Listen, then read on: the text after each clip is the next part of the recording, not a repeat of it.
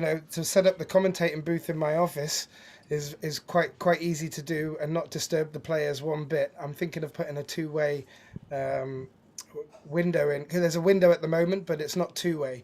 And I'm thinking of putting a two-way one in so the guys can just get on with their stuff, and when they have a break, we can go out there and. Oh, here we go. Yeah, Uh, you're live now, He's guys. sticking us live right now. Yeah. Oh, so seriously. Yeah. Yeah, cheers, man. There we go. Okay, we had some technical issues, but we're ready to go live now. I'm gonna go downstairs and inform the gents downstairs. One moment. Right, we can share this then. And you were interested in coming up, Pascal, eh? So what? We're live right now, right?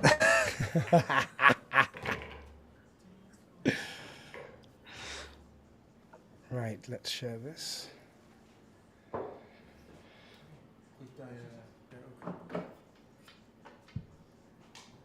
And then we'll see what the viewer count does. When some people are in, then we can do the intro. The lag. The lag is going to be close, Pascal. I think Jan's lost the lag. That looked like a good lag from the kickoff, from both players. And you know what? I think that a lot of people think Muhsin will be the underdog here.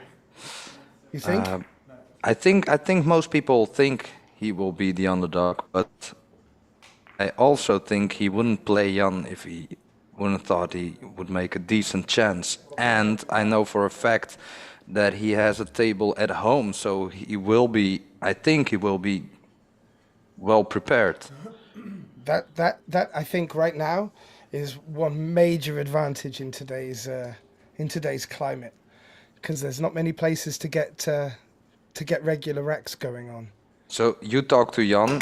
Did he preparate in any kind of way? In the few times that I saw him, he was having 3-4 hours on our table, but it wasn't anything that was you would consider as formal preparation. And I think Jan, working in the Bovenetij, is well seasoned now. I think we may find that as the game progresses, he gets stronger and tighter. So if what I've just seen from the lag is anything to go by, Muhsin could really take advantage early on here. Yeah, well, I have to see. Early days. Good break. Well, this is a kind of tricky shot. A little bit of a delicate shot on the one.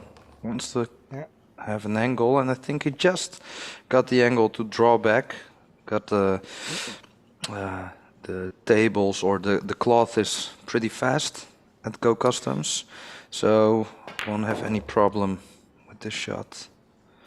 Wow. And using the magic rack off the break, it really helps them get good cue ball, or at least guarantee where they want to get that cue ball. But I heard your sigh there. He's just fallen short there, hasn't he? I felt like he played that a little bit fast, but could be me. And I actually haven't seen Muhsin play a lot of times, so I actually started to play like once or twice. So maybe he plays that fast. Mm-hmm. So, but he can actually reach this with the extension. Big guy. Good camera angle. Yeah, he's just he even seemed to rush that a little bit. Yeah, he left that. Well, Jan will probably snooker him behind the 10 or the 9.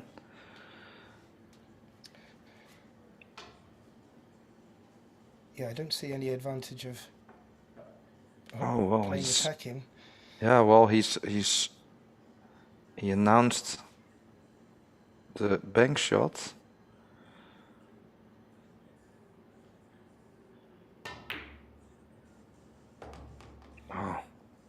Wow. Played it as a bit of a two-way. Kept the cue ball in a safest position. Yeah. But I might have even heard the whoosh then. It might have been quiet, but I think I heard the whoosh. Has he just set himself in a little trap? No, he's good. Well, needs to avoid the kisses. Oh, he went for the corner. Great shot. Yeah. Of course. Yeah, Thought it- looking to if Jan noticed, I know that Jan has played Muhsin and seen Muhsin play in the past. If he's noticed that he is rushing a little bit from the off, Jan might want to just play a little bit more attacking, and if it comes off, it could really turn a screw early on. First frame even. Yeah, I think you can really see like Jan is one of the few people who actually doesn't really have a pre-stroke, so he's a one-stroke machine. I now understand what was going on in the WhatsApp group then. The one-stroke machine. Yeah, I but thought it was referencing something else. Okay, so here I'm you glad can it was, see he's- I'm glad he's- it referenced Paul. yeah. Well, you can see he does like a little bit of nudging or feeling like micro strokes, but he keeps his cue very still and then just pulls it back and delivers really solid. Yeah. One thing I noticed when watching the other guys from down playing in the Hague and that, they also are quite attacking and aggressive, and it can go one of two ways. But yeah, Jan's just overrun that a little bit. So, Getin, would you go for the cut shot in the side or for the bank shot? Because I don't think the bank shot is like really on for position. No, I think he's going to be just coming off the left-hand side of that for a bank. Well, you could draw it with the bank shot, draw it like on the right side of the 10, maybe just miss the 10. But I think the cut shot is automatic position. Do you like it in the middle? Yeah, I roll it would. around the think. two I think. cushions? Yeah, Maybe I even think so. three? The pot isn't easy, but the bank shot isn't easy as. The viewers Also, at home so- might be looking at that middle pocket now going, that's a big middle pocket, but they do tighten up the closer you get to them. But Jan's played that well. 3 bands. And that Yeah, is and- a very strong opener. I will give him that. And bearing in mind, I live in the north, Amsterdam North, which is where his home club is.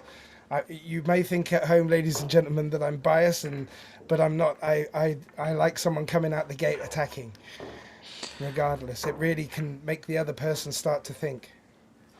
Yeah, and don't forget, Jan is like. Oh wow. Oh wow! For the psychedelics at home. Okay. But And I we're think we were back. looking to go back to a replay of that bank shot, and that was the shot that really opened that up. He sort of played it as a two-way, because if he had come short of the cushion of the pocket, it would have gone up the table, and he did leave the cue ball sort of half defensive, maybe in a jump shot. But yeah, that's strong. I like that. It'd be interesting to see how Muhsin responds. Jan's first break. Jimmy running down. He was, for our viewers at home that maybe wondering why we were a little late, there were a few technical difficulties, and I'm sure Jimmy broke sweat once or twice. So you may see him dashing around in the background a little. Hopefully it doesn't disturb the players. But all in the effort of bringing this great stream to you. Jan breaks, gets a little kick on the 1 ball, and the 9 trickles in. Oh, it Keep him at the table. looks as this is gonna be trouble for Muhsin behind the 5. Yeah, because that 3 isn't looking. Yeah, you're right. I can't see the edge, and that's my own fault. Here we go. I've got it. Yeah, you think Pascal that he's gonna play safe straight from. Yeah, well, I'm not sure if he can. Maybe we can see it with another angle. Yeah, there you have it. Yeah. He would have liked it to be sticked or Stuck. frozen to the 5, but yeah, like Jimmy's just run downstairs. He's probably gone to the bathroom, so the camera's going to be like this for a moment. I'm sure when he realizes it's oh, there slightly we off, he'll want. go. Oh, I think he left it, or do at think- I least think he got- I think he can hit it And from directly. this angle, you realize he was halfway from being frozen. You know, that's quite a poor shot. Yeah, I think he yeah. can put that in the net. Wow. I don't see there any Because value he's going in. to come towards the 3, and if he slides past the 3 and comes this side, our side of the 3 as we're looking at it right now. Oh, yeah, okay, he's going safe. I was going to say, there is the cut then on for the 2. Into the I same think pocket. Jan is going for the jump shot with this one, but I don't think that the 2 ball he can do anything with the 2 ball. So No. However, if you look at that, that's not a good shot in today's Dutch pool, because the younger guns, when I say young, younger than me, they don't mind pulling out their jump stick. Not at all. And these I guess are the ones that they would do in drills. yeah, this is. I actually think that the chance is like I don't know 60% he will make this. Yeah, that's a Maybe good shot. maybe 65. But when you start looking at the Tim de Routers and the Joshua Fillers, them boys, they just jump for fun. They might as well, and the Fedor Gorse, they might not even have they might as well not even bother coming with their playing stick. Okay, well there you go. 60%. Well, don't forget Jan is Dutch champion. I don't know exactly which year, but A couple of years back, yeah, I watched it played up in that great pool hall in Alkmaar. yeah, It well was a great he tournament. didn't got the trophy by luck. Again, Orange Forks put in that tournament on as well, up in the snooker tables. Yeah. I was going to say that's difficult to play safe from there because you're right in the middle of the table there, and you've got to obviously hit a cushion to play a legal shot. Well, I think well, at least he didn't sell out. But when Muhsin is able to make the jump shot, well, there you go. And if he goes for the bank shot, it's automatic position. So one big shot and you practically get the rack. Yeah. Can I just say now, for everyone and for yourself, after watching the Predator series last week, it's quite refreshing to go back to the balls that I know the colours of the runoff. Oh, well, yeah, I got the 4 mixed up so many times. So, I was you know, looking the last day I finally got it into my system because someone in the commentary, like I think Carl said at one moment the pink 5, and that stuck with me. Like, okay, 5 is pink, 5 is Pink pink. 5. Or no, the purple. Sorry, no, there I go again. Oh man. He's he played this a jump shot, and He went for the bank. He went for the bank, but yeah, the jump bank rather, and he nearly hit it hard enough so that he would have left Jan without a shot. So this is a tricky cut to navigate, and the ball's going to be running.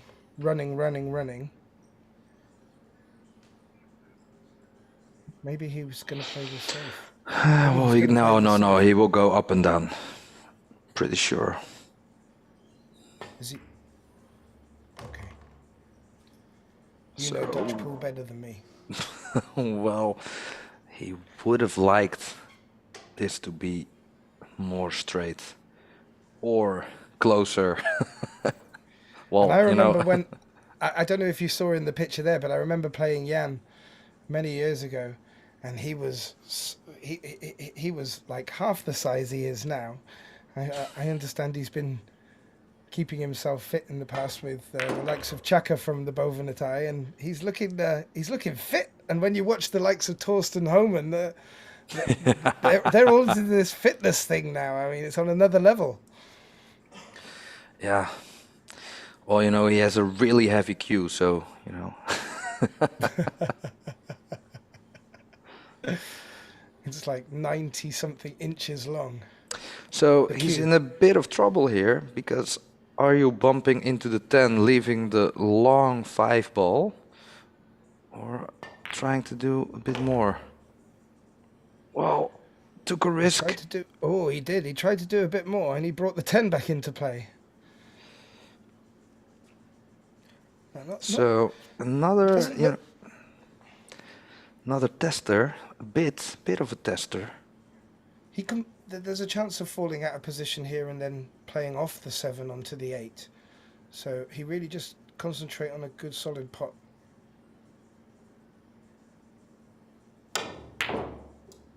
Yeah, well, it And was now gives missable. Mush- He's given Muhsin a chance now, a good chance. He may be able to slide the 5 directly onto the 8. Yeah, don't know if he has shot directly into the 8. That's better for him. Oh, he tried that, but I actually think well, there you see it, raising his hand, didn't leave any pot at least. So how about like using or just clipping the 5 on the end rail side and try to snooker behind the 8 with the tricky situation of being really close to the corner pocket? Could be. And He came out with tried. nothing. I think he tried to double kiss it in. And just put a quick welcome out to Renzo, who joined the chat early, and Martin Savicki. Nice to see you on. Thanks for the feedback. And with regards to Jan's opponent, I believe Muhsin's from the Den Haag area and plays Eredivisie, so the top level of pool in the Netherlands here. So is definitely a formidable opponent. I don't know if you caught Pascal earlier mentioning that he has a table at home. And so I fully expect him to be warmed up for this. And while we're talking and looking back at the screen after Jimmy's reminder, I just would like to ask you all if you'd like to share and like the feed on Facebook and on YouTube. And to keep these streams coming to you, Jimmy brings it to you from Orange Fork Productions. If you'd like to donate, that would be great. It keeps this going and keeps as many matches coming to you. And if you look across the bottom of the screen, there will be, I believe, a QR code and a PayPal address that you can offer your donations to. Thanks ever so much. And we will keep forgetting to do this, so Jimmy will have to keep reminding us because the game is so good. I'm getting stuck in it already. Well, Muhsin's giving himself every chance here. you know, he should make this, but for, you know, the first rack, this is a nice, but good shot. And it's alternate break, I believe, with the magic rack. So Muhsin will be breaking now. Over at Goran's Go Customs location in Apeldoorn. And I wouldn't be surprised if Muhsin's playing with a Go Custom shaft. I noticed he's playing with a carbon shaft. Jan not, although I did show him mine yesterday. Well, you're playing carbon get-in? Yeah, a friend of mine, Jeroen van der Lind, he wanted to go and get a Go Custom carbon shaft. He may even be playing snooker with it, because he certainly plays snooker with his pool stick. And while I was there, I started playing with one of the 11.8s, the smaller tip, and I really enjoyed it. And of course, Goran had me under his spell, and so I walked out of there with with it. And as long as I remember that there is literally no deflection, and rather than dropping into shots too quickly and just forgetting about the throw and everything, I think it's great. It's a real nice feel. So, and I believe that, I've seen a lot of players move into carbon shafts now and finding the same. Yeah, I actually only played it like a half an hour with Jan's cue, with the shaft with the Go shaft, but it feels really, really solid. What tip was were you playing with? Because I know Goran recommended that I would the hard tips on the carbon shaft, and I've never used a hard tip before, so I stuck with a medium. And again, I really like it. I should try with a hard tip next time and see what the difference would be. But yeah, well, I actually don't know. It was Jan van Lierop's cue. Okay. And I don't know what what kind of tip he's playing with, but that felt good. I normally play with the soft tips, so yeah, I think me too. His wasn't that hard. I don't know if you caught that bank on the 2-ball there. Oh, I actually didn't. He all banked caught it up inside in the carbon. Yes, I know. Me too. He just banked it inside the 3-ball where he put the 3-ball just now. It was a nice little shot. Opened it up. So are you going up and down between the 5 and the 7, or are you going 2 rails? Oh, he kind of forced it into the 2 rails. Came up short though. Yeah, as Muhsin did it in the first rack, you remember? It just, maybe there's a bit of moisture in the air there, still looking to grip a little bit more with the cue ball. So he's going for the bank. Came up short. Wow. Second prize. Good Is he speed. tapping the table, or was he... I didn't see him call, so I'm actually not hearing the no, game. he called it. He called it. So, and he played it with a good speed. So he can see that, I believe. oh. And if he if he can't see it directly, he probably can see it like with the real first. Could still go for the pot. Wow, that's a good shot. Don't And know have if you he been hit holding it. out on... Sorry, Pascal. Have No, you been well- holding out on me here there? Because Aya's just coming on the chat saying that Muhsin is your co-commentator's teammate. Well, actually, it's pretty funny because we were. So Jan was playing in the Eredivisie, the Dutch Premier Leagues, and he went to go to play for the team. He's in the club he's working at in Boven het IJ. Okay.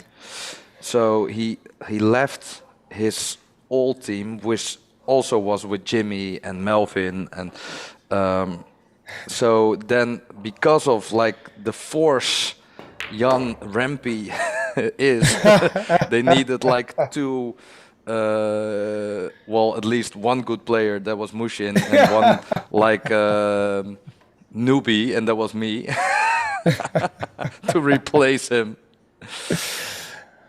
Excellent. So, and that was actually the 2 times I saw Muhsin play, and so it was a big hole to fill. Yeah. I tell you, he's just come up a little short again here, and I'm just wondering if the table's playing a little bit slower.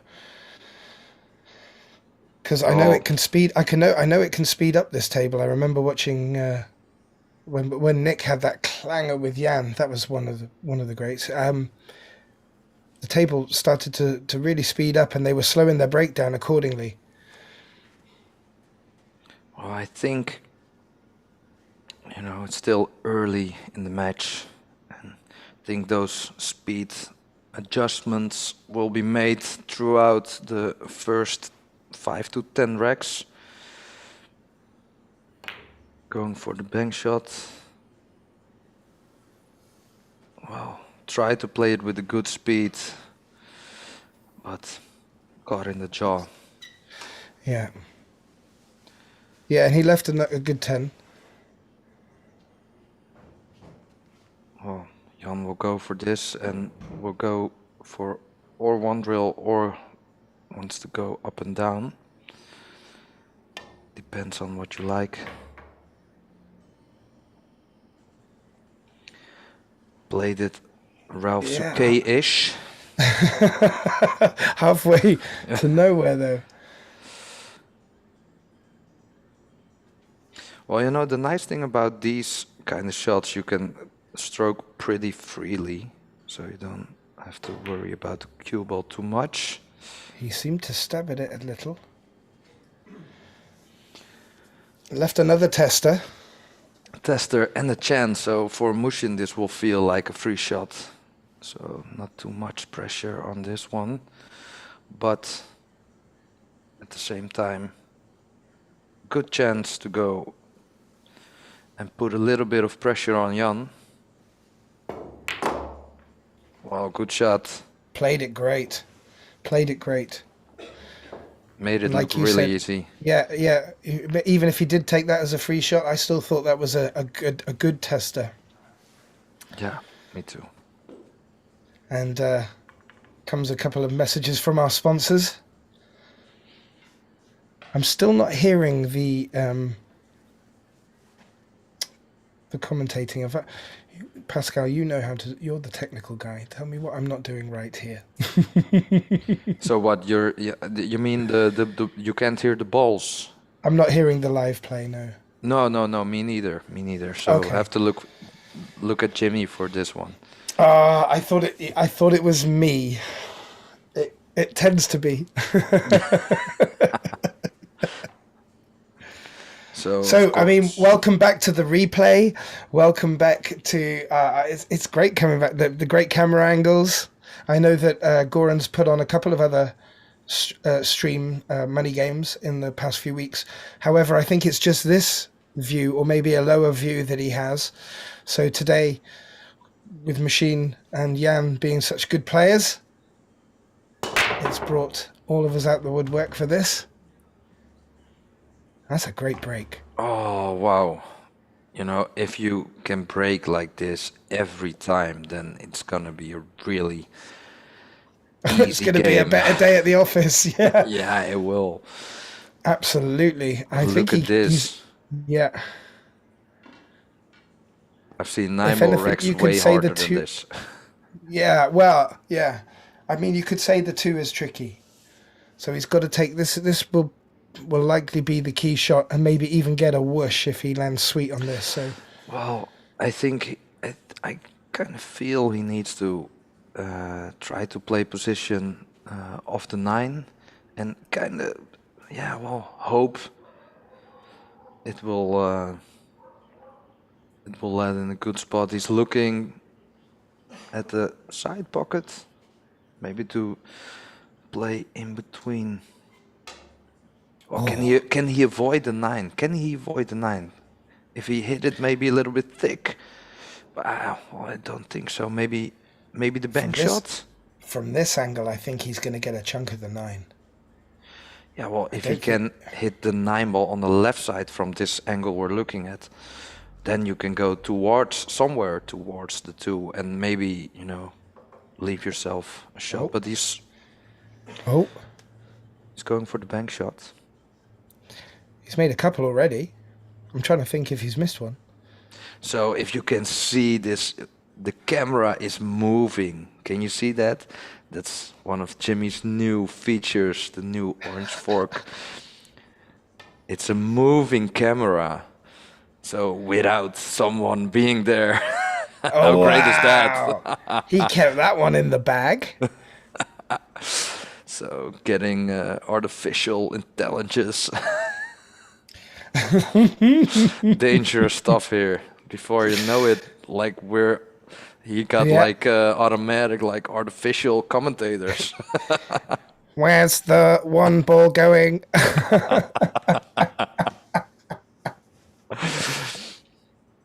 Right. Jimmy's He's left probably him. recording all of our voices and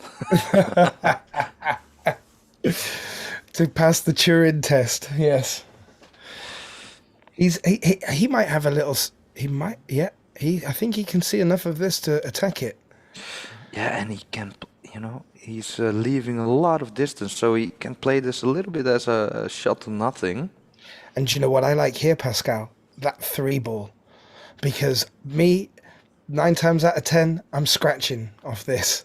With a bit of topspin on the ball, it's going to track back towards this corner pocket. Oh, he's putting a little bit tracer left on it.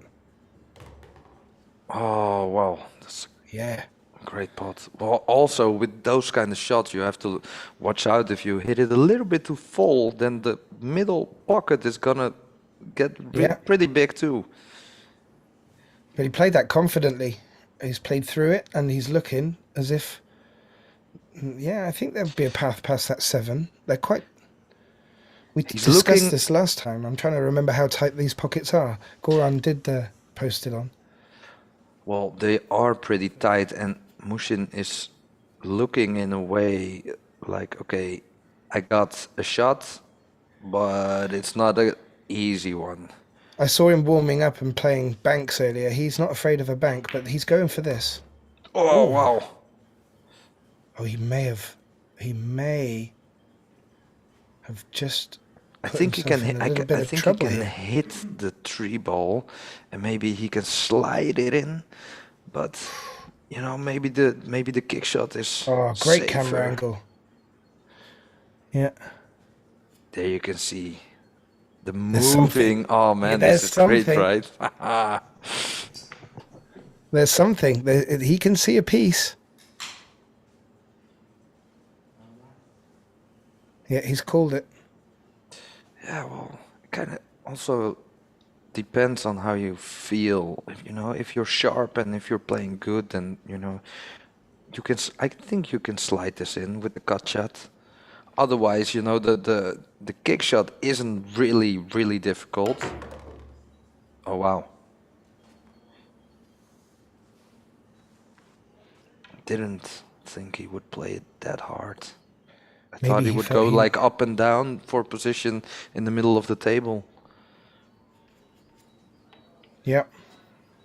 But played it well, giving himself every opportunity here. We've got David Dennis in the chat and also Dantje. Welcome. Good to have you in. Looks like we've got a bit of support for Jan.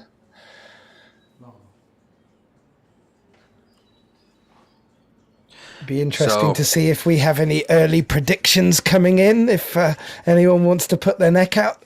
I do like a little bit of banter in the chat rooms. Unfortunately, I don't have the Facebook chat up, but I will get that shortly. Oh, he's Oh put wow! Oh, did he snooker himself behind the 10? Did he? No. I hope not. That looks like It would have been very unfortunate. the 9 sat pretty enough, so he doesn't really need to do much than just deliver the stroke that he wants to put into this, No, you don't have to do much, but you don't want to leave it into No. the pocket, so you want to elevate and He really couldn't get an angle out of that at all. Maybe the 10 was forcing him from getting any angle on that, so he's had to err on the side of precaution here. so one real position. And for me personally, I like to play these shots to aim at the middle of the table.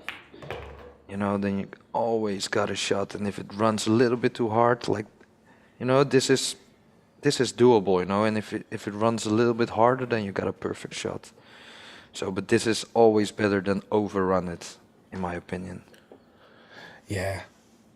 And I mean, these are the ones that when you play in these games, you want to be practicing these a lot. Well, those It's not like a really nice shot, but he shoots. You know, Oh, he's just you thinking know, about it again. yeah, you expect yourself to make it, but you also know like it's not a Yeah. 100% Yep. He made that. shot. Oh, and the cue ball is fine. So takes a good lead, 3-1. Whoosh. Yeah, yeah, good. He didn't rush it. Got up, had another look. Good lesson for all the young players at home, or new players new to the game rather. If you get down and it doesn't look right, don't be afraid to get back up. No, most of the times, I think people when you miss, you knew, like when you went down, looking at the ball, you knew like something is off. Yeah. When you feel that, that's the moment you need to get up. Nice to see Martin's really calling the game well. Martin Savicki saying both players settling in, it seems, with Muhsin making some big shots, but some strange position play till now. Yeah, absolutely. I was quite also. It was good to see Jan not turning down the bank shots and sticking them in as well. It really keeps the tempo up. David is the first one out there this week with his neck on Jan, snipping it at 30-28. Well, if the scoreline gets anywhere near that, we're in for a corker today. I know Left the the cue ball a players little and bit. everyone from the Bovenatai would like to see that scoreline, but he's I think Muhsin is playing at Noodorp, right? Dijkje, Noodorp, I think. Or okay. as his home club. Not sure. It'd be interesting if anyone who plays with him knows what table he has at home and what his favourite game is. At 10 ball. I know a lot of the Dutch players really like 9 ball. I know Jan is quite ruthless at the 9 ball. 10 ball, I guess, is a little bit more of a leveler on over a first to 30. Yeah, well, you know, with the magic rack, I think most players think 9 ball with the one on the spot is a little bit too much. Really? You don't get, you know, the break is, I think it's the break. Because the break with 10 ball is a little bit harder with the magic rack than with 9 ball with one on the spot. You can't guarantee like the wing ball going in every time. Yeah. I know I've been on the receiving end of that from a certain another Jan, and and I didn't get a look in. That man can break and run no problem. And I saw him playing a money game back in Plan B a while ago, doing the So, same. actually got some inside information here from our man Jimmy that Muhsin has a buffalo table, which is the Nice. same as they're playing on right now. Haha. So Thank you, Jimmy. how about that for an advantage? Never ceases to amaze. He's called a 2 rail here, I believe. So he's probably looking down the middle line towards the pocket and picking his angle that way. And then bringing the cue ball back up the table. 2 rail? Or am I got this wrong? I don't know if the 2 is in the way for the 2 rail. He's gone 1 rail. Good call, Pascal.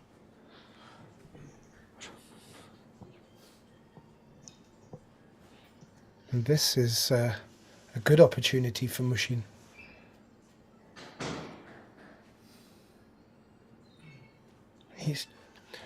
Can he? I don't know if can he push the cue ball. The 8's going to come into play. Is he going to have to screw this into the side rail? Yeah, it looks like he's thinking about it.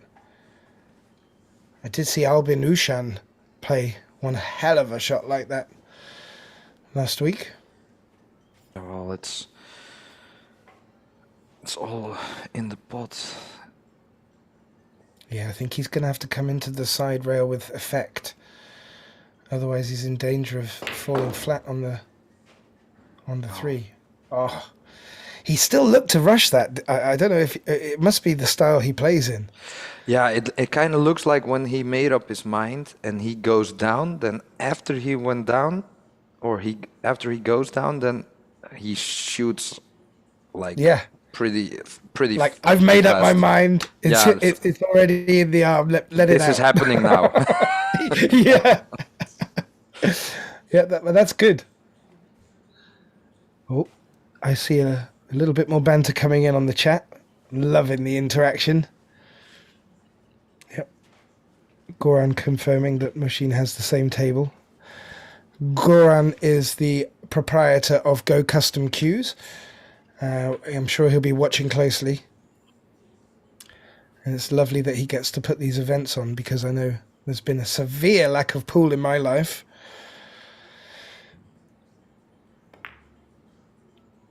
Both on and off the table. He used all the pocket there. Oh. Did Yeah, you see but that, Pascal? because he hit it too thin, you saw he played it in the left side of the pocket. Yeah. And because he played it a little bit too thin, he's just ran too far to snooker himself behind the 8-ball. And that's a good lean he's got to get there if he was ever thinking of jumping it. I don't think he can get to it to jump. Oh, he's over there. Oof. And normally the Dutch guys are about 7 foot tall and could probably get their knee up to that cue ball. However, Muhsin is not 7 foot tall, so I don't think he's going to make this. I don't think he can get to that to jump. You know, I normally need a rest for this normal shot. Oh, Nick Vandenberg knows how to jump these bad boys, I'm sure. Yeah, he knows. We all know. We all know he knows. Oh, well, Okay. Oh, wow. I really like when people, make Yeah. these kind of tactical choices. So Yeah, it does two making the things, foul. Pascal. It does two things. It really takes away the simple layout, and it can also throw your opponent. They're like it comes from left field. It's a curveball. They're not that. But Jan's decided to get rid of that problem straight away. Has he left himself good enough on the 4?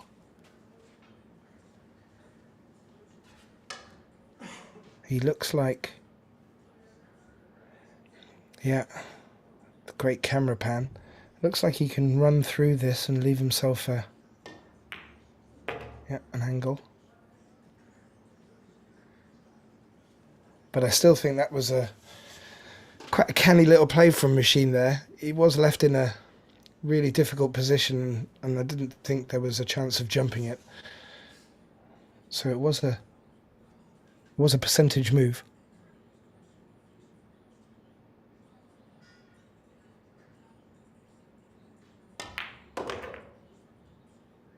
And he's moving balls within shots, which most players would frown upon. However, he's done that to great effect. In fact, was a key shot. He's done that great. We may have lost Pascal a little bit, so you're just going to have to... Sorry, I just tried to get a little bit of food in my mouth. I didn't know if you had to go and get another token for the internet. Yeah, Jan played well there. I'm sure you were watching that as well. That was a nice canny shot to kick the 8-ball up. That'll give him a little bit of fire. And now we get a little break to give you the chance to donate to Orange Forks if you're really enjoying this, and more importantly, please like and share. While we're commentating, we can't do it. It's too much multitasking for us. If you can like and share and get it out to the masses, that would be great. And we got a game on our hands, Pascal. 3-2. I think David might be on the money here, right from the get-go. That would be interesting. And I are just confirming that Muhsin is from Turkey. And Jan is, I believe, from Purmerend. Monnikendam, which is just in North Holland, a bit further up from Amsterdam.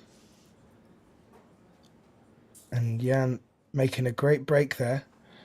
But I believe the one ball has tucked itself into a frustrating position after a kick off the 3. So, yeah, rubbing his head, a bit stumped. And if it doesn't squeeze past the... Ooh, Jimmy with a sensational angle. I don't know what he's worried about, ladies and gentlemen. I think that might go. Yeah, it's a little tight. My mum would say she could fit a double-decker bus through there. Okay. Okay, sorry guys, my Okay. my sandwich is it's gone now. Eet smakelijk, jongen. Dankjewel. So, Okay, welcome back, Pascal. Yes, He- thank you. Sorry he did guys, hit- just got a sandwich from the missus. I don't know if he hit that thick enough to play an element of safety in it. No, he looks like he was playing it to actually pot, and he missed it by a way because he took a good chunk of that 4. So Muhsin has now, well, the game's opened up for him because Jan had a good break. Well, the only thing is you have to watch out for is don't underhit this position on the 2 ball.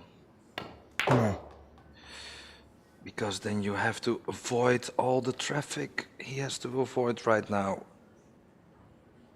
Yeah. So now he's watching to go into the 10 and try to not snooker himself behind the 8, or when he hits the 10 thin, he could get in all kind of trouble with the 5 and the 6, maybe the 9 ball. So that would all not be a problem if he would be on the other side of the 2 ball. So kind of feel like he rushed the shot a little bit, but you know, we already talked about that. That's probably also the way he plays.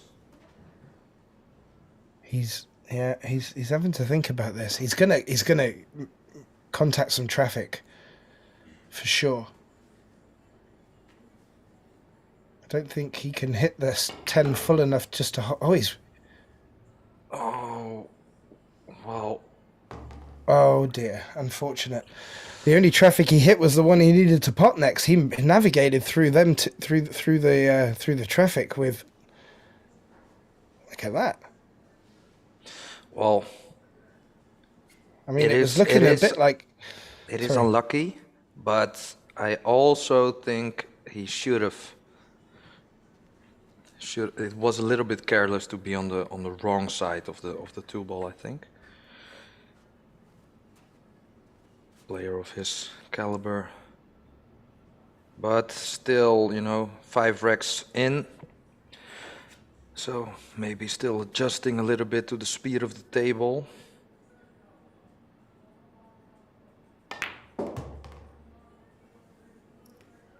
Well, these are the mistakes you want to take advantage of, because I really thought Muhsin had a good chance there, and it would be a shame if Jan were to give him 2 opportunities in the same rack, because I know these guys play kill or be kill pool. You see on the back of Jan's shirt there, the bovine die. Looking forward to that place opening up. Looking forward to everywhere opening back up, quite honestly, but in particular there. Yeah. Nice stun shot, but he would have liked More bigger of an angle. maybe. Yeah, more of an angle. You think he's going to stun past the 9 here, one side or the other? I think maybe he's gonna draw it like just above the 9 maybe. Yeah, yeah. Draw it back up. Yeah. Well, I'm not sure if the about the angle, but otherwise he would go like maybe 2 riddles, but If he can get into it, he'll clip the 9 in the very least and leave the cue ball in he somewhere. could also if it's wow, He's in there tight. great camera angle. You can see it's a Yeah, little you bit can see awkward the with the 8 focus on ball. his. You can see the focus. Yeah, he's pulled it up. Oh, he's done well. He's come past it as well. Bit of mileage for the cue ball to travel here, but So yeah, well, that's the question. Are you going up and down or are you playing this in the corner to leave an easier position? he's Well, listening maybe to us right now in his head. He's listening to us right now in his head. You can just see that conversation happening right now. It looks like he's addressing the center pocket. Up and down, or two cushions. He's put side on it, I think. Yeah. yeah, that's a great shot. That's a great Yeah, shot. that's definitely the percentage way to go. But you were exactly right. That would have been a dilemma. Well, you know, with the 2 cushion, it was a great shot. Up and down would have been a little bit tricky, I feel. Yeah. Yeah, the one rail, there was every chance of coming flat and leaving the same shot Machine had in the last frame, but obviously making it with ease. So is that 3-3? That's 3-3. Yes. Woohoo! And Jimmy bringing this great stream to you today from Go Customs in Apeldoorn, Netherlands. Apeldoorn. Yeah, Apeldoorn. What a horrible name. We don't actually mean the place, just the name for Yeah. everyone. So let's see that break. Yep. 3-3. Jan with a really effective break. Let's see how Muhsin does. Well, again left. Again, Yeah. he kind of got lost of the cue ball a little bit. Going back to the replay, you'll notice here in the replay that he makes a ball quite quickly in the side rail, and the 8 was threatening that 1. The 8 was threatening the 1 there, but it popped back out, and so he's got a shot on the 1. However, that 3 is tricky. Yeah, he has to do some kind of magic if he wants to do, or he was gonna do something special, or playing to play safe off the 2. Depending where the 8 is, he could cushion first this to get a little bit more effect and spin off the ball, and he could fire up towards there. He might run the risk of going up towards that corner pocket, but he's listening to me, Pascal. Did you see that? Wow. God. Oh, He wow. did, and I think he's got away with that. But he did play it cushion first, which is reassuring to me at 1 o'clock in the afternoon, where we are, Central European time. Who knows where all you crazy cats are and what time it is with you? Yeah, well, you know, if you're watching from outside of Europe or outside of the Netherlands, it's maybe nice to let us know in the chat. Yeah. Here it's 1 o'clock, 10 past 1 in the afternoon. The guys are looking nice and fresh. I know they'll both have had a little drive up there to Apeldoorn, maybe an hour or a bit. So I'm sure they'll have both got there a little bit earlier to get used to the table. But this is a great table. It's a dependable table, you know. And I know these guys, if you come back here once or twice, you can really get stuck into it. He has 2 tables there. Yeah, This, he does. the TV table, and the other table which he lets me play on.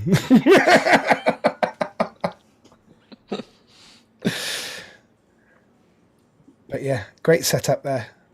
So also great effort from Jan, leaving the cue ball way up table frozen. And Muhsin is looking at clipping the one ball, I think, and leaving the cue ball on the bottom rail. And when you say clip, you mean leave the one ball where it is, pretty much. Yeah. Yeah. He's gone a little bit too much. Yeah, I did. You called the right shot, and he made the right shot, just a little bit pacey.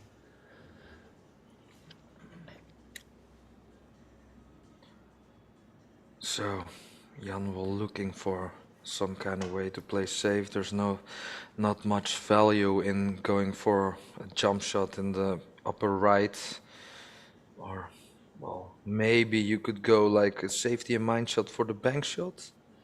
Yeah, that's a good shot.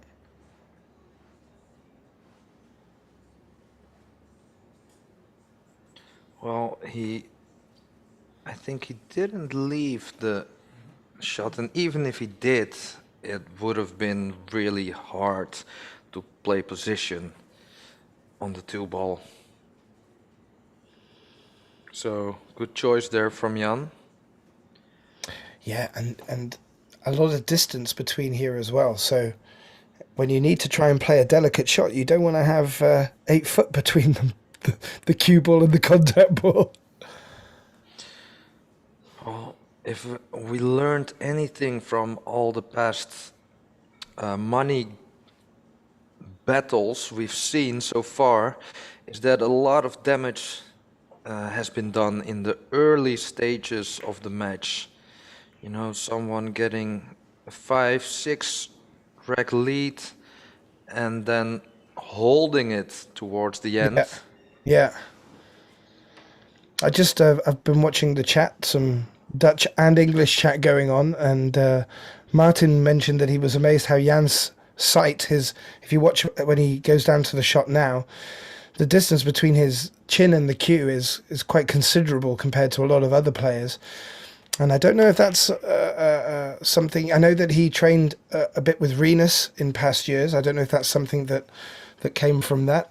But I certainly know as a player maturing into the game that the higher your chin is off the cue, the less chance your belly has of hitting it. So it's it's for looking into the future, it's not a bad thing to do. Well, actually, I don't know who said it, but I think I heard someone in an interview or maybe a podcast say like that a lot of, a lot of youth players are, you know, because they're so small, they're with their chin on the cue, but actually sometimes you get a better view at your shot when you're a little bit higher. And you know, there are some big examples of people, you know, good players being a little bit higher. Corey Deuel, for example. Yeah, a lot of the American players I've noticed play with their chin higher off the cue. But I think Muhsin there, he was concentrating so much on getting shape for this one shot through the 6 and the 10 here, that he just took his eye off the pot and rattled it. It was as if he was playing it as cushion and ball together, but the ball wasn't on the cushion sort of style, unfortunately. But I know, for personally, the reason why I play with my chin close to the cue is from watching the snooker players as a child. It just seemed to be that was the mode. However, once I started to get a bit older and grow some hair on my chin, it used to catch in my ash cue, and some of the most painful times I've ever had is when you play a hard shot and one little whisker catches in the grain of the cue. I've had that, you know. I got like three hairs on my chin, but when I play snooker with, you know, with that kind of wood, then you know I got like one left after the game. Well, Jan played the 2 through the gap. I hope you all saw the replay there as well. And maybe it wasn't on, maybe it was a squeeze, but he rattled it and has left Muhsin needing to move the cue ball here. I don't think that he can play this soft enough and still leave a decent shot on the 3. I think he's going to have to come round two rails. 1, 2. Yeah. I think that's a great effort. I think he got the right angle to just. Yeah. I think he played that very well because I think going further up past the 8, he was going to struggle to hold shape for the 4. So the tricky part after this will be 5 to the 6, and because of where the 8. Oh. So That's a couple now, Muhsin. That's a couple now. He's going to have a think about that. And I know from personal experience, you can't do that against Jan. And I'm sure Muhsin on his normal day, you can't do that against him either. So this is where the money and the pressure of the live stream, the commentators, it all comes into play, Pascal. Oh. Wow. Ooh, did the 5 just save him? Oh no, because I think he would have had the Muhsin 4 hooked anyway. pretty bad. So, are we looking Anyone to at home? see another intentional foul here? I was going to say, anyone at home going to call this shot? Because the 7's blocking the way I would go, or the 5 is both blocking the way I would go. He could jump and rail, I think but he's got a big jump over the edge of the 8. Jump in Marseille, or jump at the point of the middle pocket. but maybe Marseille between the 5 and the 7. I think he's trying to go, maybe hit it real first and go down table that way. But for me, there's also he's the going intentional airborne. foul, putting the. Oh wow! What a shot! That's a great effort. Oh no! Where's the white ball going? Oh, That's man. crazy. Oh, and Jimmy brings life again to that moment. I can't believe it. That is the most unfortunate pool god luck you can get. He played that so well. Ah, that's horrible. Yeah, he must be sucking feathers. So, but I also saw if you could have rolled the 4 like to the 6 and the 10 maybe, and being the 3 in the pocket, the position would have been pretty hard with ball in hand. I wouldn't have excited the viewers in the same way that did, though, eh? No, you're totally right. Oh, he's dancing with the middle pocket. Oh, he's played that good. You know, Muhsin, he's an entertainer. He is. Well, I tell you, that was fantastic. The vision, I thought it was there, and the 8 was a big ball in the way there. If it was just the edge, it would have been different. But he played that great. If we see a few more of them today, we're laughing. Whose dog is there barking? Oh, sorry, it's the neighbors here. Hounds of the Baskervilles. Well, he accepted the long 7, and I have to remind you, he had a similar shot on the opposite corner and missed Is it. this just to make sure them cobwebs are well and truly out? Oh, well, he just Yeah, did. he's... Great shot. Yeah, that's great. I'm trying to keep up with the chat here, by the way. While Jan's cleaning up here, we have Chaka. Chaka is in the chat, the guy I mentioned who is responsible for putting a few more pounds on Jan. Like I said, he's looking formidable under the cameras there now. Welcome to the chat. Welcome to the stream. Hope you're enjoying it. Not working too hard, Chaka. We miss you. He's a player from the Bovenetij, as you may guess. And we have Ray de Ology, who's in the house. I'm not too sure who Ray is.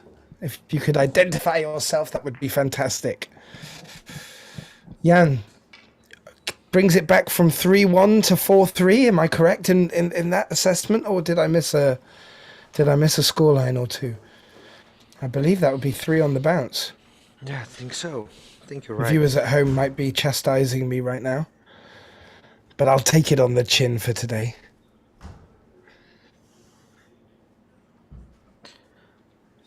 So, did you get to get much time on the table when you were commentating there? Did you go downstairs and play on the TV table? I've not played on the TV table. yeah, well, I actually, after Jan and Nick played, I played a few games against Goran. Oh, whoosh! Got butchered. Oh yeah. Well, it was a little bit of fun, and but you know, Goran can make cues, but he also knows how to use them. Oh, is he one of them cats? I like it. I kind of like that. Well, that'll explain why he's got 2 tables then. One just isn't enough. So, is he? He's gonna play one Masse into the 3 here, eh? Or is he gonna chop it up the cushion into it? He might chop it up into the cushion, because if he chops it into the cushion, he's gonna come into that too. It was a good chance, because he could maybe have developed it into a better position, and there was a good chance of, like he has done now, left the 1 there. So I also think with the carom there was a little bit danger of getting the 1 ball too high. And yeah, don't leave yourself a shot. So then it's down to pace then, and that makes it. Yeah. So he nearly didn't have a shot on the 1 ball. So I think he will be able to spin this in. But where do you go? Do you go like to the other short rail to play the 2 in the same corner? Let's have a look. He's gone the 1, 2, 3. I think he tried. Yeah, I think he tried to come round the back, sneak round the back. Jan Rempe, the backdoor man.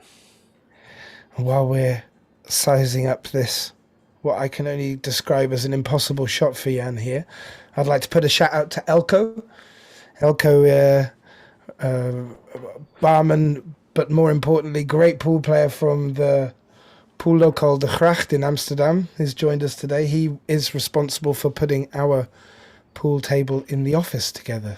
Nice to have him join. Oh. The Clash competition.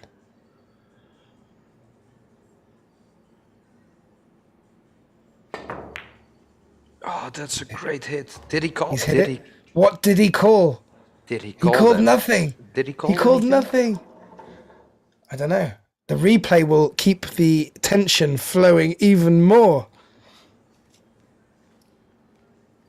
He's hit it. He's made the 5-4, whichever that was. It was quite difficult to pick it up. And he's still at the table. Talk to me, Pascal. He's still at the table. So that must have been... I think he must have called it because otherwise... Muhsin.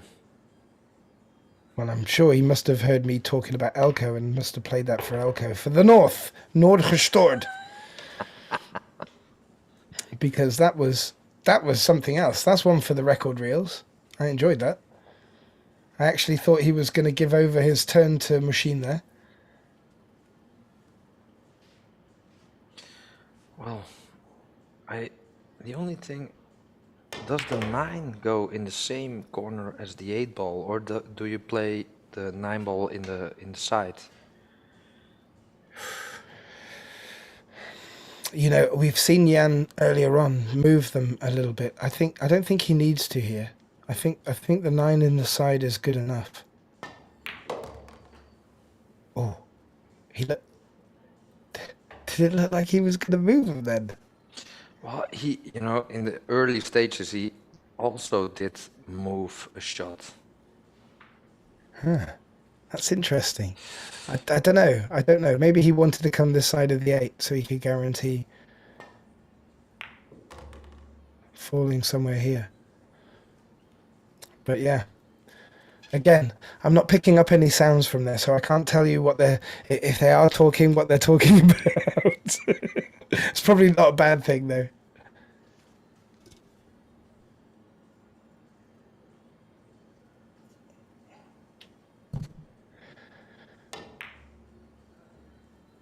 Oh, that was a tough shot.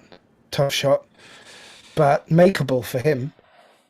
And has he left it?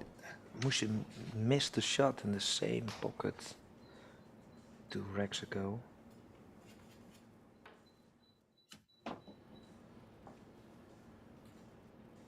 So, I think going for the save. Oh well, played this way too hard. Way too hard.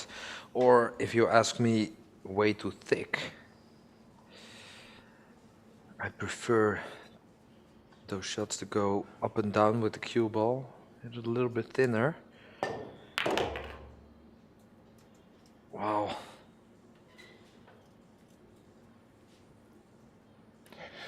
Yeah, he got away with that somewhat.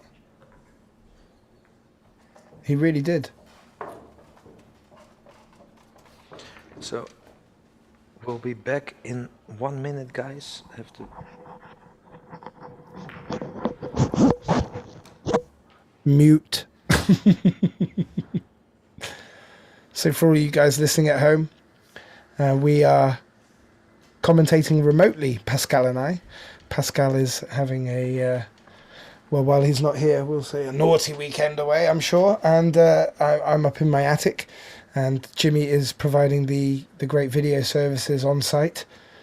And I'm sure he'll be joining in every now and again to bring some commentating when he sees fit. And again, please like and share. I'm sure being Saturday morning, or rather afternoon now, people start waking up. It'd be great to have them in on the chat. Great to see you on the chat. MTA, not too sure who you are, but thanks for bringing in some good contributions, rather. I'm loving it. I do apologise, I don't have the Facebook chat at the moment. And but the YouTube chat is burning, so please do come along. We've even got Goran, who is running the event of Go Custom Queues in Apeldoorn. He's also in on the chat now and again. I'm sure he's busy as well, keeping the stream flowing smoothly. But any questions about the table, about the location, please fire them in. We'll do our best to answer them. Predictions, love them. And even some backseat commentating. Bring it on. We love it all. We're not even a third of the way into this match yet, I believe. And I think we scared off Pascal for a moment. So he's played a great safety there. He got a clip of the 1 off the 9 to hug it up behind the 6. And oh, this camera angle shows it better. It's not as bad. I think he can get around the 6. But it did look like the 1 had hooked on the 10, which had made this nigh on impossible.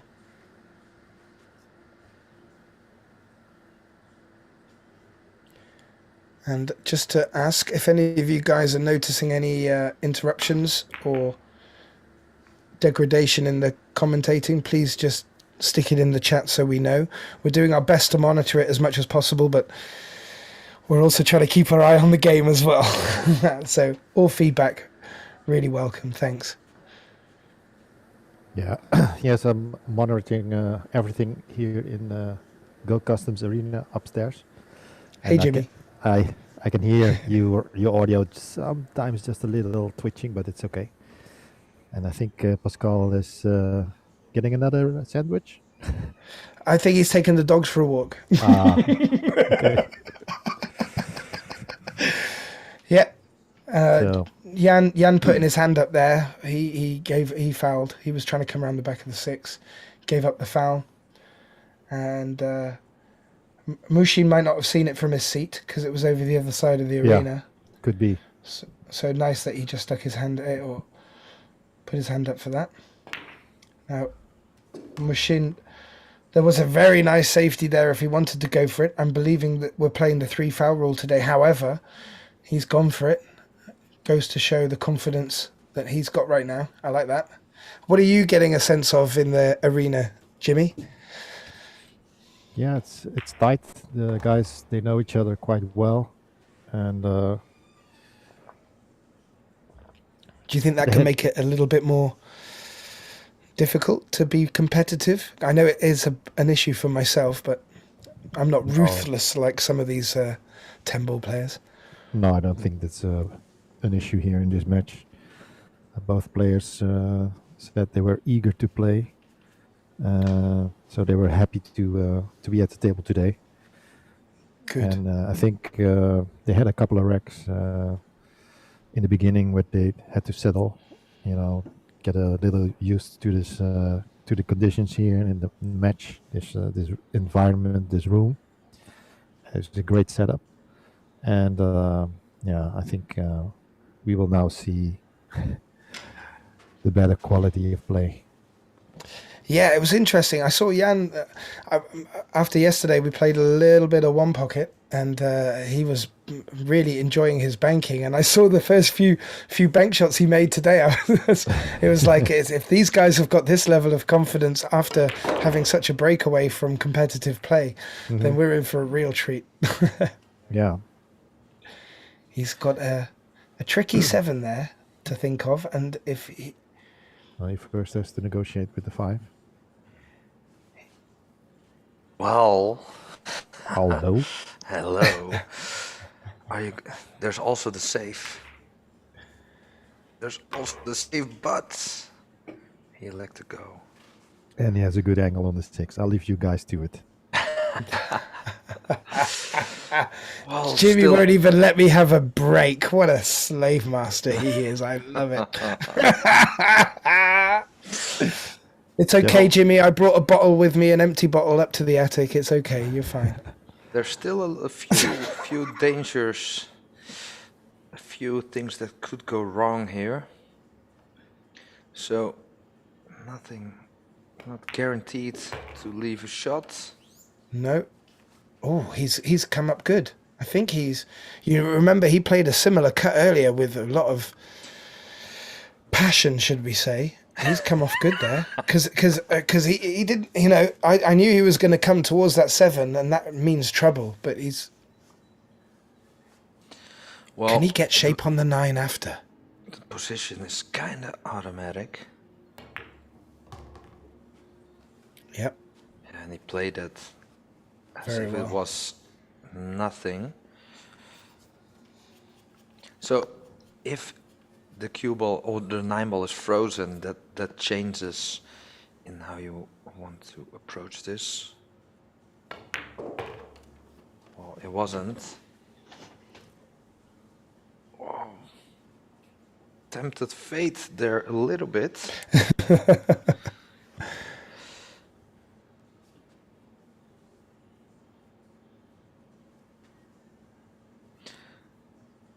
So is he rolling this in? I think he does. Oh, wow. I do not like this. The cloth is pretty fast, and to roll this Yeah. this in with topspin, that's pretty tricky. That's brave. Oh, you're a little bit hard on the volume. Thank you. Thank you. How about now? Still a little bit hard. Okay, I've made a few adjustments, see, so We like to hear the soft side of your voice. You didn't want to see my Axl Rose impression then. Well, I believe I was just coming in a bit quiet, so I've just I had to actually switch the mic a little, change one of the switches on the mic. So, But I'll make- actually, to go back to the 10 ball rolling in, the choice between jacking up or rolling it in. It was a thing I saw for the people who watched the championship league pool. Mark Bijsterbosch, he like always plays those kind of shots with a elevated cue. Always stuns it in. And I think a lot of the top players do. And you don't want to be on the last ball rolling it in a scratch with the top spin, after the no, 10 that's ball. especially when you're on the TV table. No, it's the wrong place. So Jan's got a tester. He won't turn down a tester. He's got to come up to the corner, I believe. And as much as he didn't turn it down, he's left it on.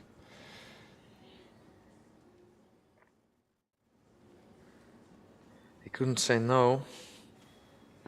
No, and I believe the 5 was cutting off the middle bag, and even if he did have the middle bag, I don't think he was going to have to force it to get shaped back onto the 2. So he was forced into that shot, got the shape he wanted, but didn't get the pot.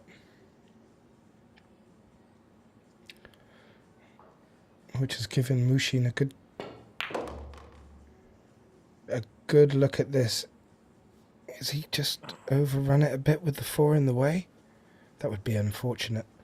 I think he's still able to cut it in the side if the corner isn't available. Otherwise,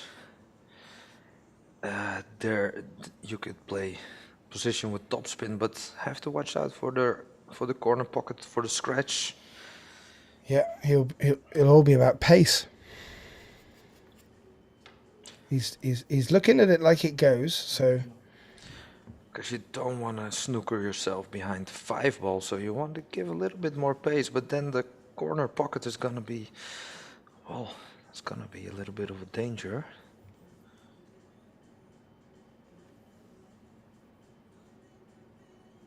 This is a tester. I like it. He's played it well in every respect, and left. He played Left this just an- perfect. Wow, it's a little bit more straight Yeah, Jimmy's got a great camera angle there, than he would have liked. and So spinning For it ev- off 2 rails, or punching it in, forcing it 1 rail, or and that camera easy angle you've than I got thought. there, that camera angle, it's on a slider, Pascal. It's on a slider, so we can get to maneuver the view to get the best angle of the pocket. What a great idea! Yeah, this is like the 1984 robot move. Yep. They can't touch this camera. Well, these players, they don't think about cameras when they're playing. They're really in it, so they don't realize that they're getting in the way of the camera angle. And, you can't. What are you going to do about it? Well, you're going to get a slider camera. Fantastic. He's quite straight on this, Pascal. Yeah, and have to get the right angle. Well, What the would you speed say was about good. that? The speed was good because the danger was getting on the wrong side of the 6, leaving yourself a way more difficult shot to play position. But now he still has a difficult shot. So I kind of like maybe playing this topspin and go with a little bit of inside, 2 rails below the 8 ball, maybe 1 rail below the 8 ball, I don't think it's really there to go back to the same area he is where the cue ball is now. He wanted to play that, of course. I is coming with a very good question in the chat. What do you reckon for a maximum race to 21? Where do you stand on the number of races or what we would race to? I know personally, from my perspective, the longer the game takes, the more you see of each player, because there's stamina involved, and you watch the likes of Niels Feijen who eat regularly and do things like that. They stay in the game and with the focus. But when you watch some of the matches at the Derby City and it's later in the day, some players can really shine in that environment. Do you think there's a big difference with the race? Well, it is a different kind of animal, those long races. Because you have to accept that there's gonna be like a up and a down, and Yeah. Sometimes you can play a race till 5 or till 7, and you're gonna play great the whole race. So, but in a race till 30, then that's a different ball game. Yeah, it's interesting. I know that 30. Arya mentioned we've only had one hill, and it was a great hill. But he brings a good point into it, that it's also for the spectators, and to keep things close. When you have lots of sets to 5, you get a lot of hills. You get a lot more excitement. It's just an interesting point, and I know personally for money games, the longer the game, other factors come into play, as opposed to just form and swing and luck of the balls. I think it's nice to see how people react to, oh wow, that's a great effort. That's a great shot. I thought he hit that too hard and gave that up. But he elected to play thinner on the 8 so as to not move the 8 as much as the 1. He's played that well. Well, don't know if it looks He's nodding like with he played that approval. on purpose. Yeah, of course. I think this is going to be not only a tough jump shot, but a real game changer if he makes this, because there's not much room to maneuver.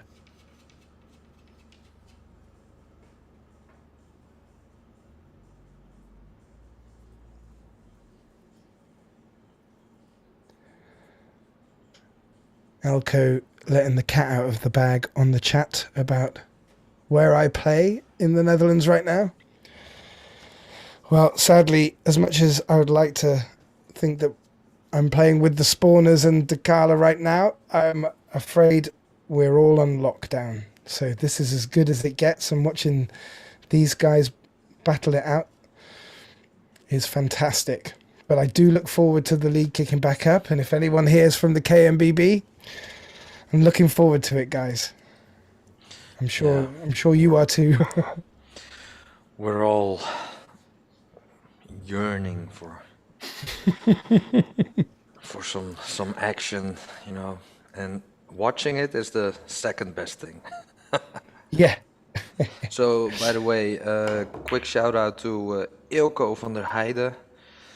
Thank you for your donation. Super Oh wow, nice. thank you, Elko.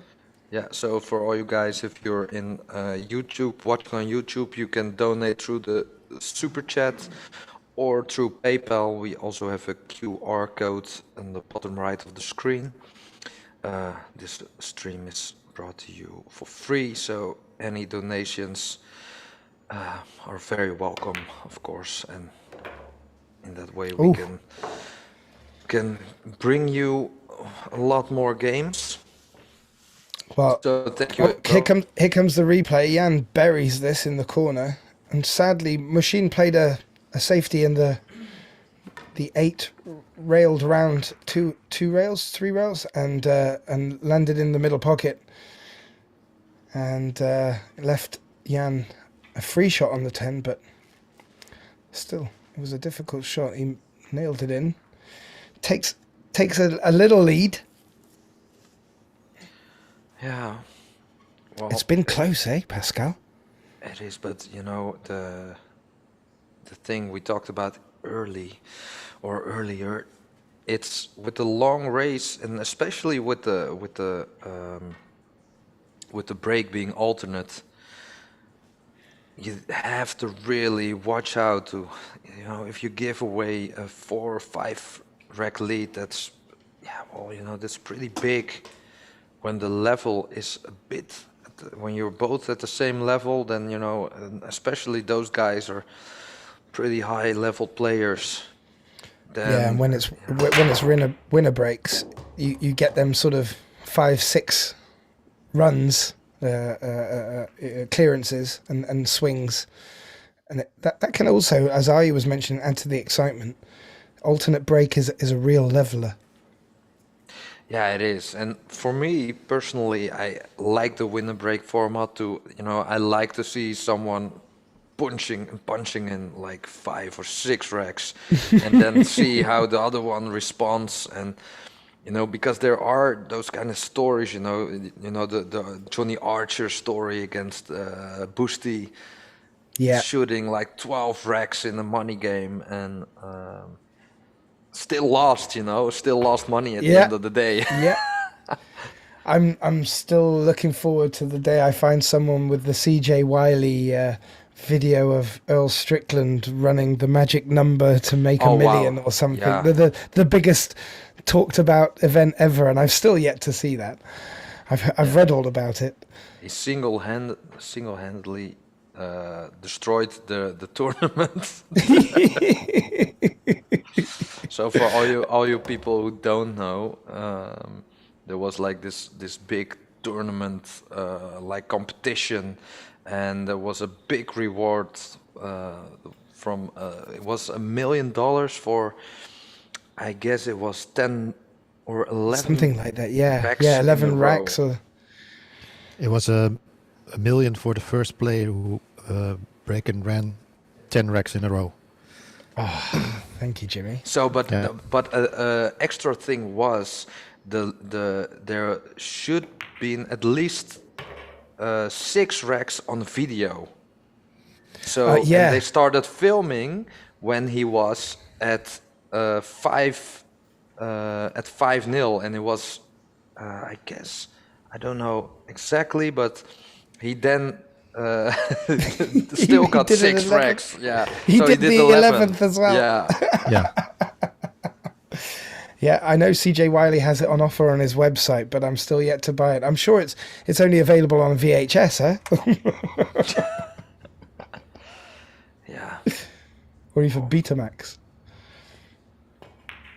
They But say that's, they say it was like a really difficult cut shot on the 8 ball to play position on the 9, and that it was a really pressure shot. You know, I got this cut shot, and if I make it, I probably get like $1 million. Wow. Yeah, it's a hell of a story, and one that still resonates today. Oh, so quick thing for Jimmy. I get someone in the chat. Nico says the QR code doesn't work for him. So thank you for trying at least. Maybe. Muhsin was just playing to come past that 9. Sorry, guys. Yeah. Now the QR code only works with PayPal, so I'm not sure if the one who is trying has a PayPal account. Oh, so Nico, if you're listening, if you don't have a PayPal account, then the QR code isn't working. Then you can always donate through the super chat in YouTube or Bank transfer. yeah. Yeah. I'll check Muhsin it. just... Sorry, Muhsin was No, no. just trying to run past the 9 there and just nubbled into it, but he's played through it, and Yeah, sadly that's- he's...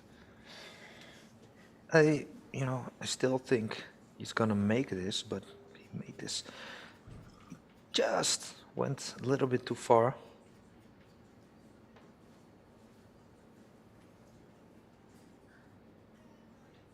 Yeah, So it looks taking far his enough. time. It looks far enough down that he's not gonna bring the middle pocket into play. Yes, great shot. Well played, Machine. They're never nice ones. No. But you know, when you know the scratch can be avoided, you can focus fully on the pot, and then it's nice that the cue ball is close to the 10 ball. Yep. And one for people watching at home, he avoided it there, but you sometimes need to be careful of your cue being in the way of the cue ball coming back. Especially playing them at that pace, it can really squirt out towards your cue, and if you're not quick enough, you can give away a foul. Speaking from experience. But he did. He hit that with some venom, huh? Yeah, he did. So, sorry guys, I have to close a window because there's a dog barking here outside. Be right back. He'll be howling in a minute, you watch. Excellent. Oh, great to have all of you guys in on the chat. I'll ask Jimmy what the viewers' numbers are looking like, but it's lovely to have all you guys in with a bit of banter.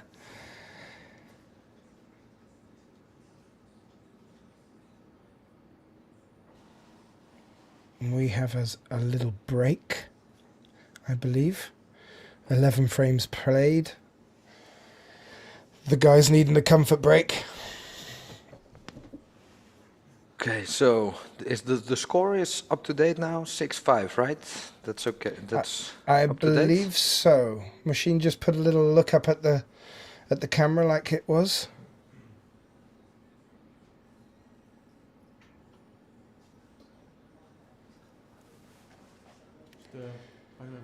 And that's a good, honest scoreline. I think on the balance of play, they've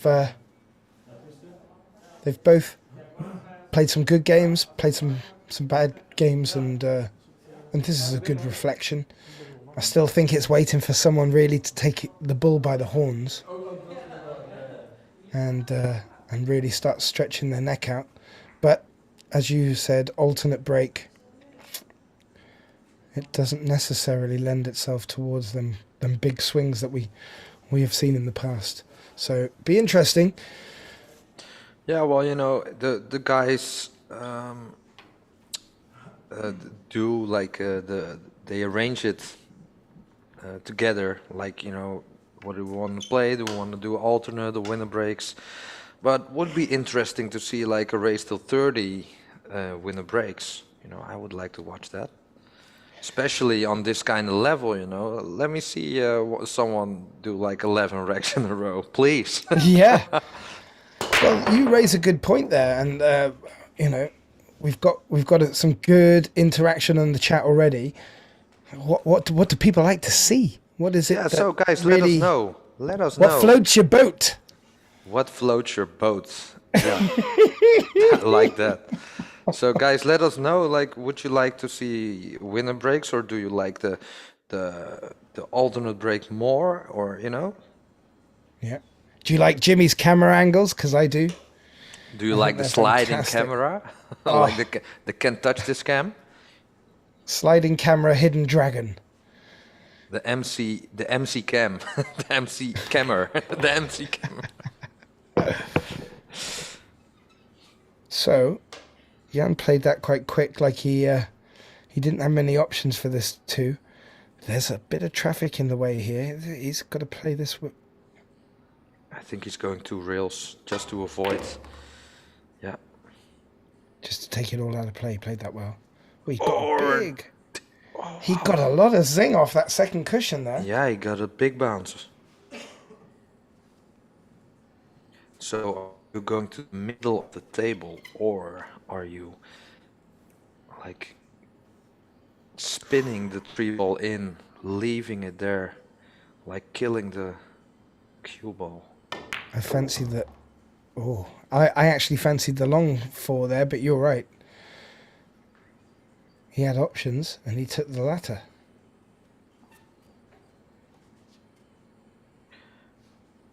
So, could go 1 rail or 2 rails.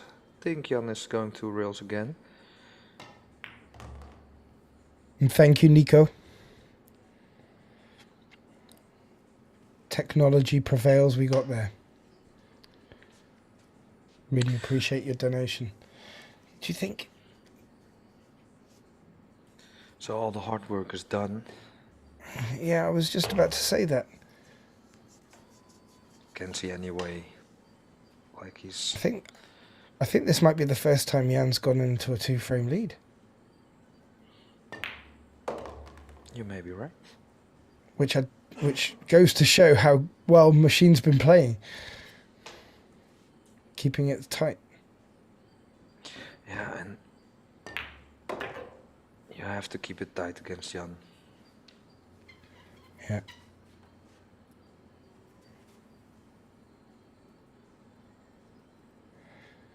Yeah, like I said, Nico, thanks ever so much.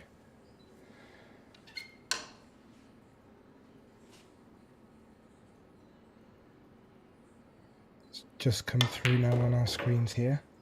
And Jan, yeah, all the hard work was done there, Pascal. But still, you needed to finish it off. Yeah, I think this you is do. Jan's break.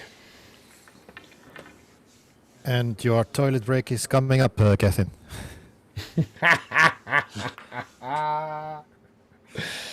Excellent. So Jan is looking up like, huh? What?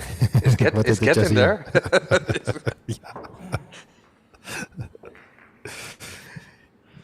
I think that's exactly what he thought. I can see the smile on his face. He thinks, oh, my buddy Getten is here. I'm feeling good. Well, he was prior to the start of the match. He was upstairs, so he didn't see Gethin. So he's like thinking, "Oh, what's going on?"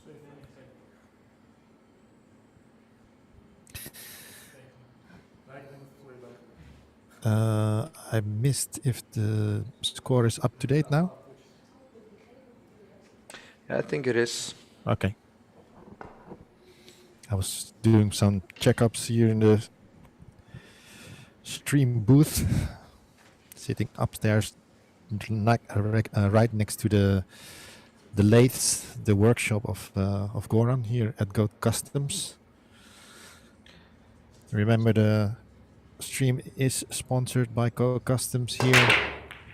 We will do a raffle of one of the newer Go Customs 11.2 millimeter slim shafts. Oh, So keep an eye on the Facebook page if you don't want to miss out on the chance to win this the shaft. The shaft comes with the joint choice that you'd like.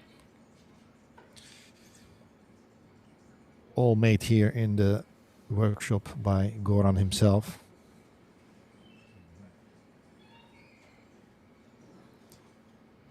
Muhsin is not sure what to do. So he was looking at the jump earlier, but he's caught the... Is he calling the 6?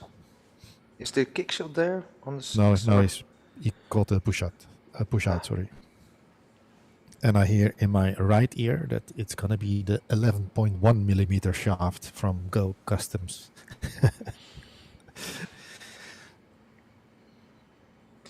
Well, that's some great stuff for you guys who like the toothpicks. I can say that now. I actually got my previous shaft was a 10.9. So, but switched over to the 12.5 because felt a little bit more solid for someone who doesn't play it as much. Yeah, Goran told me that he also Ooh, Well, that was a little bit careless. he Got just away finished. with it. Yeah, Goran just finished an 8 millimeter shaft for a customer in the UK, probably for English pool or snooker. Ah, that makes sense. Yeah, I'm curious how that will evolve, if it will hit off in snooker. You know, the very conservative players, the snooker players. Yeah, they couldn't even go for or lose the metal. Um, so what do you call it again? Below your tip, lost The ferrule. the ferrule. Yeah, sorry. Yeah, it's brass. It's a brass ferrule normally. I think they are switching over to titanium ferrules more and more, also to create less deflection. That's what I heard. And yeah, the next step would be going to at least a carbon shaft or a carbon cue, and see how that will work in snooker. Oh, would be really nice to see some of the big names picking up a carbon cue. Yeah, just watching the attempt from Jan here to hit the one ball, going 2 rails, just missed it. Oh, it was nothing easy. He didn't have a full ball to hit.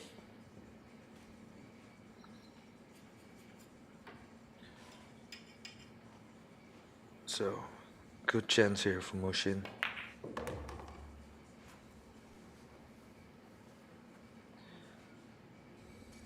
I don't think the 5 goes past the 8 ball, so he has to watch out to get a good angle on the 4 ball to shoot the 5 in the same corner. So that and getting straight on the 8 ball, those are the 2 hurdles in this. Oh, and don't forget the pot. Well, I think took he his was eye off the pot there a little bit. I think he was focusing a lot more on the position side of this shot, and he forgot to pot the 2 ball. So Jan not having a lot of room to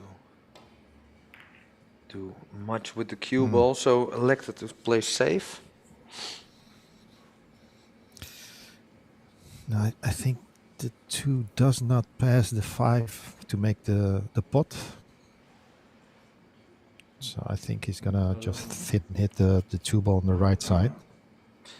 Well, you also have the option. Or does it? Maybe it does pass. Well, He's you could looking at it. also hit it pretty firm and to try to stick to the 8 ball. No, he's going for the pot. Does it? Oh, he's looking at it. Still not sure.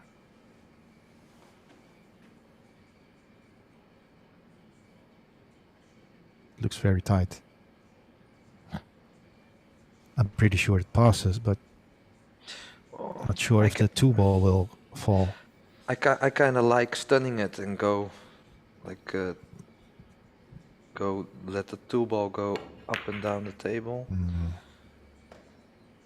Don't know exactly. Did he go for the pot there? Because yeah, that was a very tall order.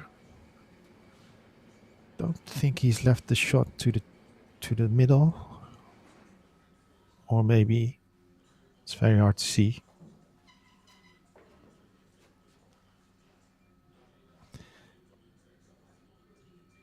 Well, Gethin is taking some selfies with his mic.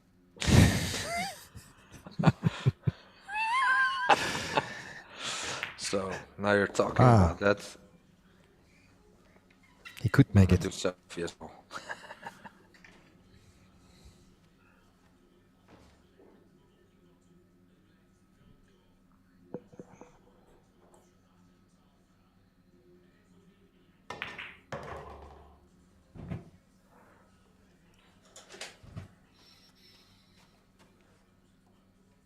No more problems on the table. The 8 is in the position. It makes it very easy to play position for the 9.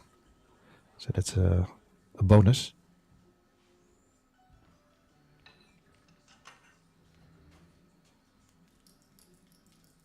I think he's gonna drop it in and then play for the side in the center. Would be the easiest route. I think he's doing it. It's also a stretch. Yeah. So don't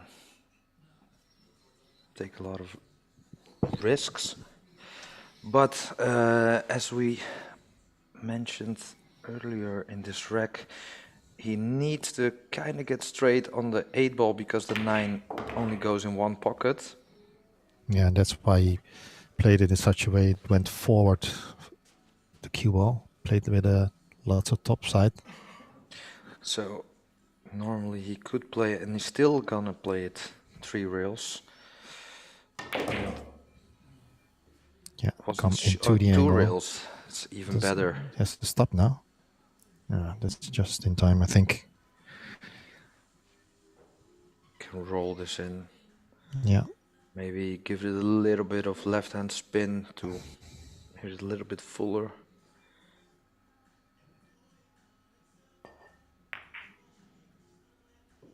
Whoa, whoa, whoa. Yeah, he's okay. He's still okay. So, but is the angle, do he needs to go 3 rails here? No. Ooh. Oh, he left it.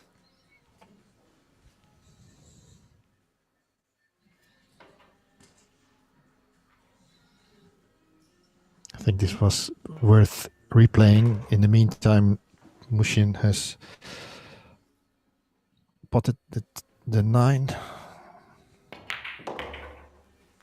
Played perfect position. It's always still a little bit tricky always when the ball is that deep in the pocket. So did that well. Yeah, that Close the gap a little bit more. Yeah, so it's the gap is now 1 rack instead of 3. I think Jan will be scratching his head. Hopefully not too long, because there's a long way to go in this match. So no harm done so far, but it would be much more comfortable to have a 3 rack lead instead of a 1 rack, of course. It's pretty obvious.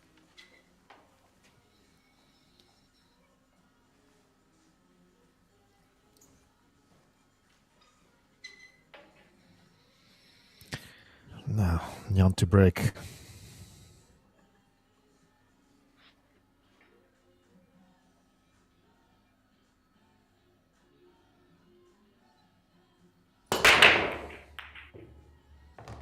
And I just get back after watching that 9 ball rattle in the corner pocket. Oh, I don't know if you guys noticed, but I think so far the left ball of the second row below the 1 is going to the left middle pocket every time. Yeah, This time it was a 6 in this case. Okay, let you guys both get to it. Well, back. Jimmy, I would like to borrow you for a second because I'm here on my hotspot with my in hotspot internet, and my phone is dying a little bit. So No charger. You No don't have a charger. no charger. Okay. So I have to get a charger. Okay. Okay. Yeah, Be back no worries. in a minute, guys. So, Welcome back, Gethin. thank you very much. Nice comfort break. I did get to miss a bit of action. Yeah. Muhsin brought it back. I did see the 9 ball. What, did Yeah. he fall out of position before, or? He overran his position just a little from the 8 to the 9. Just rolled it a little bit too far, but I thought he would have made it. But you could see that this pockets are less forgiving than a couple of matches ago. The cloth is wearing, of course. Probably humidity is in place as well. Yeah. And as you're our man on location. You're the best person to... Unlucky there. For That's Muhsin. unfortunate, yeah. Caught the one ball a little thin, maybe? No, he hit the cushion. He Yeah, got out the that's snooker. unlucky. It was a tough snooker, a tough position. Jan really needs to take advantage, as I heard you pick up on at the end of the last match, at the last game. Yeah. You know, he's had a couple of opportunities to push and hasn't taken them. Which is all good for us and the viewers at home.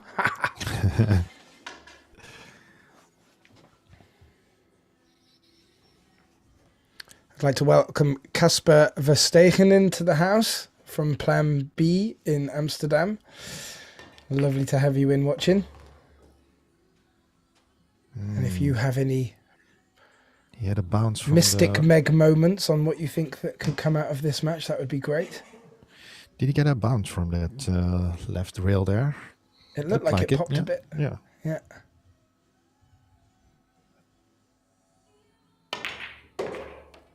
No, Didn't let it phase him. yeah. No problem for him.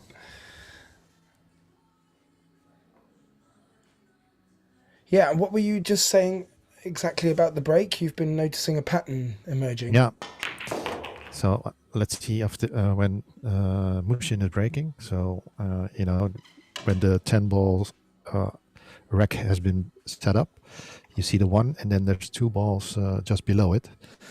And so far, I've seen the left of those 2 balls going to the left middle pocket almost every time.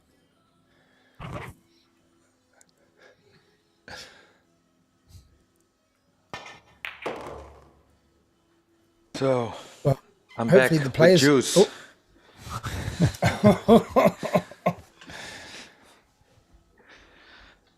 It'd be interesting to see if the players have clocked to that. I'm sure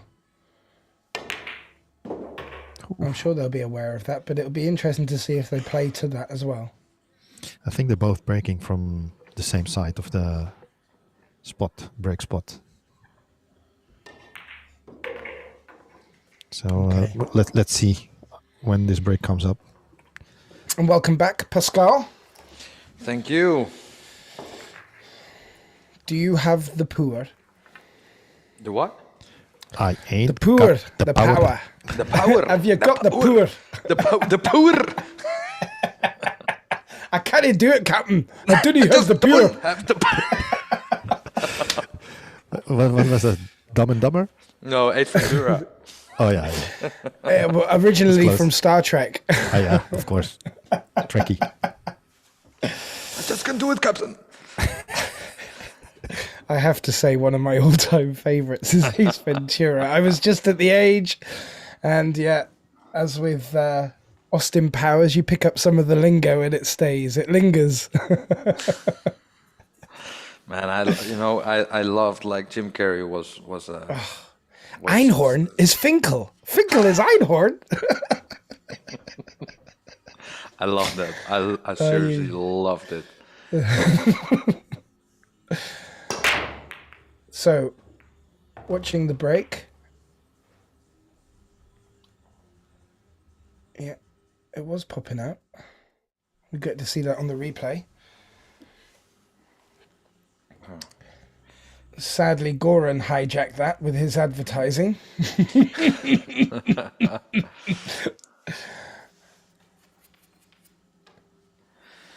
Okay, he's left with the 2, which... So there is a bank shot, but big chance he won't get a shot on the 3 ball. Yeah, turned it down. Oh, it was a bit unfortunate there that the 2 ball didn't contact the 9 ball fully. Otherwise, he would have really put Jan in trouble there. Well, this is one of those shots you have to say to yourself, accept that you're gonna leave like a cut shot on the 3, because if you trying to do more on the position, it's you're maybe gonna miss the pot. So Jan is playing topspin, making the angle a little bit smaller. He asked a bit too much of that, I think.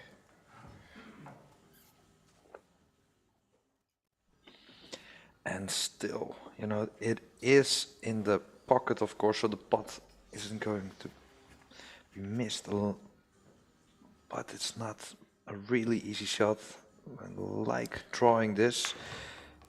You see there? That's the thing. Ooh, I That's think the he's done thing. well. Has he done well? Oh no, he's tapping the table. That was fraught with danger. Trying Yeah, to it put was. the spin on it to check the ball up. You know, you can do that on your own table, or you know, Yeah. at your local club when you know the table very well. But you know, the cloth at Goran is pretty slick. So when you put that left spin on the cue ball, it's gonna slide off. It's not gonna get that much. And I think it's a game of millimeters. I don't think he's far off. He's going to have to jump over the edge of the 9 here. Yeah, you don't see him, gonna see him elevate really high. Makes the pot easier, but where's the cue ball? Oh, wow. And there you see how slick the cloth is. Kept rolling. Yeah. Very unfortunate. He just had to come over the edge and just needed the cue ball to grip a little bit, and he should have been left with shape on the 4. However, how quickly a game can turn. Yeah. Big chance for Jan to get a nice lead. While he's thinking about the 5, nice to welcome a couple more into the chat. Welcome back, Chaka and Randy Watemena. I will probably have got that wrong. I do apologize. But welcome to the chat. We love your contributions. We love a bit of backseat commentating as well. Bring it on. So Randy, man, it's been a long time. Are you playing still? Oh, fill me in on Randy, Pascal. Yeah, man. I know when I just started playing, he was, you know, whooping ass. So, don't know what you've been up to lately. Oh, nice. It looks like Casper is eager to step up to the challenge. We have Jan van Leeuwenhoek in there as well. That's my table. Yeah. Jan's played some great matches on here. Great to have him in on the chat as well. He'll know how this table plays probably better than anyone. So any questions, fire them over at Jan. So what is it, Randy? Are you still whooping ass?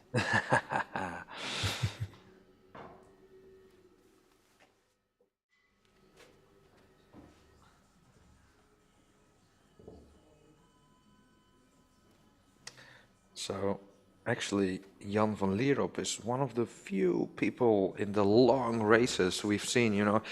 He himself wasn't, you know, he's pretty hard on himself sometimes about his level of playing, but I know he is one of the guys who can really get a grip of that focus for a long time. And you know, that's something special. That's really hard to do. It's real good self-discipline, if anything, you know. And don't get me wrong, I remember being at the Hangala and like I mentioned before, watching Niels be very disciplined with his eating habits and that.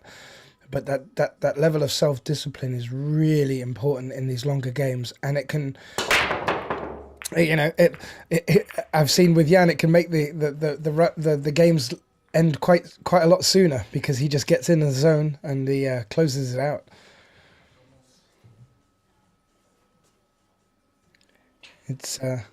It's nice to have him in on the chat. Yeah, it is.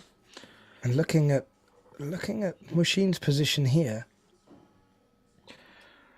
So they're not be, this is the thing for me personally, what I don't like about the Magic Rack, that it's really hard to remove it right now. And if you, for example, would have to play a really delicate roll-on shot with the some of the three balls laying there, the Magic Rack can be, in your advantage or your disadvantage. Yeah, and he will at some point need to do something with the 4. He called the bank, I believe. And that, I would say, is a good opening for Jan here. That's a bit of a shame. He seemed to hit that flat. Yeah, he has to go to the middle of the table or somewhere around the middle of the table. If he could go, uh, if he could leave an angle on the tree, a right angle, he has the option, what he's looking at right now, to go into the cluster from the 3 to the 4 and have a pretty good chance in leaving himself a shot. But he needs the right angle on the 2 ball to create that angle on the 3. So harder shot than only the pot at the 1 ball right now.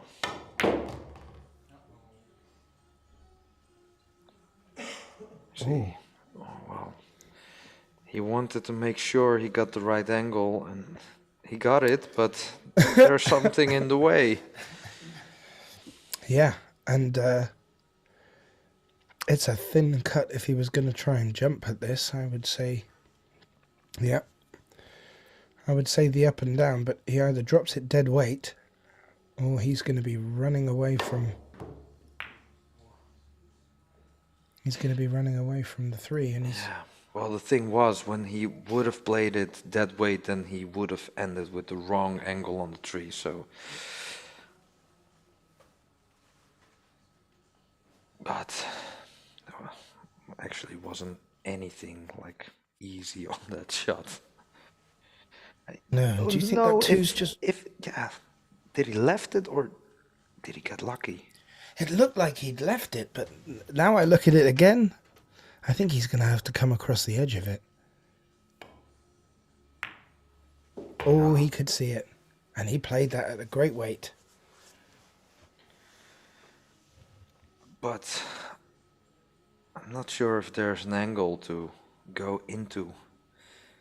Maybe go directly, like putting a lot of draw on it and let it slide past the 5 before it... Okay, well, elected to play safe off the 4. Yeah, I think that's a wise move. The 4's going to stick in there like it's got glue on it, I would assume. Yeah, so you know where the 4 is going to be. So the cue ball. And we have a Disto in the chat. He's retracted his message now. He said he didn't get the game because he saw them potting the same ball twice. Well, as long as it wasn't the cue ball, it's probably the rules. So you're all right. We'll fill you in with the gaps. Oh, he's just come in between the 2. Yeah. And you and that magic rack, I think he's going to have to get that magic rack out to play the bank.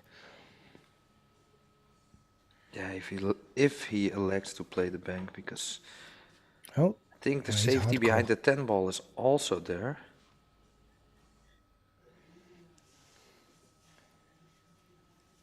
Yeah, he's hardcore. He doesn't... Magic rack? What magic rack? Watch this. Oh, he's playing safe. Or he thought like, hey, I can leave the cue ball on the magic rack, hooking Muhsin up like... Oh! And taking it up a notch. Has he left enough? Has he left anything? Well, If maybe only we the camera would slide enough. yeah, we need the MC camera. Yeah. Oh, he's giving it. Oh, there we go. There we go. Nice and There you slow. can see at home. As clear as mud. He just has to hop over the edge if he is hooked completely. Well, position is kind of automatic. Maybe have to watch out for the corner. Don't know if the 5 is in that line or not. Ooh, just missed the pot. But got over the edge successfully. And as you said, good shape on the 5.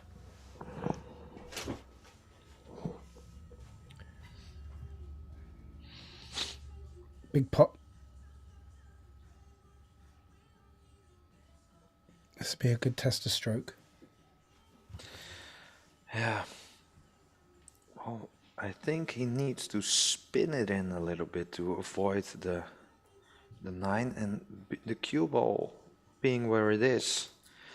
That makes it way harder.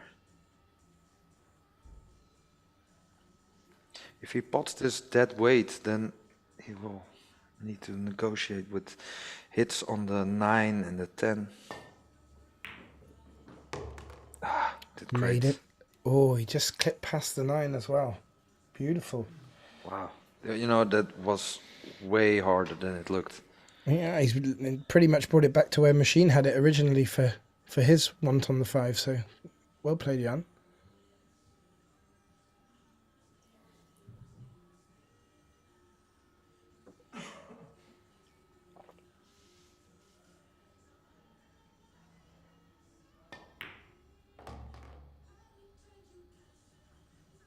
Yep. Didn't need to do too much there. Certainly didn't want to run it into a straight position. No, but he also didn't want to leave it too big of an angle. Otherwise, he would have left like an awkward angle on the 7. So still in prime position. Yeah, you could say the 10 wants to make life a little bit difficult for the 9.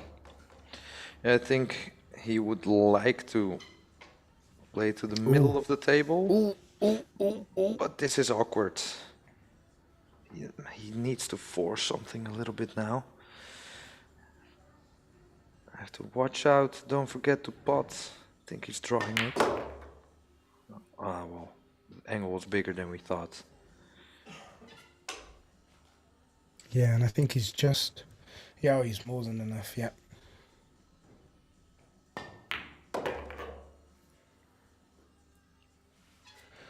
So the first player to hit double figures is going to be Jan Rempe. 10-6. Probably the biggest gap so far. Will be interesting to see how Muhsin responds. Certainly not afraid to go on the attack, so it's good to be aware of. So we were talking earlier about races. Anyone watching at home got an idea of what they would like to see in the future? Races, the game, the format? Yeah, winner breaks, alternate break, race till what? Did anyone find any problems with the coloured balls in the Predator Championship? Did that mess anyone else up, or was it just me?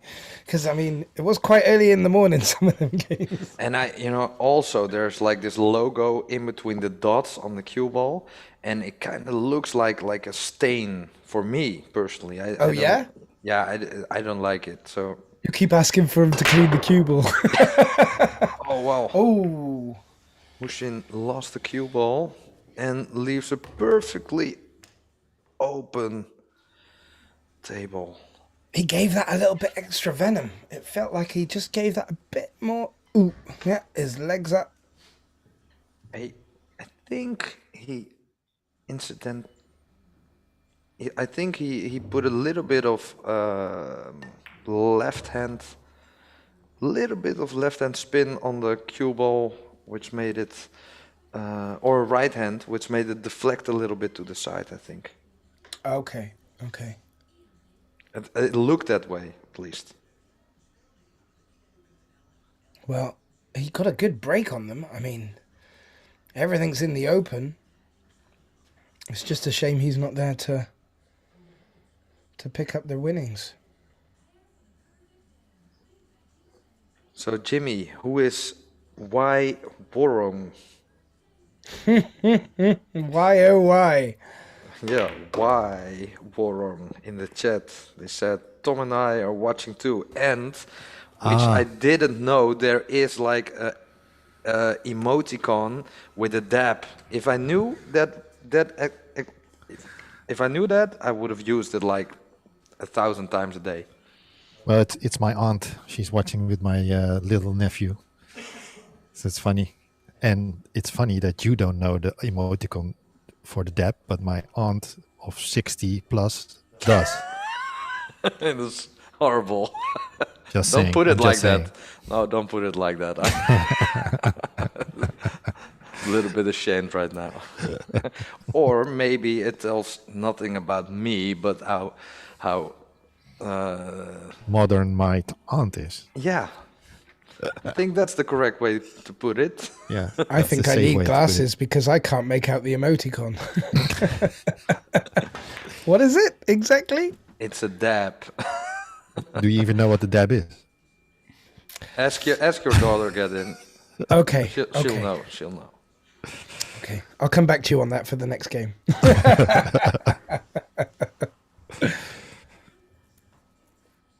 Oh, so Randy is telling that his girlfriend is living in Amsterdam, so he's a lot of times in Plan B. Hey. Not a bad place to be for a game of pool. Haha, see what you did there. Plan B. Not a bad place to be. They've got a great. They have some lovely murals up on the wall, and they had a great one of Ronnie upstairs. I really liked it. There's some great, just a really attractive place to be in. Some cool pictures. Keeping Yeah. it fresh. Well, you know, and for me, but that's really personal. But for me, that place, they're playing the best music, like in all pool halls. Like every time I'm there, I'm thinking, oh man, they're playing like great music here. Yeah, that really helps as well, eh? Keeping it fresh. Yeah, it really does. And I know that's where one of the first occasions I met Jimmy was one of the first one pocket tournaments Pepijn and Espen ran there. And I remember watching Jimmy setting up, and I thought, God, this is a bit professional, isn't it? Have I entered in the right tournament? Yeah, those were the days. So when Jimmy is the couldn't afford Jimmy couldn't afford to keep going through cameras, so he put me this side of them instead. well, you kind of have a face for the radio, you know. Excellent. But talking about that tournament in Plan B, actually, I wasn't there. I think it was you, Pascal, together with Melvin. Or no? Yeah, there could be. I think, yeah, you know, now you. I think I did the first time one pocket commentary there with Alex, and I know like Alex was like Who's this guy? why are you here with me, because you don't know anything about this game. That was really funny. Was a little bit ashamed back then, but it's pretty funny that now I'm kind of really hooked on one pocket, on watching it, and so would love You've got to. the bug. You've got the bug. I got the bug for sure. So if you guys, if is there gonna be a one pocket match one day on the Money Battle? Like I'm pretty sure there's something in the cooker. because I'm training. Like in a few years, I'm in front of the camera, losing a lot of money against someone with one pocket. We're going to make it a Oh. multi-disciplined format, Pascal, where you're playing pool and you also have to go on the half pipe on a skateboard. Well, I got chances then. I got chances. It evens itself out a little bit. Losing big time with the pool, but you know. It'd be interesting to see the captain of the Mosconi team doing pulling off 180 ollie backflip, whatever you would call it.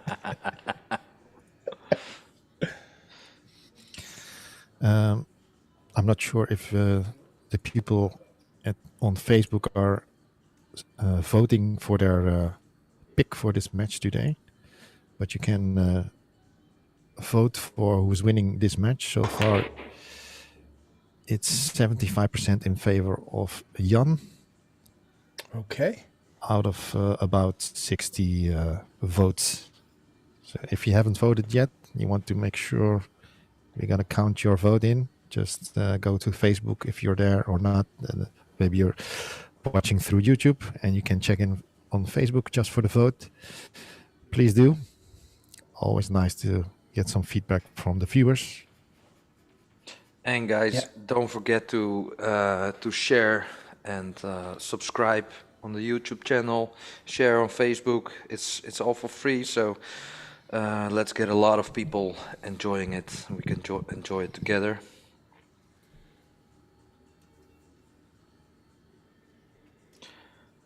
So watch out He's for gone for it.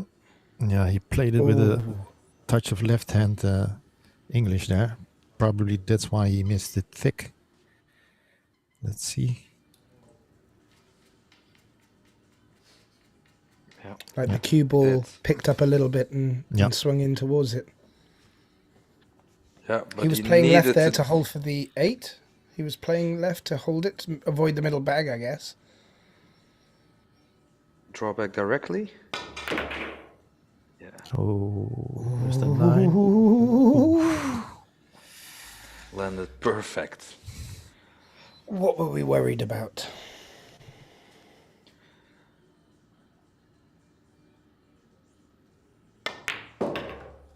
Yeah, Machine needs to be a bit careful here. But he doesn't let Jan steal a march.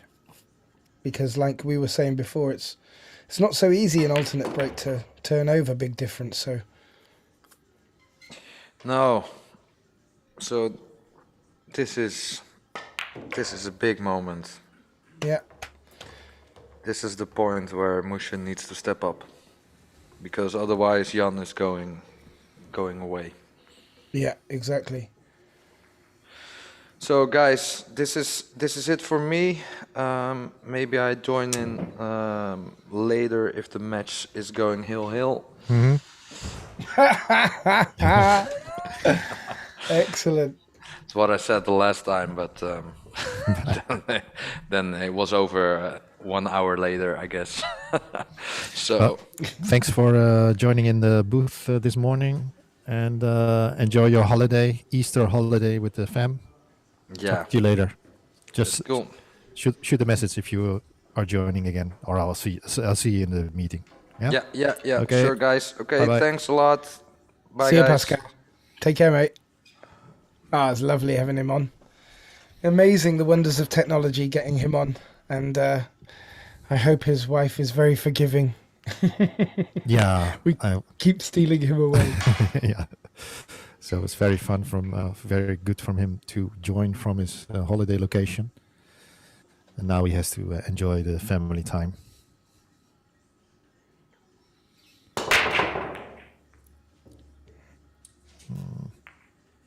You see the 6 ball traveling towards that left, but just hit the point.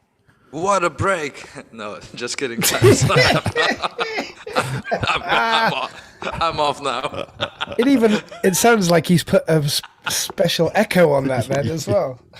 Okay, bye, guys. He was sitting on the toilet the whole time.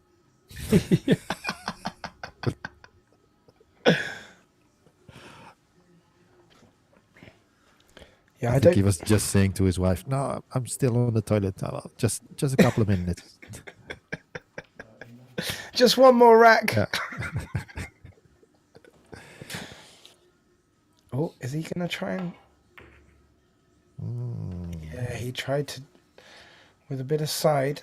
Yeah. Maybe even a little bit of cushion first. Just put that in, but Yeah. I didn't see if it was on the rail or not, but I it felt looked if he like was it, going to yeah. play it like that, he needed to hit it a lot harder so he could get the cue ball back up for the 2. He was always going to be in trouble.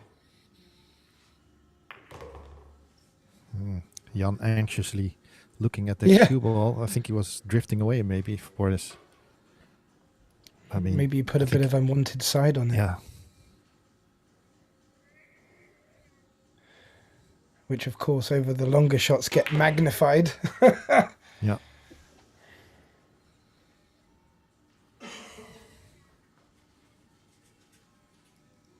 You think in the balance of play this is a fair scoreline?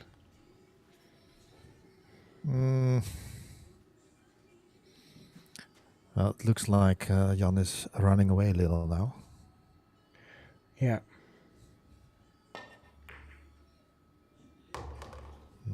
We have Found the gap. Chaka and Casper both calling a win for Jan.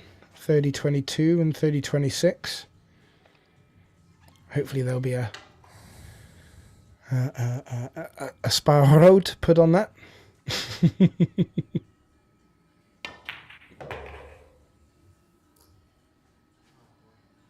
Yeah, he seems to be getting a bit more of a rhythm.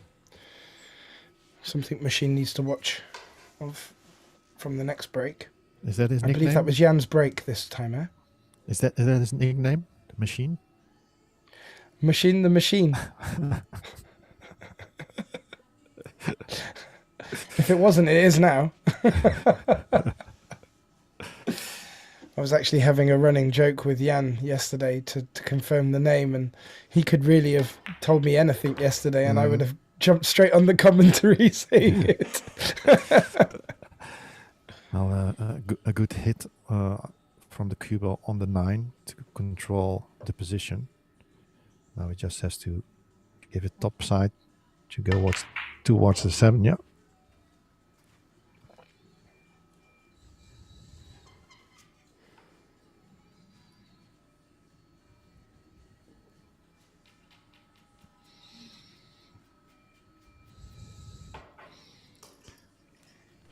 Chalking it up. You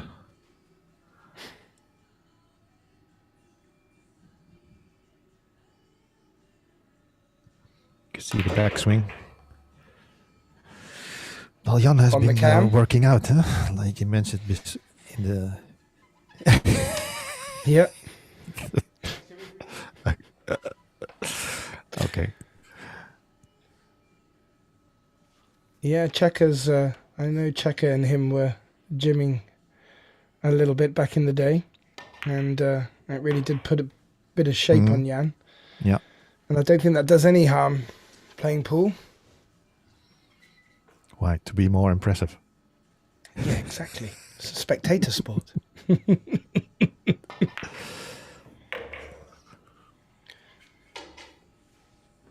Yeah. He needs to not rush. Jan's a seasoned player. Like Machine knows not to rush in.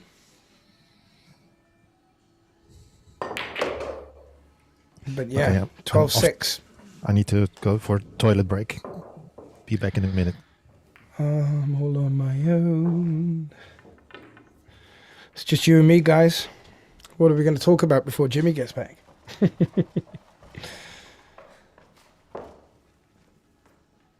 It's 12-6. Jan's doubled Machine's score.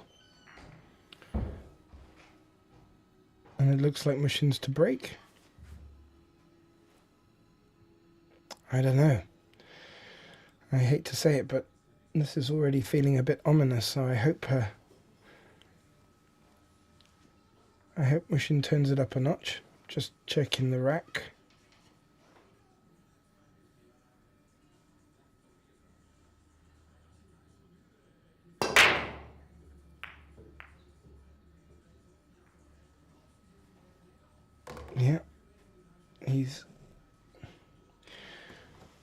He's got one down, but he's left himself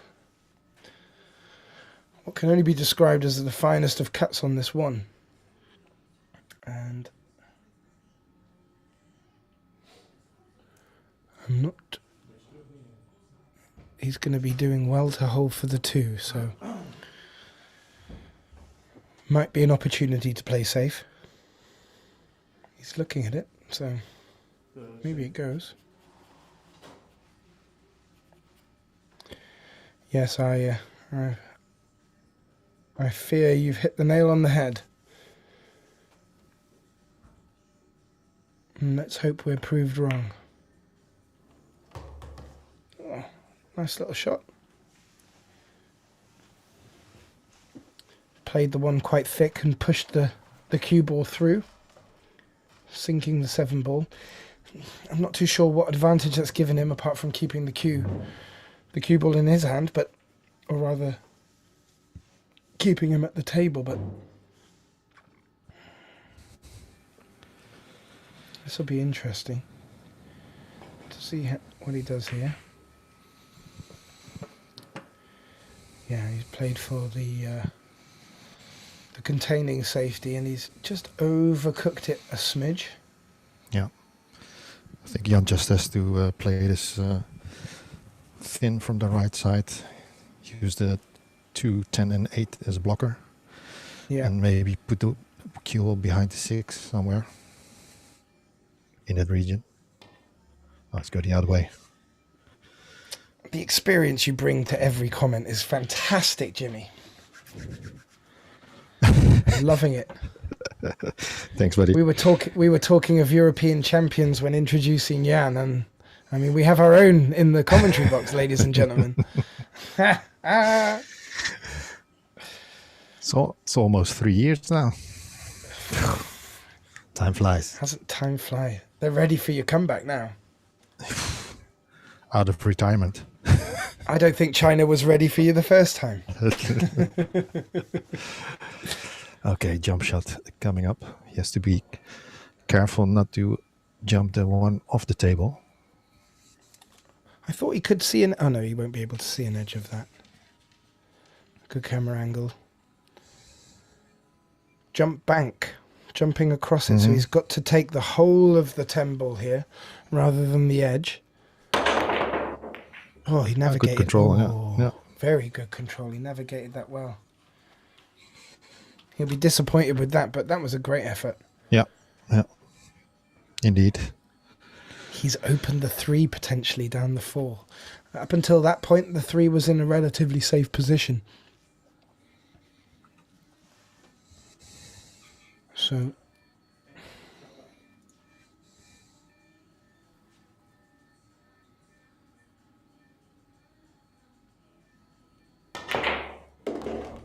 good shot. yep. It's nice when you've got the banks in your arsenal as well, especially if it limits you moving the cue ball. Still got to be played with finesse, this one for the 3.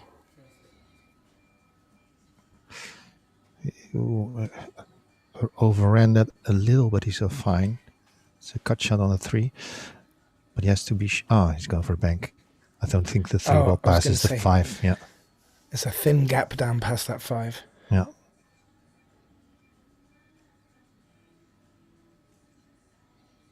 And if you go for the cut, yeah, it's very hard to not hit the 5 ball. So I think this is the safer way. Just stop the cue ball there.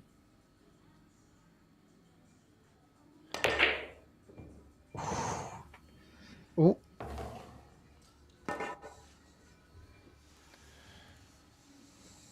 Well, with the rules we're playing at the moment, with the ball going in the wrong pocket, Muhsin could give the play back to Jan, but with the balls are positioned now, and with what looks like a shot on the 5,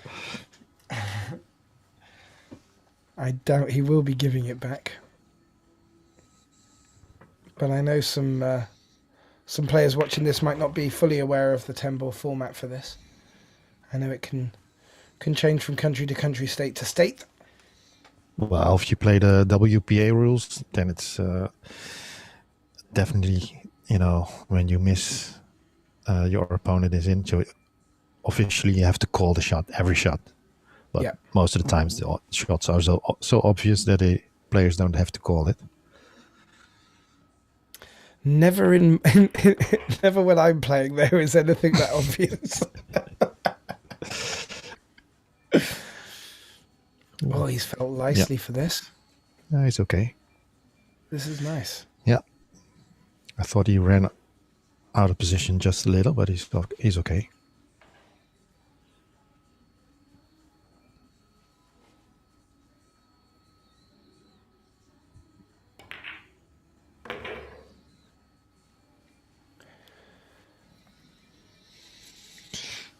This 9 and 10 ball to close the gap to 5 racks deficit. Yeah, it'd be good for Machine to have a quick run now up to double figures and just to remind Jan he's here and he's banging at the door. Is this Mushin's break? No, I believe that was. I believe this one's now Jan's. Yeah. Yeah.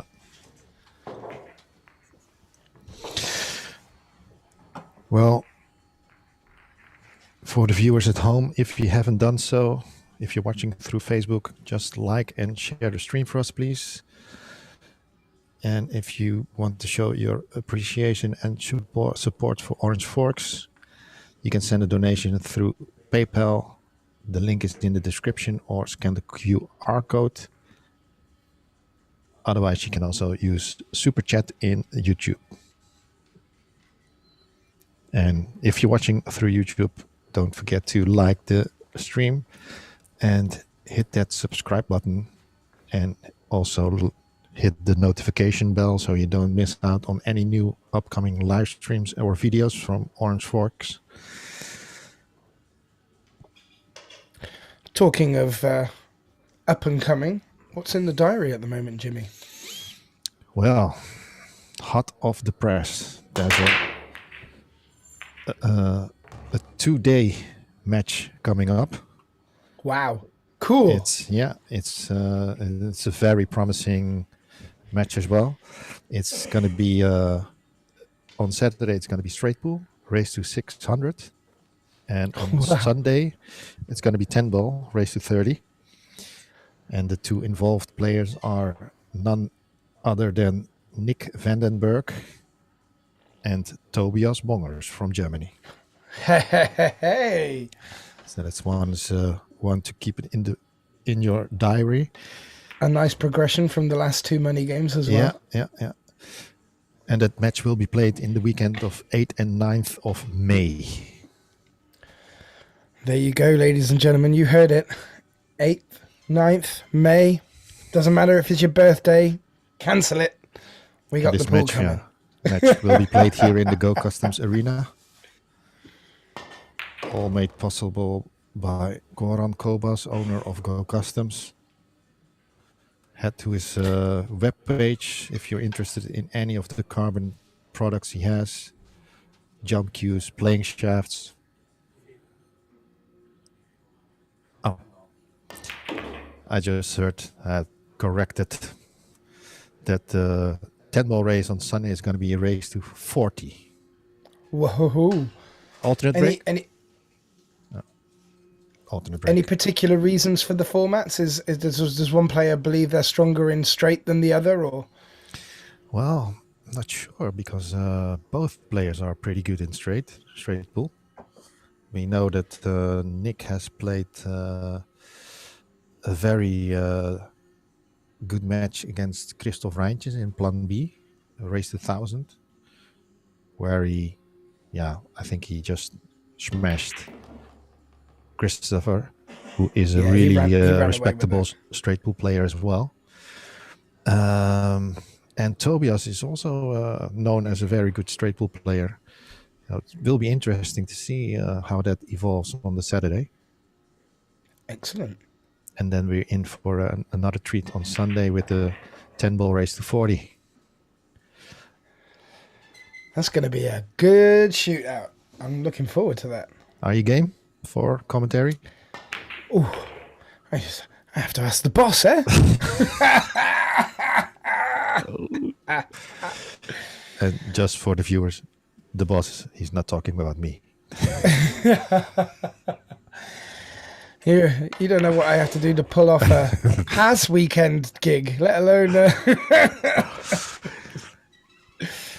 Well, I shall say my wife's birthday is May the 4th be with you. So if I can lay on a good enough show, I reckon maybe I might have to kip on the couch up in Appledorn.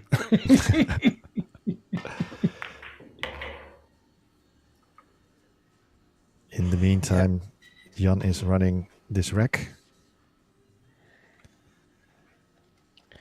Yeah, he's made short work of that. Mm-hmm.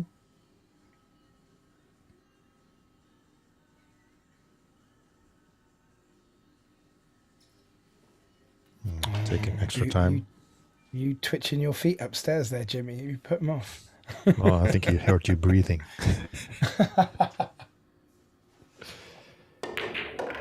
I get paid good money for that heavy breathing.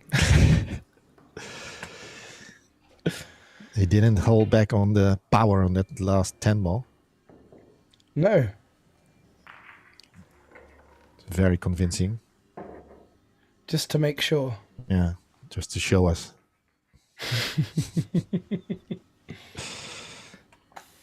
Okay. 6 frames in it. You know, that gives away that you're from the UK, right? 6 frames. Racks. Is it racks? In pool, it's a racks. Yeah, quite. Yeah. Quite. No, Unless you're in the everybody UK understands. playing pool. I think we still might say frames in the UK now. Yeah, I and guess again. so. Yeah. Yeah. Well, I can safely Look say at the 7 towards the center. Yeah, dead on. every time. Yeah. Unlucky with the 1 and the 3 tied up.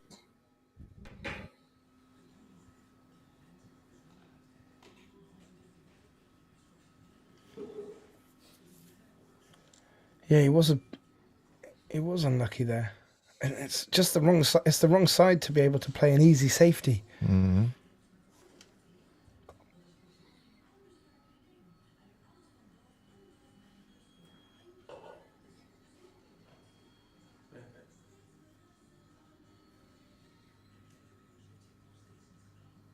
Not sure what he called. Did he say safe or did he call a bank shot? Wow. Good shot. That answers that. Yeah.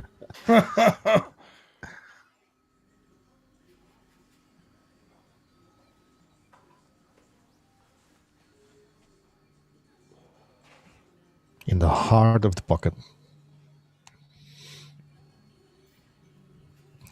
He's given himself every chance here. Yeah. Little off straight, so the cue ball will go to the left. Long rail. Aye. And that might have been the problem, that it was just a little off straight. Yeah. Muhsin anxiously looking if he left a pot for Jan there. I'm not sure if he can reach the potting angle. It looks like it. If you look at this angle. Yeah. He's just giving it a bit more attention as well.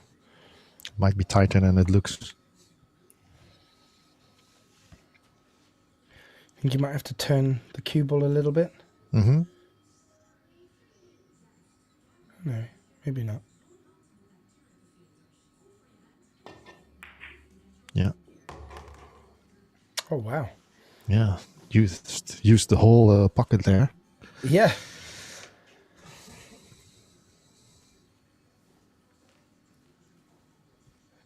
But Well, it dropped. he made a little smirk on his face. I think he expected to be different on this 3, but I'm not too sure exactly how.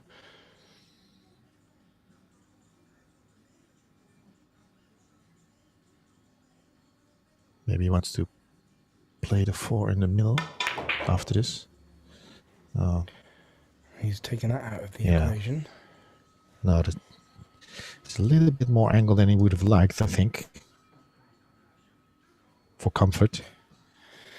Yeah, you might have to play this a bit more dead weight, Mm-hmm.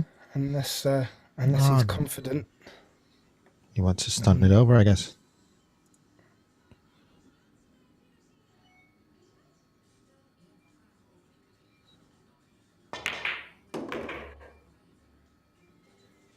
Ooh. Yeah. He didn't want to play it slow. He fancied coming in and off the cushion. Mm-hmm. He's Yeah, got so a bit of an angle. A bit of an angle. yeah, but this is normally the type of shot that Jan is really good at. Yeah. Well played. Maybe too pacey. He needs to stop. Wow. No, but you're right. He does play them very well. He really gets a nice big angle when he comes into it. It sort of like slightly checks into it. Gets a good angle. Just reading the chat, there are people already looking forward to the Nick versus Tobias match. Oh, And yeah, Casper is already putting 50 on Nick.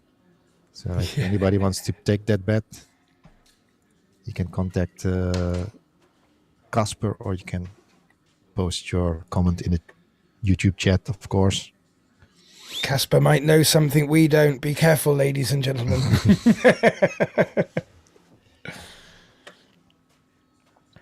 Yeah, he's... Do you think he'd leave a bank? I don't know how much he can realistically expect to get out of this 6-ball. Oh, it might not be enough. He might have needed to come back a roll.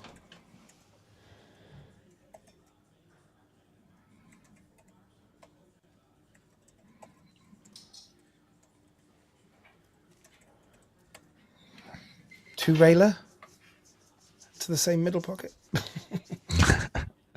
A 3 railer, sorry. Yeah, I think he wanted to draw back the cue ball a little bit more to have a chance for the bank, but he looks like he's gonna play safe.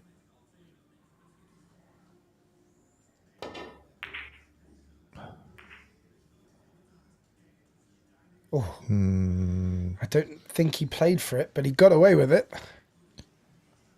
That's creative, to say the least. Yeah. Yeah. And if anything, he's opened up these two for a nice clearance. Yeah, but we've seen Muhsin make a couple of jump shots, although it was unfortunate with the scratch earlier. Yeah, so that was. He jumps pretty good. Let's see what he does. If the 9 passes the 10, he could be on a natural shape for the 9 if he plays this with a good stroke.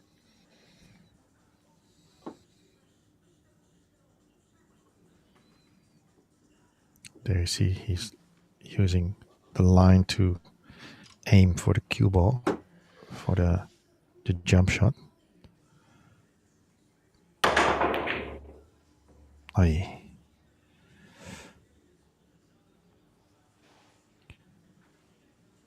Yeah. He made contact.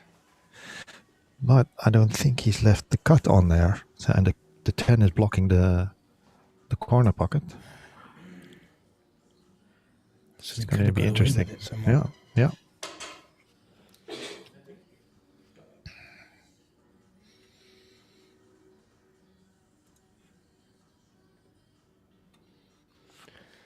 He's having a good think about this. Mm-hmm. Is he playing it? No, doesn't look like he's playing it through. I think I missed it, but I think he called the 10 ball. For the people who don't know, if we would have bought the 10 ball, it would be respotted and Jan would be still at the table. But yeah, that was not the case as he missed the 8-10 combination.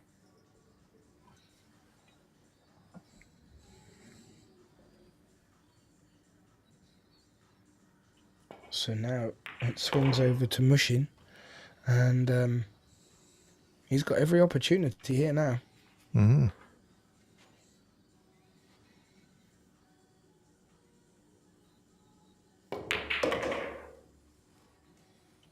Yep. Yeah, he did leave Jan in a bit of no man's land there, and it was a difficult jump shot to say the least, and he made contact. So fully deserves what he's got from that.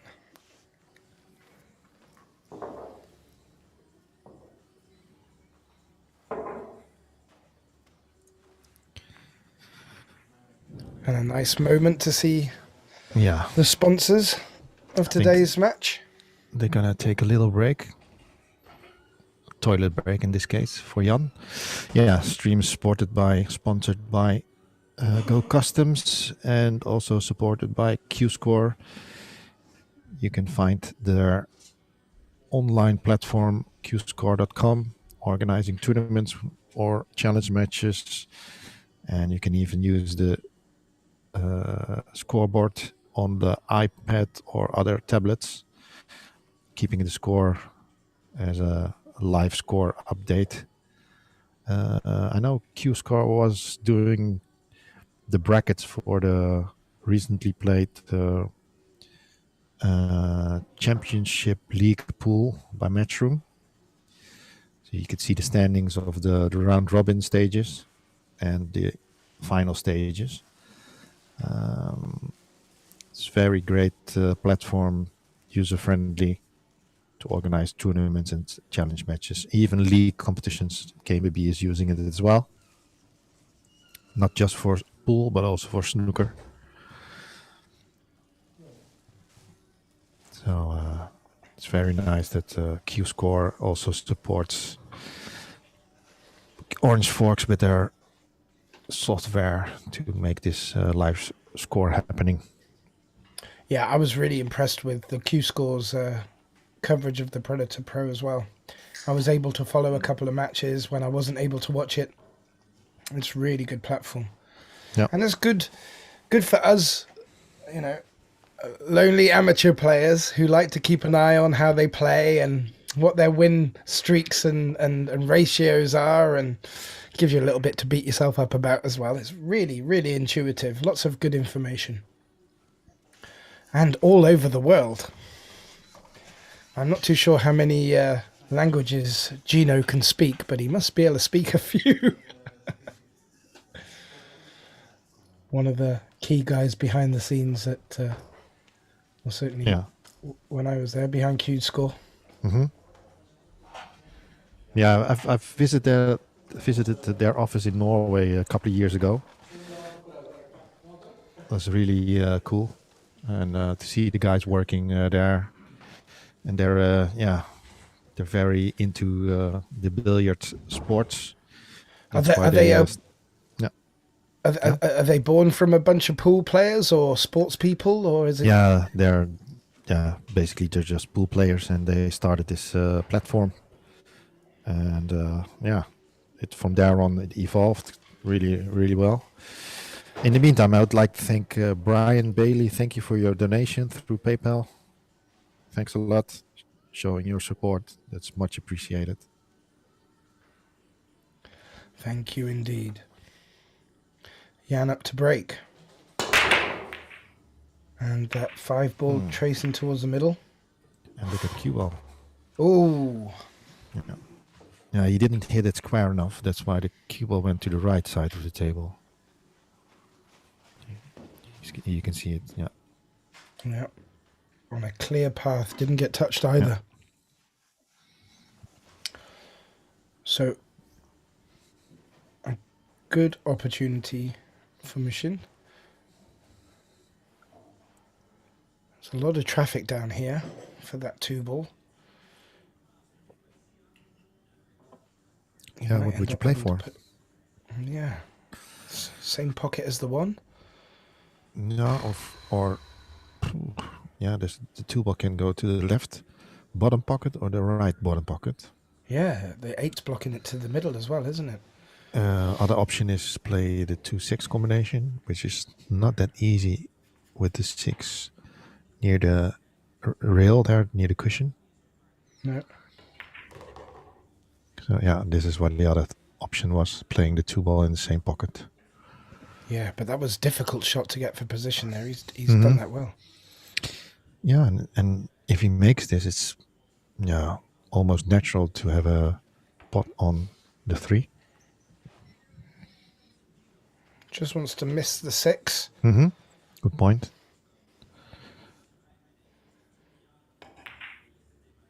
Well done.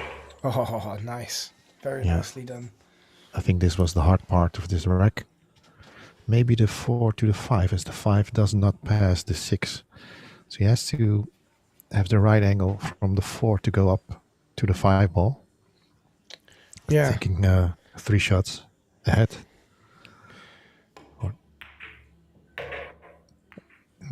Nice kiss on the 8. Yeah, that makes it a little bit nicer to get the cue ball back for the 5 in the middle.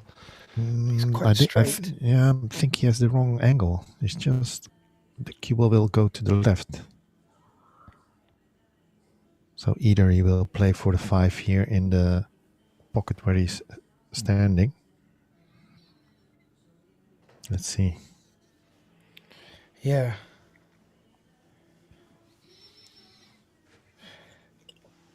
Middle pocket could come into play a bit, but I doubt he'll get into it that much. I think he'll probably stab it into the, if he can get enough off of it, get into the side cushion with some right hand side maybe. But this is a bit straight. Giving it a bit of extra time.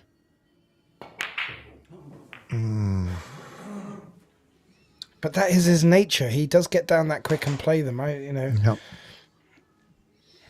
But that's a poor miss. Yeah. Was it a good chance? Yeah.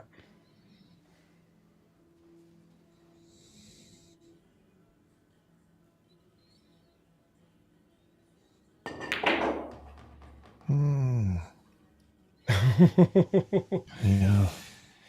I think he wanted a bit more off of that. Yeah.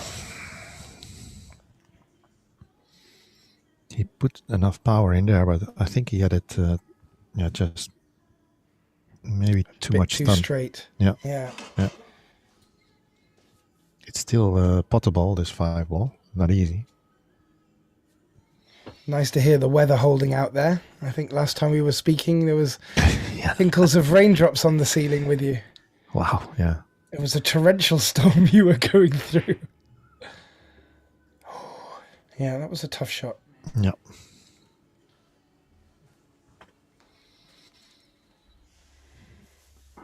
The cue ball and the 5 are really close to each other. It's very difficult to see the potting angle. Yeah, he did enough with the cue ball, but if you don't pot the ball, it doesn't matter.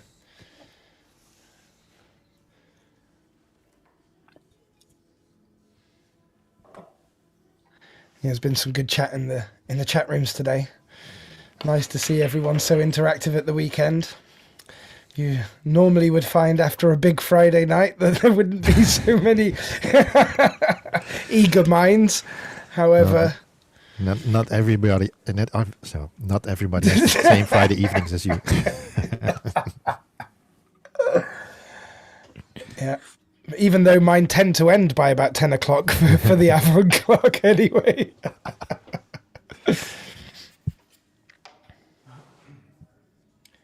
Yeah, this is going to be a good shot. Good test of the cue.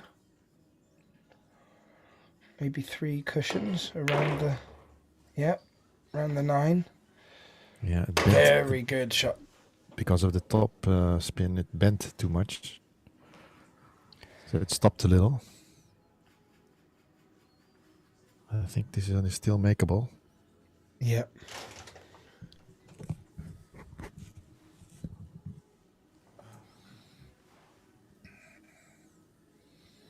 Still a tester. Good shot.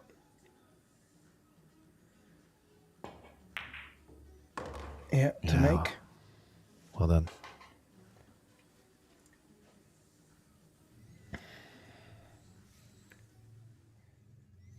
Whoosh.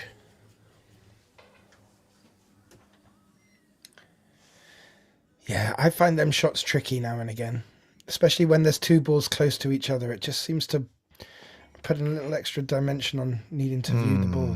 Oh, There's the cue ball going. he's got away with that because Yeah. he caught it so thin. Oh, yeah, I won't be happy with that, but that's pool.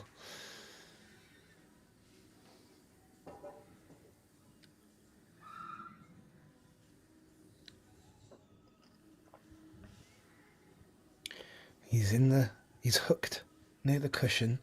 Mm-hmm. He can't see much of the cue ball, and he's got a 9-footer. Yeah, what to do? I think he's going for it.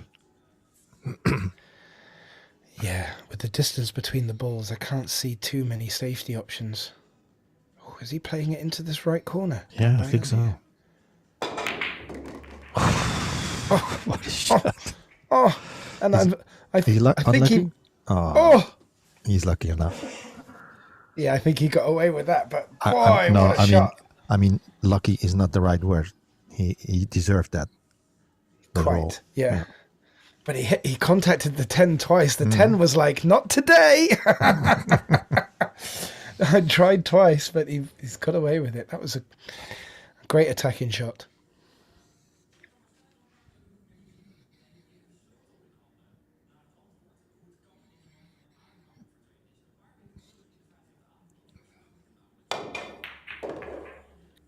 Good angle too. showing Yeah. you there. Jumped the cue ball a little bit on its way. Wanted to dig into it to keep the spin on the cue ball. He's left himself a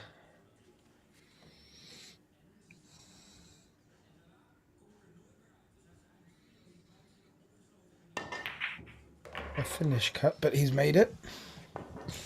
He's made it good. I have to go downstairs for a minute. Be right back.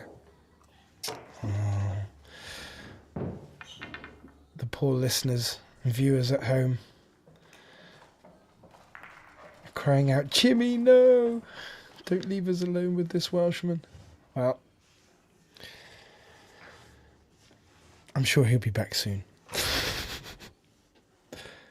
I'll take this opportunity to thank you all for coming and watching, and please feel free to like and share and comment away. And as Jimmy alluded to, come the 8th and 9th of May, we have a 2-dayer event coming on with the likes of Nick Vanderberg playing Pongers or Bongers, and I do forget now, Tobias. And the first day with a straight race to 600, I believe, and on the Sunday the race to 40 on the Temple. It's going to be a mammoth, and I wonder how much of Pascal's time we'll get before he goes rushing off. So good break, shot on the one. Not an easy shot on the one. He's got 3 in his way if he's cutting it. There may be a chance at the bank, depending on the angle. He's gone for the bank. And he's missed it by quite a way, by all accounts. Leaving Jan what could be described as a cut in the pocket, into the middle. But it looks like the one ball has just come down this side of the middle pocket too much.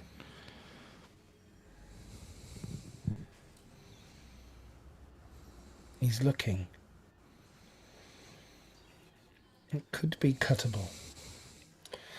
Where the cue ball goes will be a bit of a guessing game. Yeah, the cue ball will be going wild around Yeah. the table. Or maybe he would kiss the 3 ball if he. Yeah, definitely.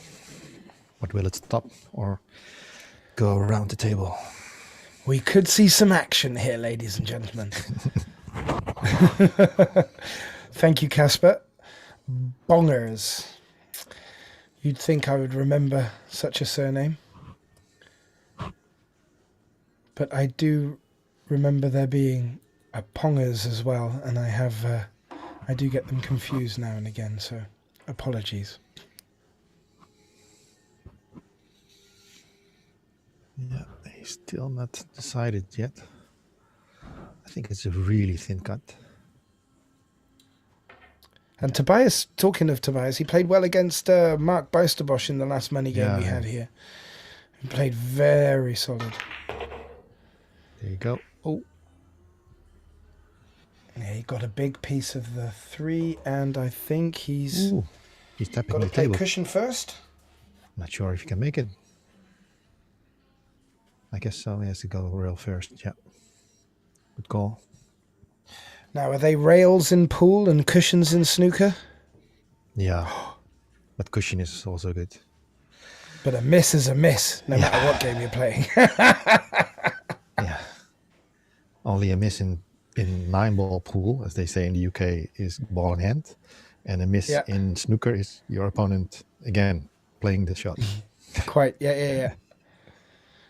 I still don't understand where the word scratch came from. I'd like to know the origins, the etymology of that. Maybe somebody in the chat can enlighten us about the term scratch. I'm pretty sure it's a term from the USA. But I'd like to see some of the I'd like to see some of the interesting variations on that. I'm sure we won't be fact checking anyone out there, so fill your boots. Scratch.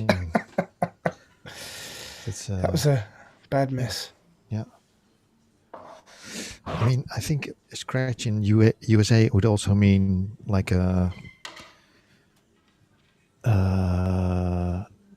open inning, or when it's your turn, you don't make a point. Or yes, scratch is when when you don't score anything. Yeah. Yeah. So maybe that has something to do with it. Just checking the chat if somebody has the. No, I think Casper scared them all off with his 50 euros. He actually didn't say 50 what, so we could be on yen, drachmas. 50. Hopefully it's not push-ups, because I'm certainly not going to go for that. 50 burpees. Yeah. Okay. 5 was always going to be difficult. Is there a gap for the reverse bank? Is there a gap? Jimmy could probably smell it from where he's sitting. I don't think so, by the amount of...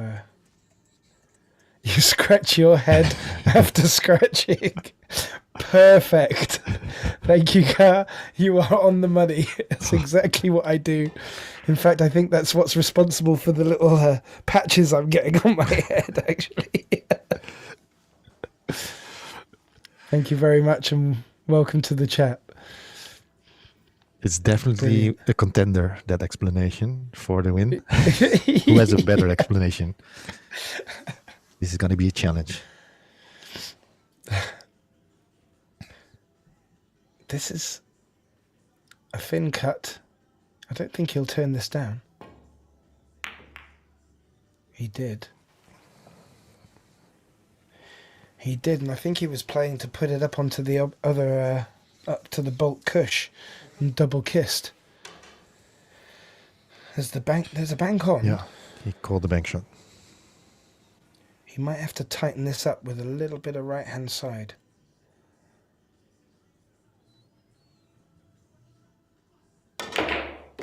Boom. In the heart of the pocket. I don't know whether he heard me or not, but whatever he did, it worked.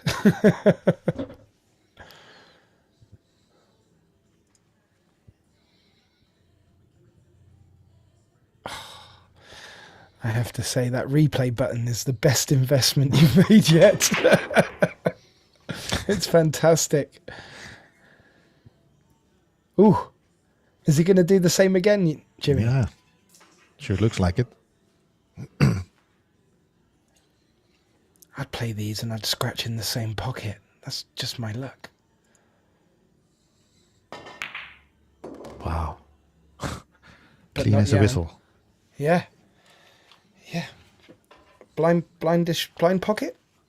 Yeah, Right-hander, yeah. It was his blind 2 out of pocket. 2. Can't argue with that. That's 2 out of 2. These types of shots for Jan. Ah, Yeah. she said it's okay. I believe But you. I mean, if you've got that in your arsenal, I mean, you don't need to turn them down then. Very good. So Jan is the first one getting the halfway mark. 15 racks on the board. Yeah. I think it would take a brave man to bet against Jan right now, but this is Temple. This is pool. Are you challenging somebody? Well, It may have sounded like that. Yeah, looking at the poll on Facebook, it says people voting 80% in favor of Jan winning. So Wow. yeah, that's definitely That could just mean that Jan has scoreline. Jan has beaten a lot of Dutch players in the past. Pretty sure, yeah, pretty sure.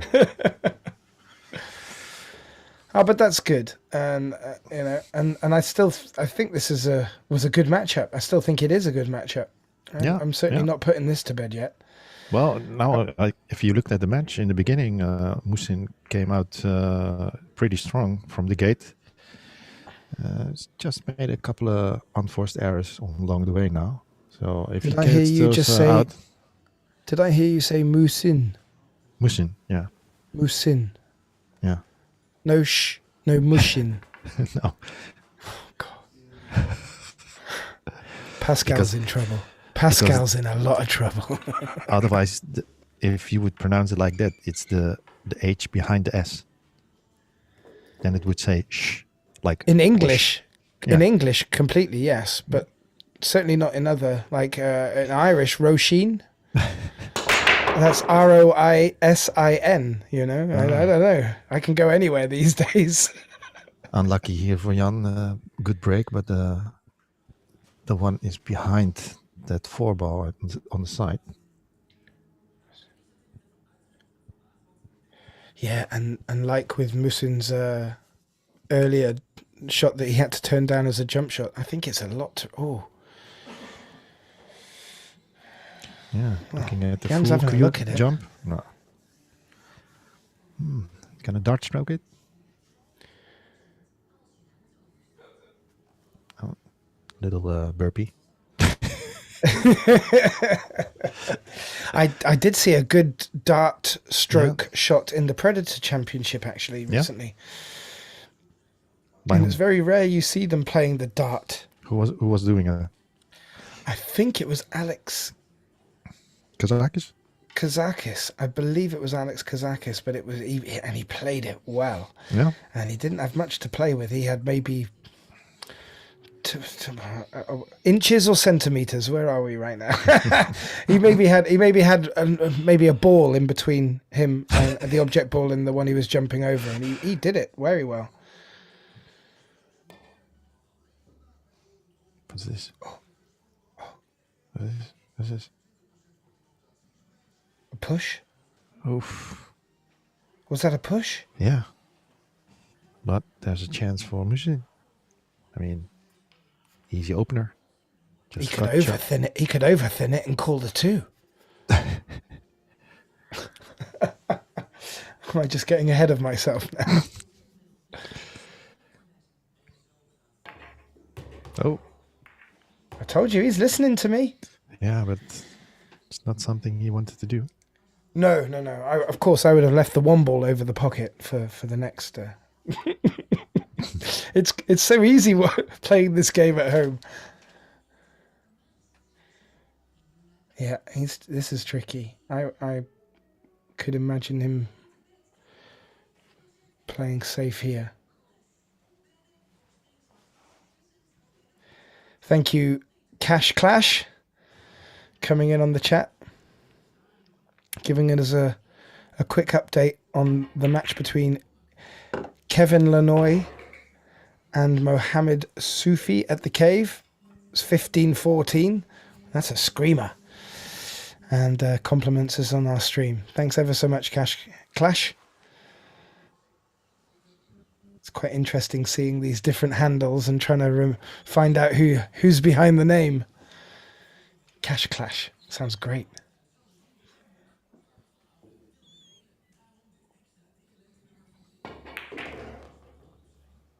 Oh. Needs to... Yeah. Yeah. I wanted to say needs to slow down, but it just stopped right there.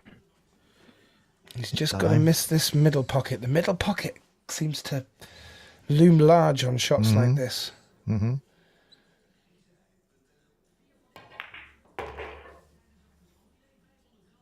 Oh, he's judged that well. Ooh.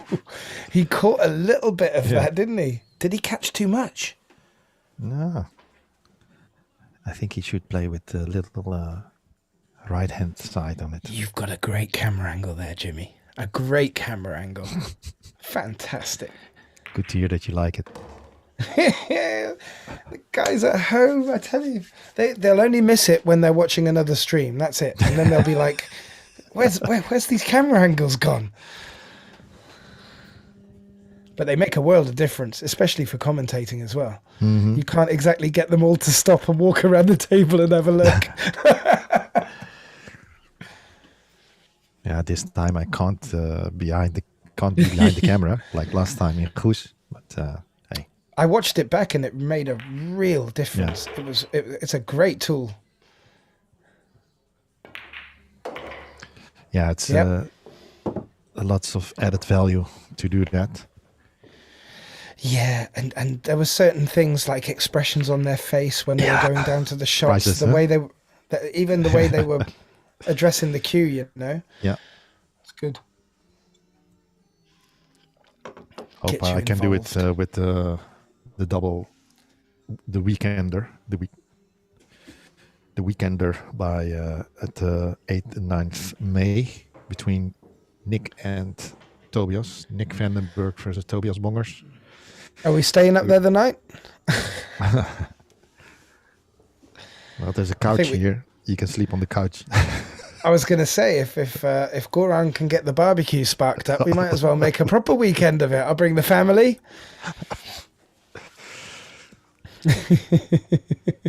I might even win my petrol money back. You mean the kilowatts? Yes. Yeah, exactly.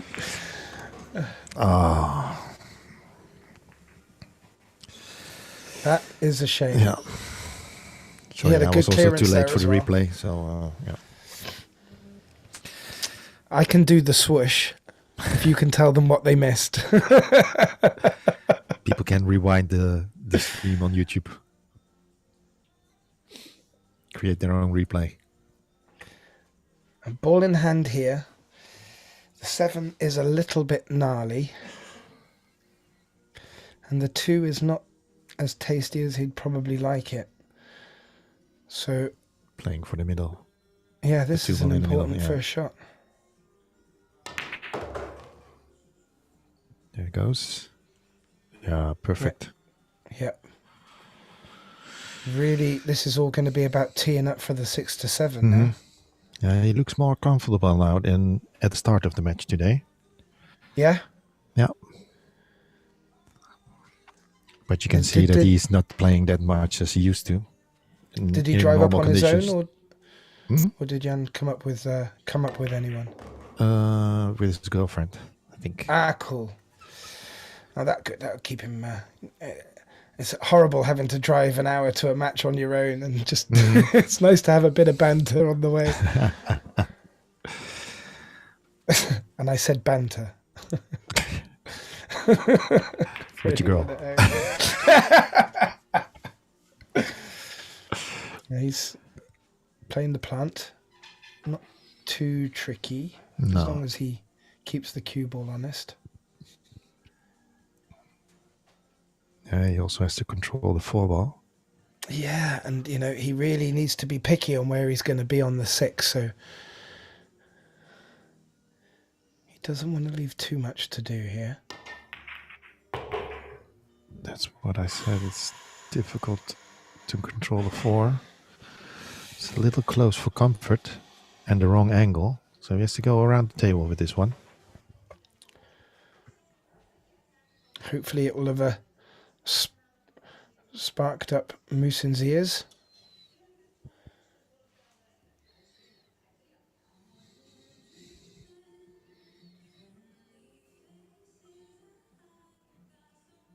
Yeah, the cue ball's going to be running away here. I did like the digging into it, but he wouldn't be guaranteed. He has to avoid the 7. Oy. What's the 10 doing? I think He it's opened up blocking the the 9. 7. Yeah, but now I think the 9 is blocked now by the 10 for the left bottom pocket. Moves one problem to the next. Solve one, create one. Yeah, quite.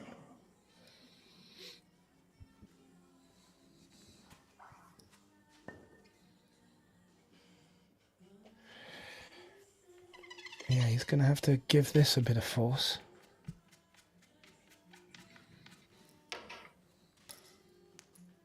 You think this? Can you see from there if the 9's covered? He's definitely covered it, yeah. It's hard to tell.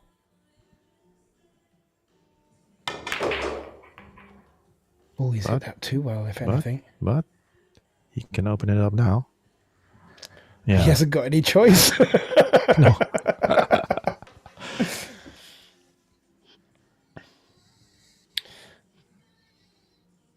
And as long as he doesn't hit the left-hand side of that 10 ball, he should be in good shape for the 8. Great angle. Oh, can't argue with that, Jimmy. Yeah, he's played that really well. Yeah. Wasn't an easy shot. He just has to be careful to control the speed of the cue ball now, as the 10 ball, could be in the way if you overrun this. So rather be a little bit short. Yeah. He's drawing it. You think? Going away, Yeah, creating a bigger angle. Yeah. Better, yeah. He's not happy, but should be able to make this one. Yeah, he had a similar one just now with the 7. Mm-hmm.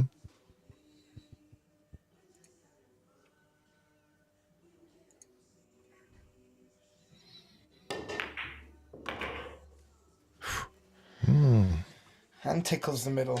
That's confidence. That's very good. Maybe a 6-frame lead. Let your arm loosen a little more. Yeah. Oof. Aya's coming in on the chat and predicting a little runaway here. Oh. I would love to have him in on the comms right now. Yeah. He always brings the noise. I think he's busy with his job at the moment. If you don't know, Arya is the floor artist. You can find him on Facebook and book him for any floor jobs. He's a really parketeer.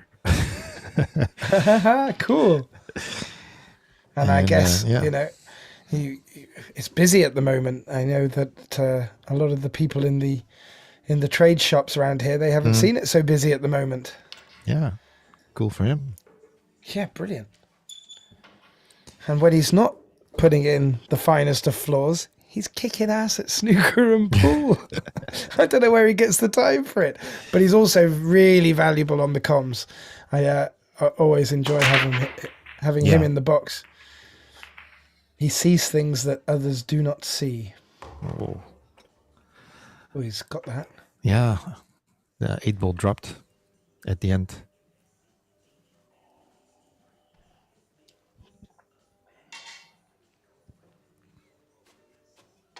Yeah. So nice layout here. Yeah, that was quite a promising break.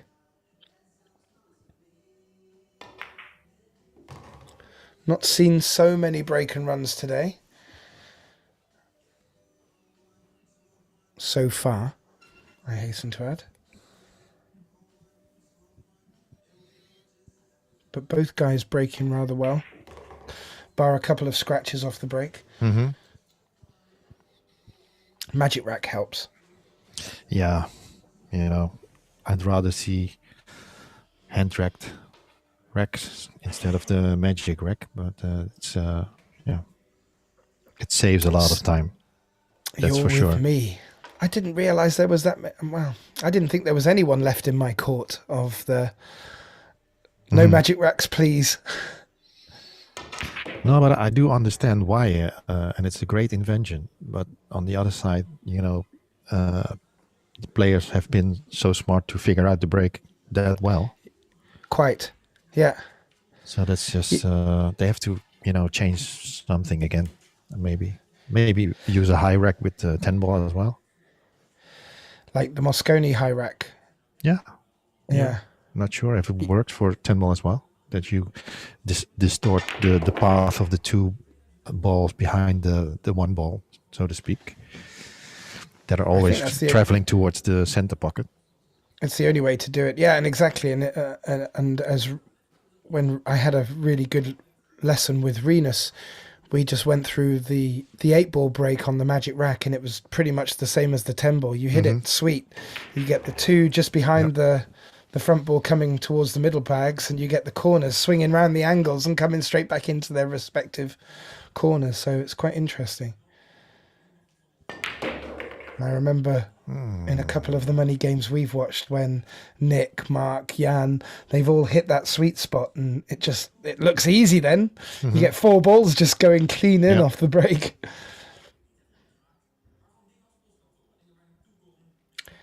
He's going to hit this. I was going to say he needed to hit it soft, but what he did do is he dragged the cue ball to take the speed out. Yeah, and played it inside English, to go away from the 9 to give him the best opportunity to get a shot.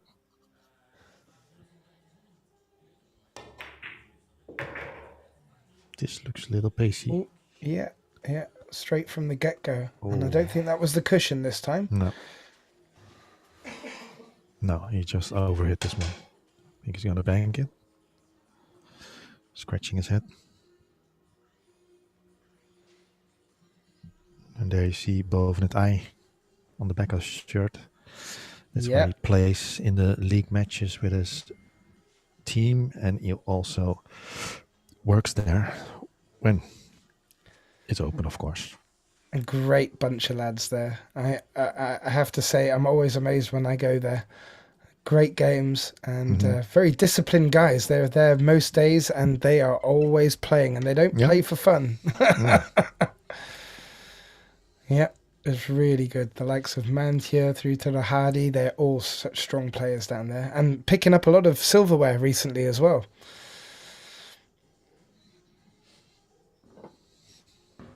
Which is always nice to see. He's going for the middle. Yeah, I think that's the wise move.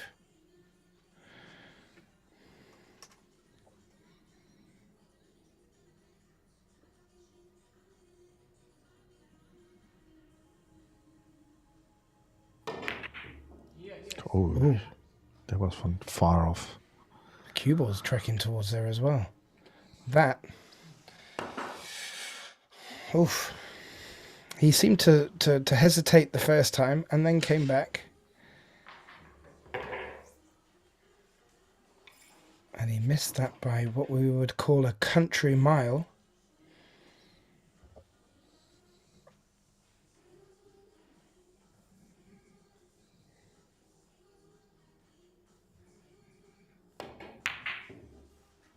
Oh. Muhsin. I don't like to see that. I really fancied him there. It's just a little lapse in concentration, maybe a little lack of table time even, but... Yeah. He just,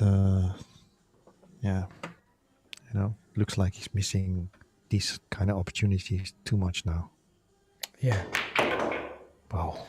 And Heart of the pocket. Yeah, quite. And I guess from Jan's side, that's what he needs to do when that happens, is be as definitive as possible. But that was a shame.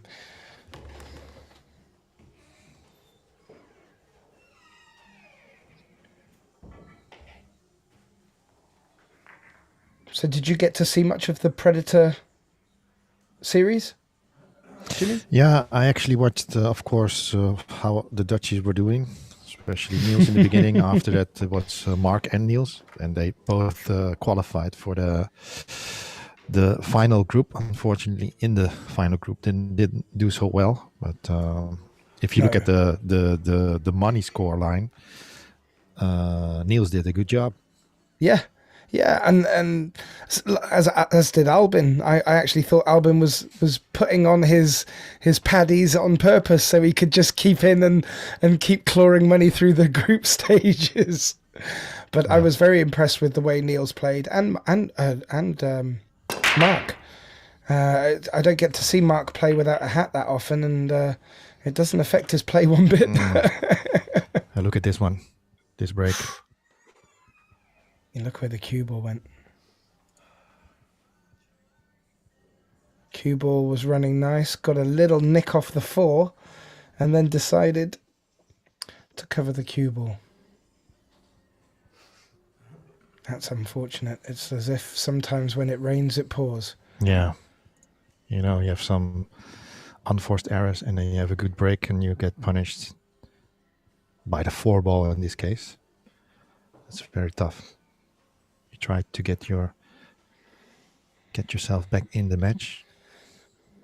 Interesting question from Martin Savicki. He's asked who paired these guys together. I actually don't know personally. Maybe Jimmy can shed some light on that, but I know that it was set up quite quickly after the Nick match. And I happen to have been speaking to Jan as well, but I don't know if Goran contacted him directly or the other way round. Do you know any different, Jimmy? It's in the chat now. Oh, are you adding it all in, are you? Mm-hmm. Thank you. Oh, Casper. I didn't see him. I didn't scroll down. Sorry, Casper's already jumped in with Jan put out an open challenge and Muhsin accepted. Fantastic. That's what we like. Challenge accepted. So I guess Casper has done the same thing and he's thrown out his challenge. Has anyone picked up on Casper's challenge yet? Or was he directing it at me?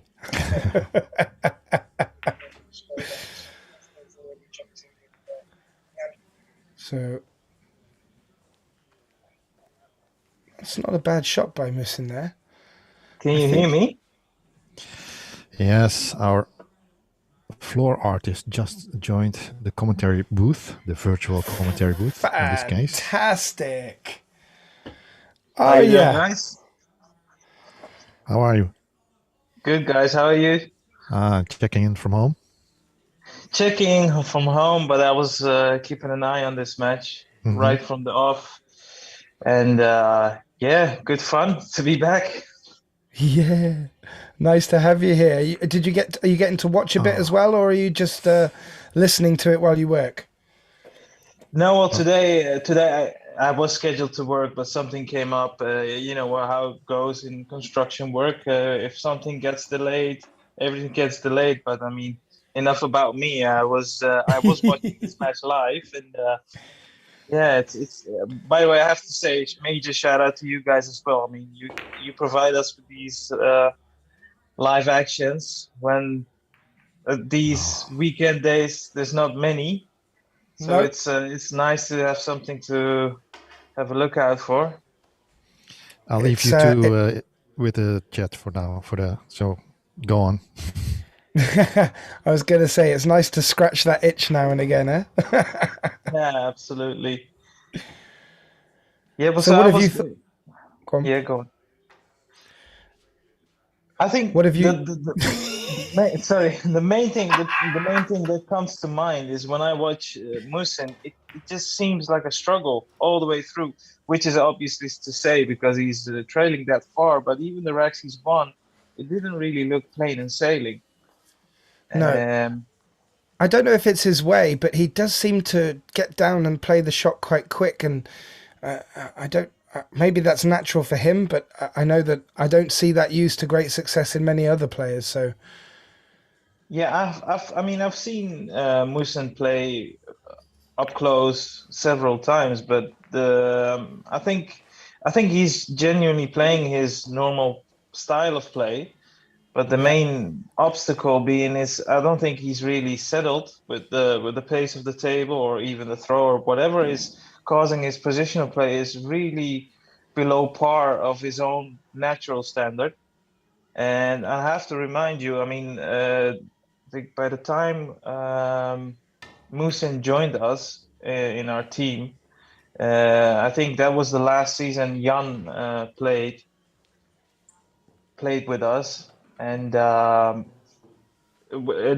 actually had a meeting, and I think it was a cup finals, and if my memory serves me right, Musin beat him twice on the trot, oh wow, and Jan at that point was our leading player. I mean, he was picking up all these valuable points and winning important matches. But I do remember Musin giving a good run for his money. yeah, handed it to So him. yeah. So they were really a close call. And but so I mean, I think that's in the back of his mind, and he knows he can give him a good run for his money. But at the moment, it's just he's just struggling to pick up his pace. Yeah, yeah, and he just lucked out on a jump shot there. He just clipped the 7 ball, giving Yeah. Jan ball in hand. Wait a second. I think you might be a bit in front of for me because as at the time you said it, I would literally just watched it happen. So you look like you're like a truth teller for me. Call me Mystic Meg, are you? And just having a little watch voyeur over the chat, and Casper's repeated his open challenge. Thank you very much. If and when I feel up for it, I'd love to take you on the challenge.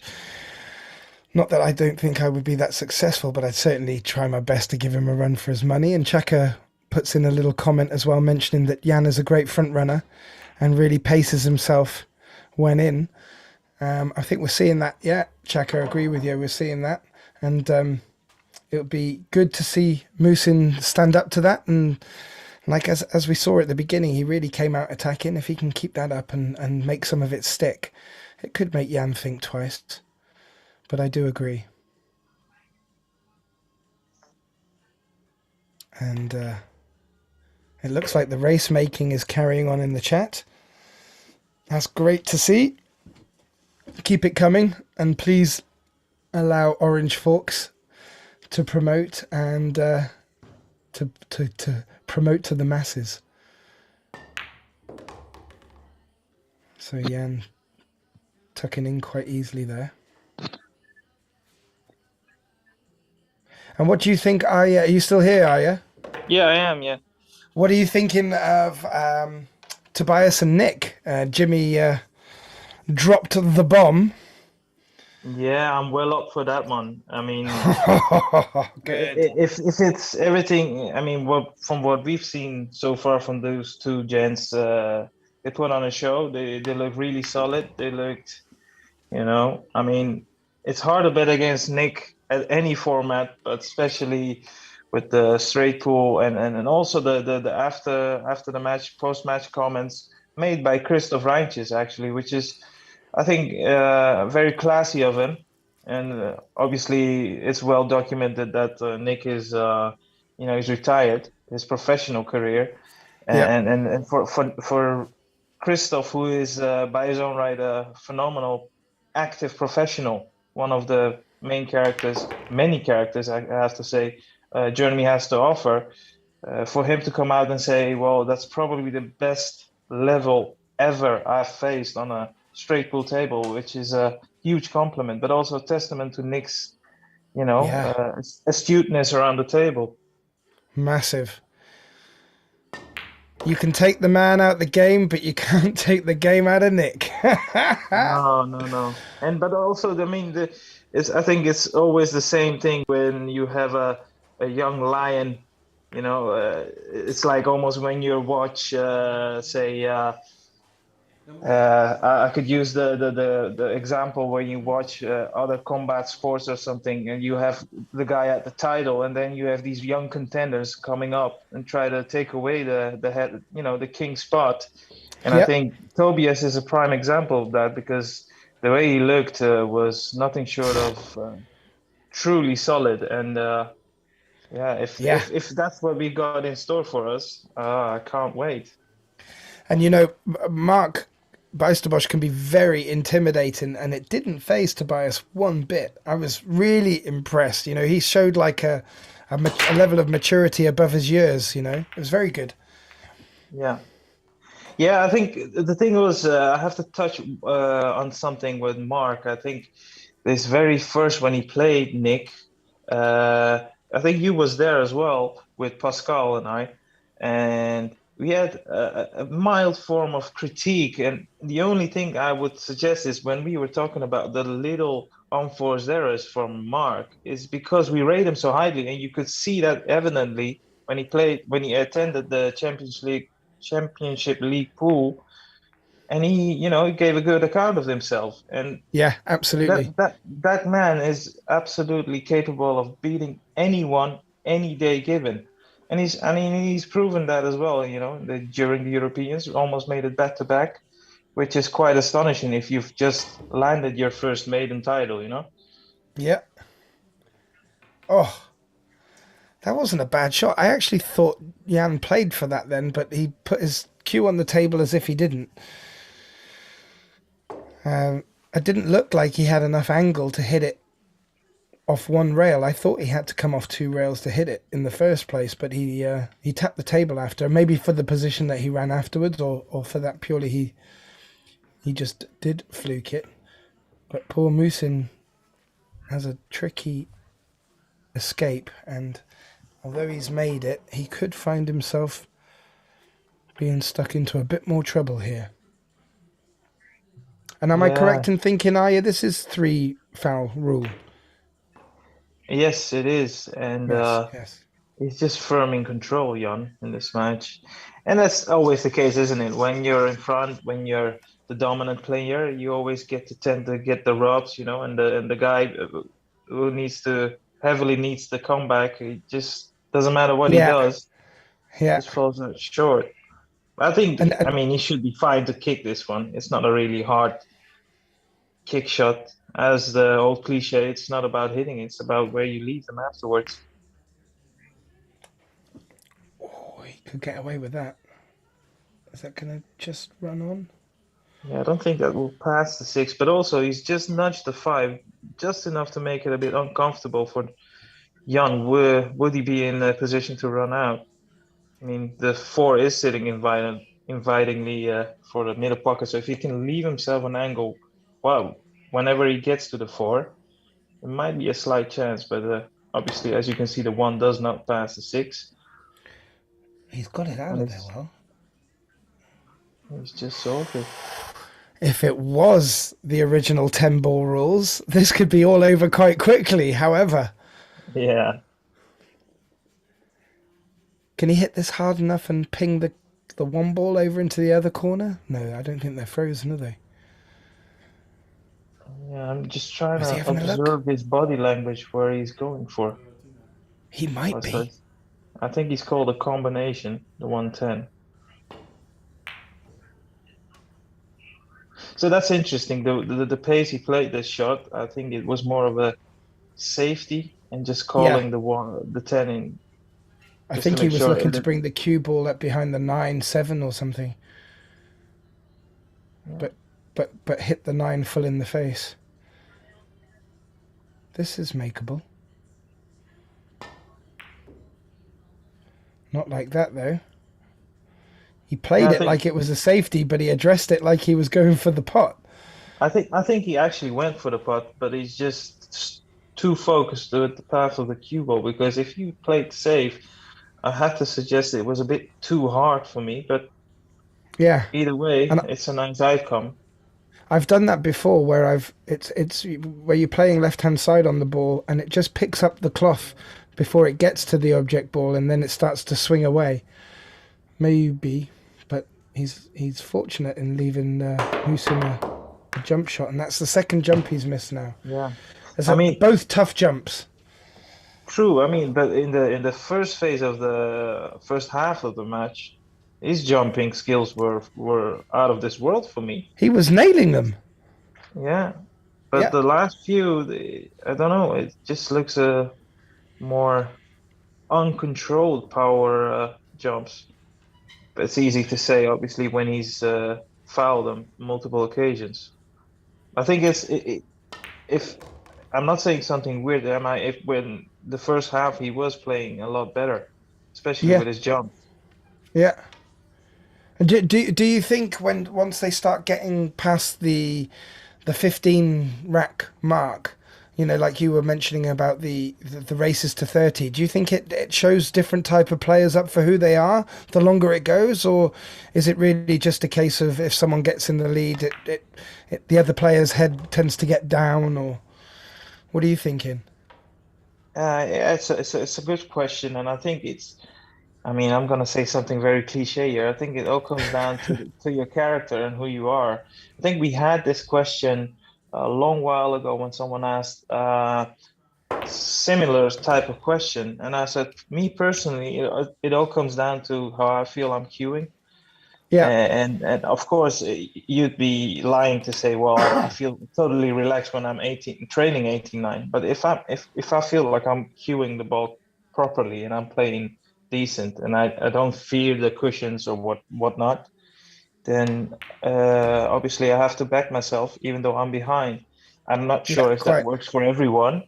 But to answer your question, I think it just probably if you're in the seat of Musin, you know there's something missing or Yeah, multiple yeah, things, and I think for him it's vitally important to figure out a way either to correct his mistakes or figure out a way to play a bit better because at this point he's just like I don't know, he's just there but not really, you know what I mean? well, He's just following Jan.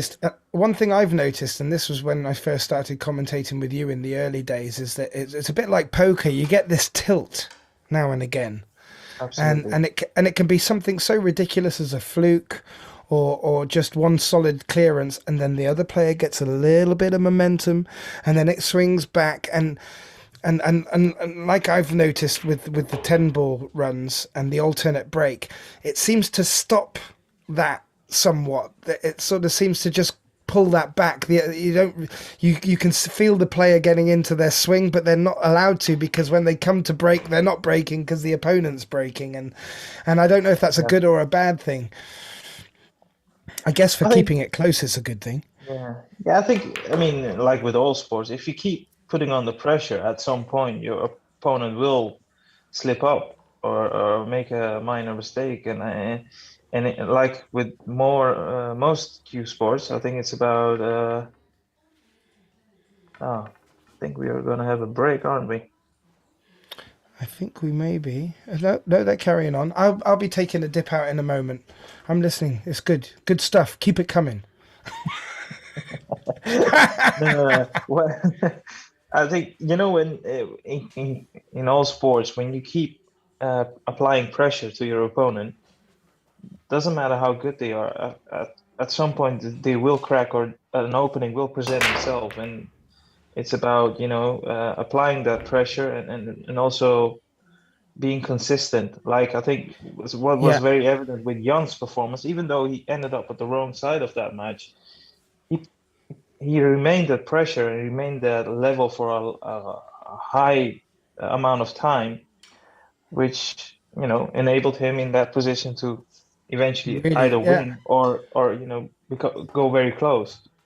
And That's again, like you said, the one thing I really like about watching Jan play, Van Leeuwenhoek, is that with that pressure, when he does, muscle and eke out that opportunity, it's as if he's still got that bit of energy left to be able to take that opportunity. I know I see a lot of players putting everything they can into making creating the opportunity, and then they're just exhausted by the time they get there, and there's something, just either they become too relaxed or relieved, and they just don't focus enough on that next key wow. shot, and Jan makes that difference for me.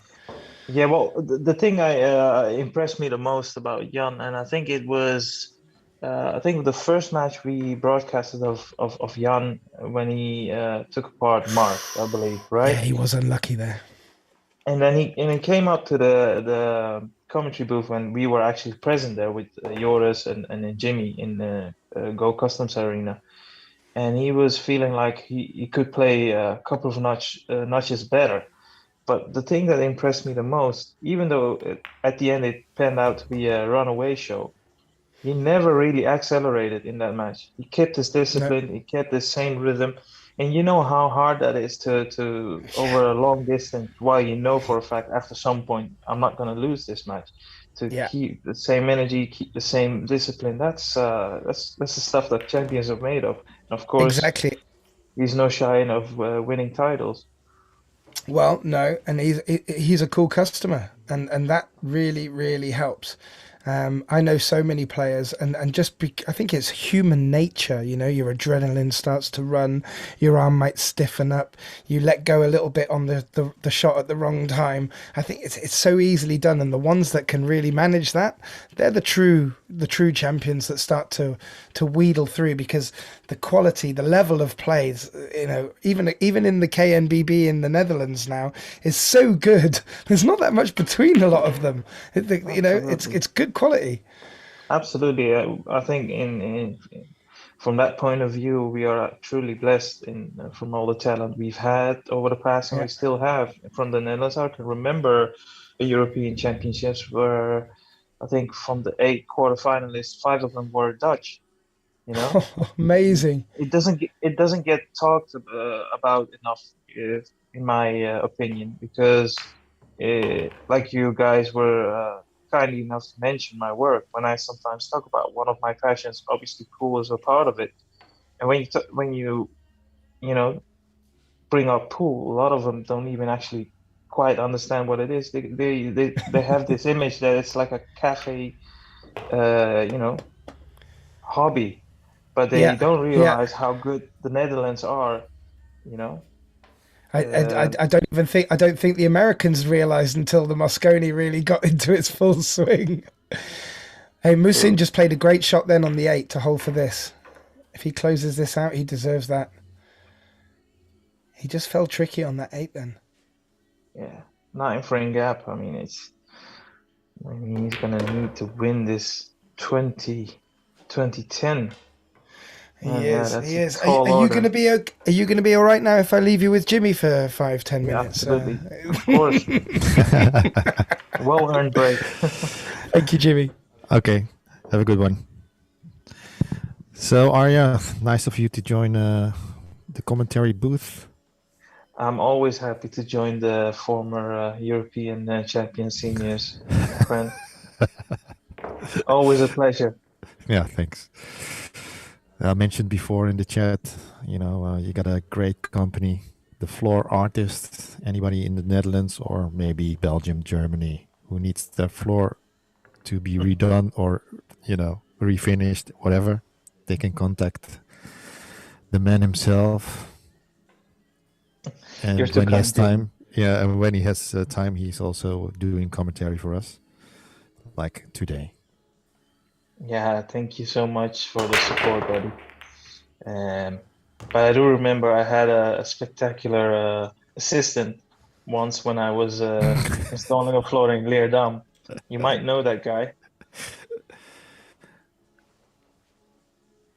I didn't tell you.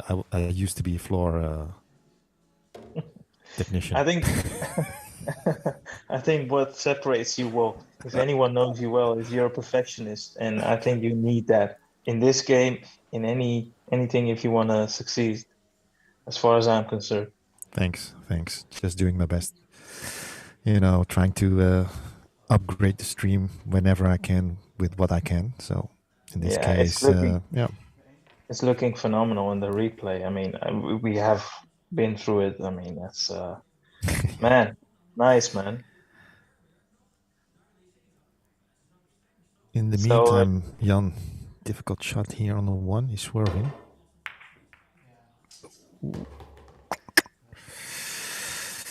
I have to ask you this though, Jimmy. Yeah.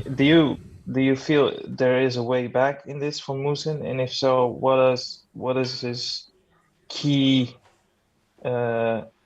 key path to victory if he were to turn this around? Well, to get back in this match, he needs to, you know, take these chances that he gets from Jan, and also the last few breaks he had, he lost a little bit of control of the cue ball, and that's something you cannot do in this alternate break format. So that's the things he has to look at and improve for the next coming racks. Otherwise, Jan will be sprinting home Yeah, to I the agree. 30 rack. No, it's also these type of racks, I mean, or maybe there's an argument to say, well, the 8 is a bit too close with the 10, but it's not really causing a problem. It do him a world of good if he just runs this out with proper position Yeah. and just nice control, just to send out a signal that I am still in this and I'm still chipping away. Look, this is just getting away a little. He should be fine. Cutting it in, going in between the 6 and the long rail. Oh. Not sure if that was the right choice. But that's always... I think that's been a pattern in this match. I mean, even though when he's getting these opportunities, he's making very hard work of it. Yeah. And that's not something that's gonna, pick your confidence up. No, this should have been an easier run out, and now he's in trouble. Not as much for the pot, but to keep the cue ball on the left side. That the 10 is not in the way to have a pot on the 8. Yeah, this is quite thinner than it actually looks, it's but good shot. really good work of it. Still not completely out of the woods, even though he's got a slight angle. You can easily run forward too much with these. It might be even better off just to try to hold the cue ball and leave the high angle on the 9. I think I would just stun it a little away from the cushion and have a good pot on the 9. Look. Oh. Yeah, that's just lapse of concentration. Yeah. And he's in trouble. You can't afford to miss these shots. It doesn't matter even what the score line is. That's just a huge dip in concentration. But obviously more so when you're behind. That probably was because of the cue ball glued to the rail. A little bit awkward bridging for Muhsin, but I didn't expect him to miss the pot like that. I think it's like an avalanche effect, isn't it? Once you keep making these mistakes, also the pattern you choose or the way you think, it just gets complicated and more complicated to a point where you just feel like there's no point. And I'm not so sure if he's already feeling that.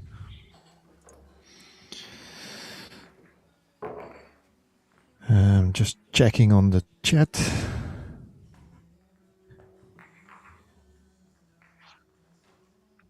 See, there might be a match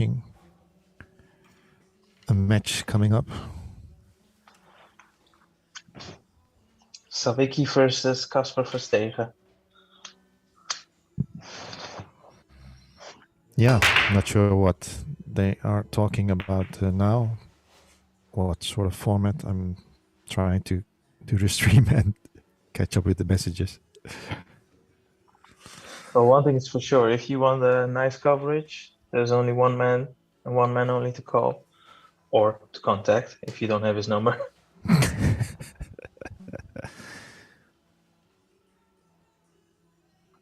Yeah, and earlier there was a comment when I was also a little bit active on the chat.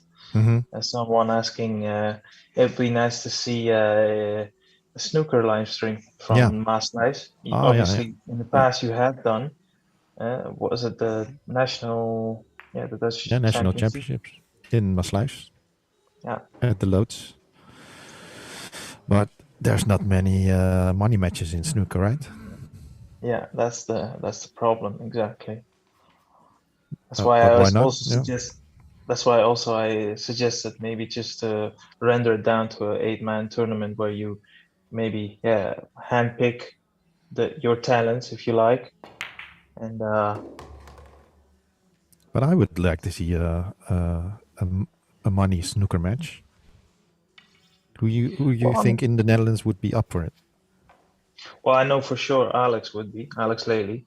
Yeah. And he might not be the first person you would think of when you're talking about snooker, but I can easily lend out a secret to you. He's a vital part of my yearly campaign, if you like, when I try to prepare for the Dutch Championships. He's probably one of the few guys I practice on a daily basis with, and that man can shoot. I can tell you one thing: I've played against all the best players from the past and the current in the Netherlands, and he's not that different from them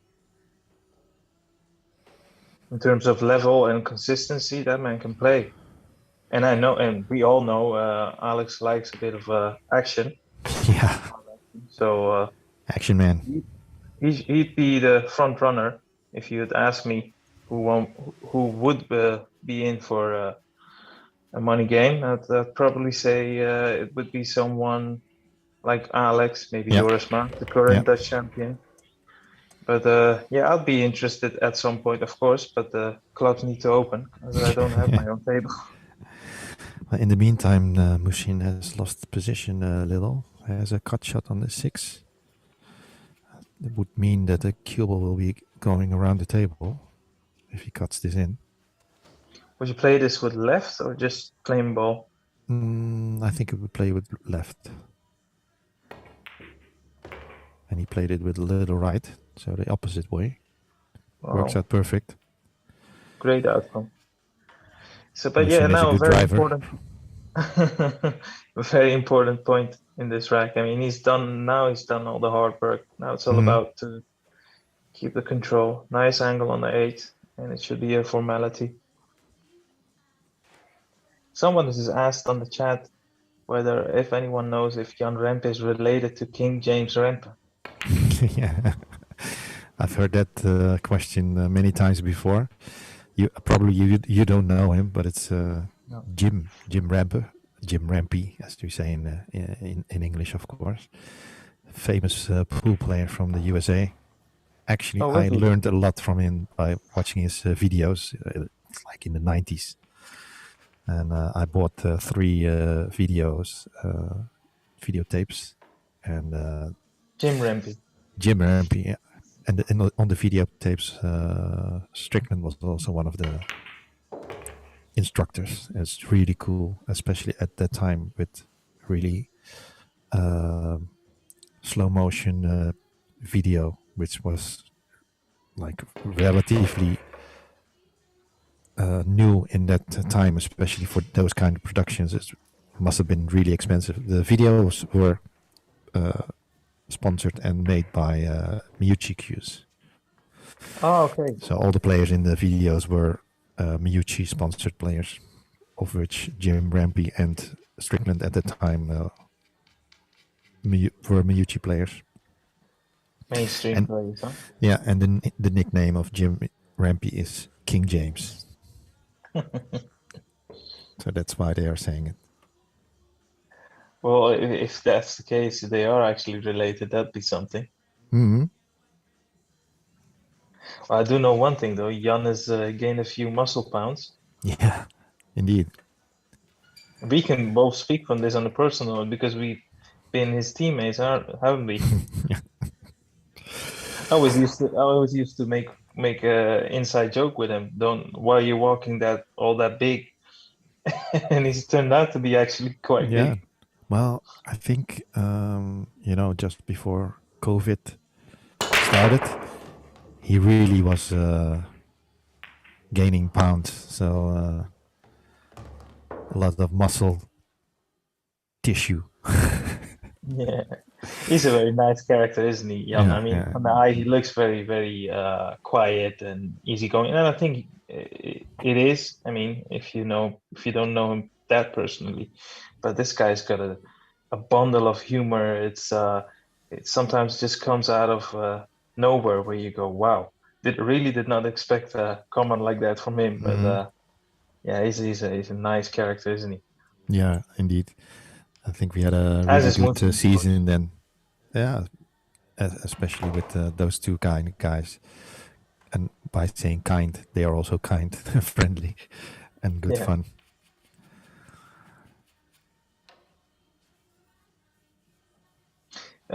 You have this experience with, as you were talking about um, innovations for pool, you have experience with the iPool system. Yeah. It's like a Hawkeye system or something? No, it's actually it's a device that you install above the pool table, not straight above, but on the side. So Okay. it's pretty strange when you see it at the first time, and then yeah, it projects all sorts of things on your pool table. So fun things like koi fish in a pond, and when Oh you yeah, shoot the right. ball, the fish, they start swimming as soon as you hit them with the ball. Those kind of things. But it's also projecting exercises. So it's really good for young, let's say, students, players in school, to have them play pool in a fun way, and then evolve from games, and then they start doing exercises and so on. Yeah. And it's there's a new project launched by the KNBB. It's called Okay. iPool. And Okay. the launch was a couple of months, was last year. I did the live stream from the press conference and the launch. Yeah, it looks really cool. You can do it on a small table, on a big table, a 9-foot or a 7-foot, whatever. It's yeah, it's good fun, but also very good for target practice. When you have to pot the ball, and then when you have to pot the ball and place your cue ball in a certain area. So it's It's like really cool. do you need like a virtual reality glasses or No, anything no, in no, no. particular? It's just a big projector, so it projects everything on the cloth of the table. Okay. I mean, yeah, I've seen footages of that. Obviously, you Mm-hmm. shared them, well, I certainly do follow you on all social media channels you have, and yeah, I was very impressed. That looks like iRobot Mm-hmm. stuff. Yeah, Muhsin tried to play a good safety here, but he's let Jan off the hook. Jan has a shot to the corner or to the left center. Also, a sign of a player who is struggling. Every time he gets to the Mm. crunch shots or the last few Mm. balls, he tends to, yeah, maybe Aye. there's no way around it. He just tends to put in a quick one or a Mm-hmm. careless one. Well, he's Mid off the back at the hook, though. table. Yeah, not an easy shot here. Has to be Can he just careful for avoid that the. side Yeah, pocket? that's the thing. And he might have to be reluctant just to let this roll in instead of applying some sort of Mm. pace. But I'm not sure. I mean, he's aiming high, so I believe he's trying to cross the table. Good shot. Ah, Looked easier than we thought. I still need to see this one disappear because based from what I've seen, mostly the key shots he's been falling short. So I need to see if he can just keep his discipline. I already like that he's taking a bit more time.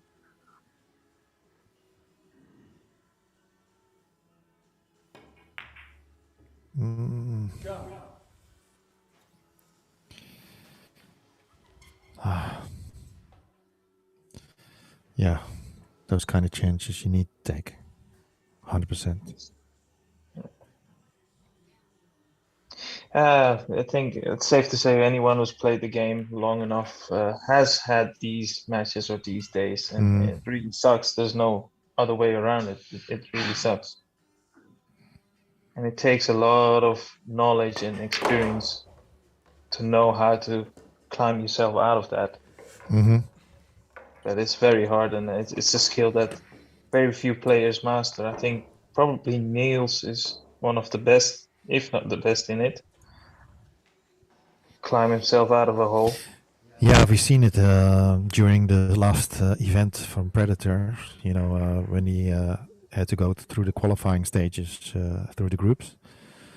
It's very tough. I think he finished twice in the semis qualifying, and then he finally qualified in the third or fourth group.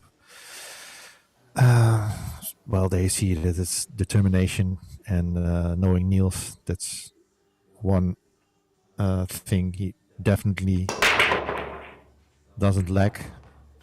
He has a lot of determination. No, I think he's like I was talking with a mate of mine from the snooker scene who knows him from way back. I mean, when he started off, fun fact, he started off as a junior snooker player. He started as snooker, yeah. And he started in the club where I practice, which is my home club, the Delta. And he knows him. He knows him from the junior days. They've played, they practice, and I thought it was quite interesting coming off from him saying that probably if you're talking about the ultimate professional, you have to put Niels up there because he does not leave anything to coincidence. He tries everything in his power to gain some sort of advantage, or at least, be stronger and ready when the next challenge is ahead of him. And that's a testament to him because he's been consistent in that approach almost his entire career.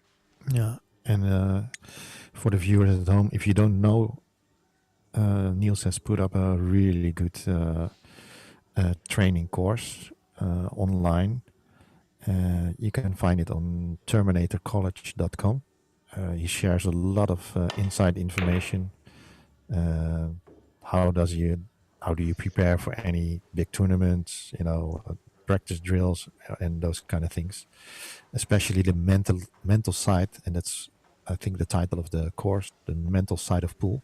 So really interesting. If you are interested, go and see his webpage. You know that I'm doing a lot of raffles, and in the near future I'm gonna raffle one of the courses. You get a free entrance to the course. So if you're interested and want a chance to win that, keep an eye on the Facebook page of Orange Forks. Follow our page and put on the notifications so you don't miss any posts or anything going live on Facebook, for instance.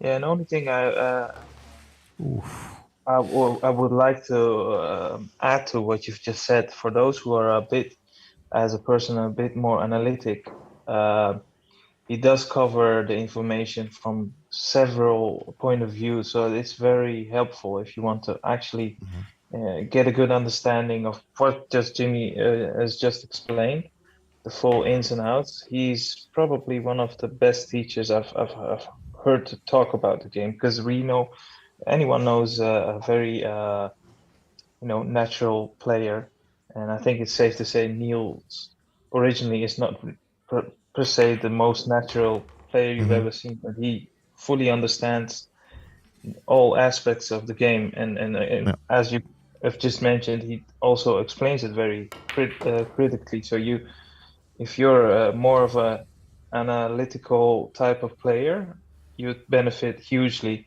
as well as the natural, the guys who Yeah. just needs to watch and they pick it up easily.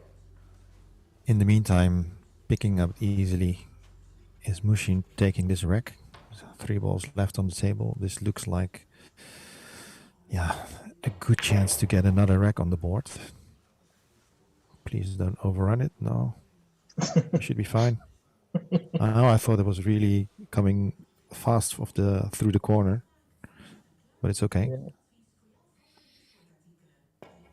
Yeah, unfortunately, the last few racks he's lost, they were all on the last, the pre-last shots. It's been a pattern, which is, it's not beneficial.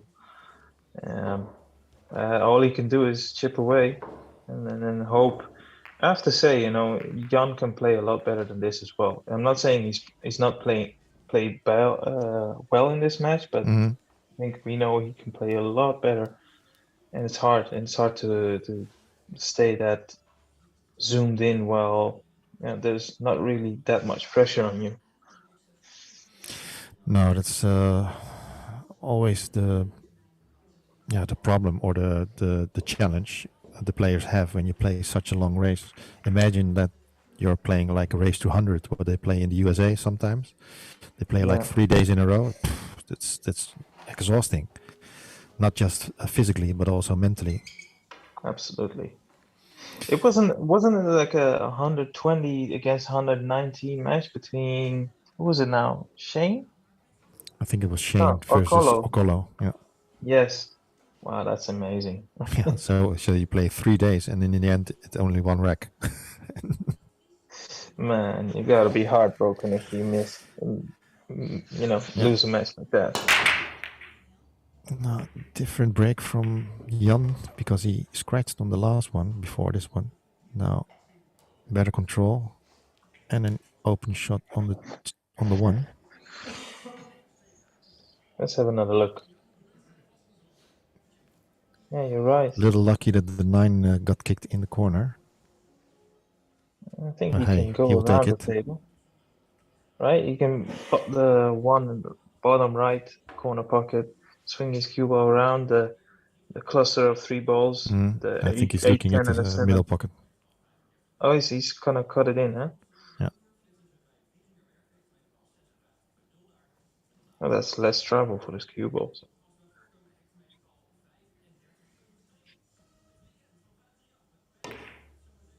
Nice shot. And good control on the 2. Tee shot coming up here. 3 to the 4. And the angle he leaves himself on the 4 to get to the 5.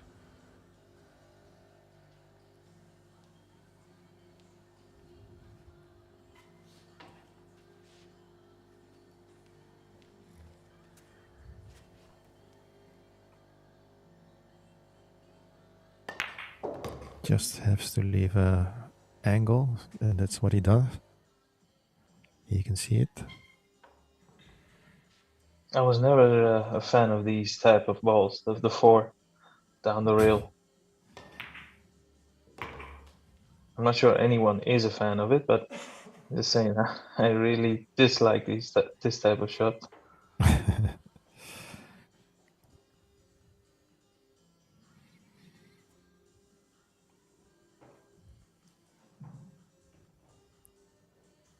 Don't hit the point.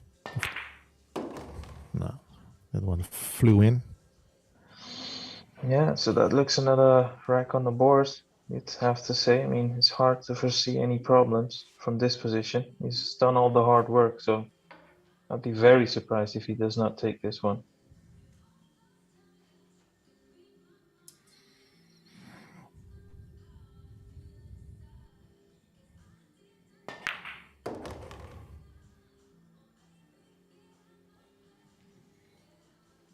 Yeah, and off the 2, I think it's quite evident to see he's got the pace of the table in control, Jan, or at least a majority of the match. Whereas I feel Muhsin is just, fighting his positional play, which is causing him to trail this much.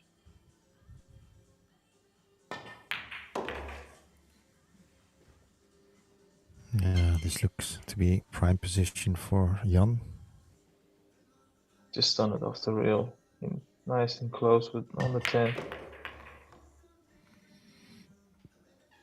Yeah, I think he's in pole position, Jan. It's not a lot that can go wrong.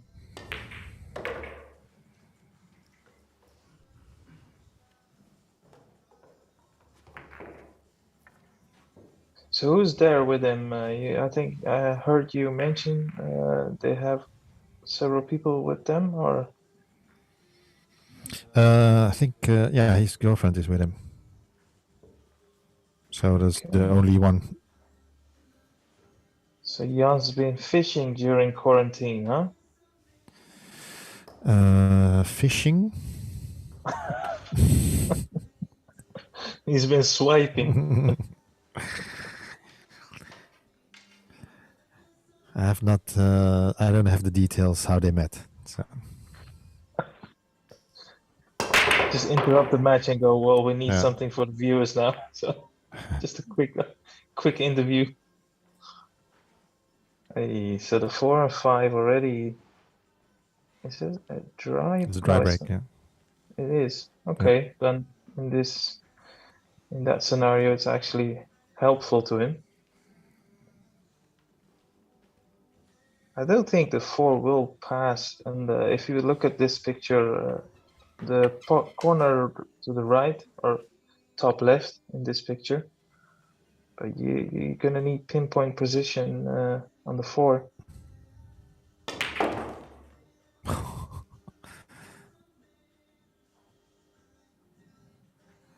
Well, That's all right. yeah, he made 2 of these types of shots before. 2 times the 8 ball, I think, and they flew in, in the heart of the pocket. Let's see what happens now. I have to say, if I have to pick an angle on the 3, I'd It's good. prefer it to be the same type of angle he had on the 2, to be short, Mhm. so he can swing it around those 3 rails. Well, he has to swing this one around to open up the 4. I'm not so sure if he's trying to go forward or No, it's going around the angles. he's trying to disturb it now. Oh, okay. Good try. So good news for Muhsin is probably you're gonna get back to the table, but the question remains: is he gonna be hooked? What type of shot? Oh, so he's called the long cross bank in the bottom left corner pocket. Will he play position as well? Wow. Well, you can't really classify that as position, but he is at the table. Here we can see it again. Rock solid. Yeah. But it does beg Unfortunate the with the cue ball. It does beg the question, though, Jimmy. Would he have played this same shot if the score line was 22-21? No, it's of course he has a comfortable lead, so you can take a little bit of a risk, but the risk is that you're gonna, lose your concentration when you go for these kind of shots every time, and don't take a safety. Yeah, you can see his annoyance, but I always when those type of shots occur, the only thing I look at is the body, and if you can clearly see here, as soon as he hit the cue ball, he already stood up. And if there's one thing that's vitally important on these technical shots, if you like, is to remain completely still, and if even possible, like keep your body still for another second, just to be sure you've gone through the aim of line straight as possible. Yeah, no, not a chance for Muhsin, so he needs to take advantage of these kind of chances he gets from Jan, which will give Jan something to think about if he takes these chances. Yeah, this all he can do, right? Yeah. He's just mind his own business, and probably at this point he's not really Mm. in his mind. He's not really engaging with a battle. He's just trying to make the score look as respectable as possible, I Yeah. suppose. It's not the best angle. He's left himself on the 9, No. mind you. I think he needs to incorporate some power here. It's not really what you would like to do, but he's more or less forced into swing around the cue ball at the other side, to the left of the 10. Yeah. Good shot. Now he's missed a several similar type of shot earlier on the 9. And let's see if he can just keep his discipline. Also on these shots, just keep your body still. Nice, straight to the line. Well done. Nicely done. Howdy, guys. Thank you for the break. Let's hear who's back. You just missed it. You missed it all. Well done, So- break, my friend. Thank you. And Have you been keeping an eye on it, or just I've been zoomed out? listening on the Bluetooth headset, and I'm pretty impressed that I can pick up the Bluetooth 2 story.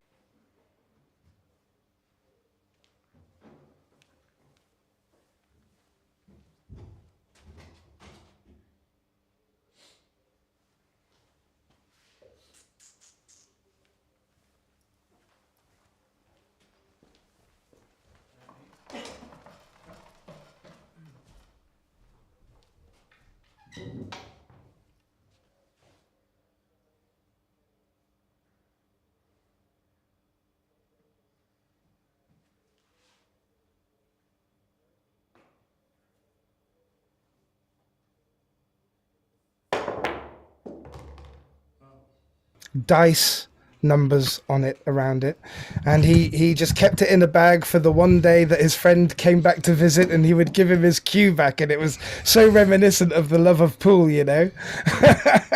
It was, Yeah, and I but- was allowed to play with it, you know. Not many people were allowed to play with it. He said, I'm sure he wouldn't mind you playing with it, you know. You know, It's great. I have to touch base on this subject. I mean, I've seen some over the years on the internet, some cues and just in general pool memorabilia, you know, from the old days that are worth a fortune. I think I can remember one cue that was like 15 grand, wasn't it? Wow, yeah, and if Grant, a good friend of ours, was on here, he could tell you some stories about cues and their values. I just know that I'm on a couple of the Facebook groups, and I watch things come up for sale in America, and the cues and some of the smaller memorabilia really holding their value, and then the odd antique, most beautiful table will turn up, and I guess because of its size and its you know, fragility of having to move it, they don't go for much money at all. And it's just, you know, not that I would ever have a house big enough for a pool table, but that would be the dream. And you're quite right, I've seen some brand new cues go for 15,000 as well, so Yeah, man, that's a lot of money. 15,000, you can buy a car easily from that. buy a car, I could travel the world for 10 years on that. But more importantly, you know, with pool becoming so popular, I can imagine things like this will now start becoming more of an investment, especially as materials get far and fewer. Things are less handmade, more machine made. I can only imagine they're wise investments to be made. I know that, and this isn't a plug, so sorry if anyone gets annoyed by this, but I'd love to save up enough money and get a Volma cue. I just love playing with them, and I like Michael as well, and you know, and I think a lot of people in the pool community are like that, and quite stick to each other and support each other, and I can see in the future it becoming far and fewer cue makers and value going up. Yeah, absolutely. I mean, I am a firm believer that craftsmanship needs to be, what's the word I'm searching for? Needs to be recognized and also paid for, right? When someone Absolutely. puts a lot of labor, time, and just material costs into a finishing product, I think it needs to have a certain worth. Otherwise, The thing more as a is though, hobby. and this is the fine line for me, Arya, is that it's all very well being very good and proficient in what you do with wood and making a beautiful cue, but if it doesn't play well, then, Yeah, then absolutely, you've got absolutely. to, it's when they put the effort in and make a cue that still that plays proper, and it's amazing how cues still back from the 60s and 70s still fetch a lot of money on today's market. I think it's great, and they get played with. Well, I hope they get played with. I think the thing, there's a fine line also in that subject where you're addressing. I think, of course, it's an extension of your arm. It needs to suit your preference in terms of specifications. Yeah. But ultimately, it's not the cue that, it's the guy who is behind the wheel, so to speak. Ooh, I can see what Jan was suggesting there. Did you see that? Yeah, it just ran off, didn't it? Yeah. Either he just didn't hit the cue ball in the middle of it, which is the biggest challenge in cue sport, to be absolutely dead center. He's got to have some good cueing here. I watched Muhsin make a great jump shot earlier and follow it in. This is He's trying to put the nine. one of them moments.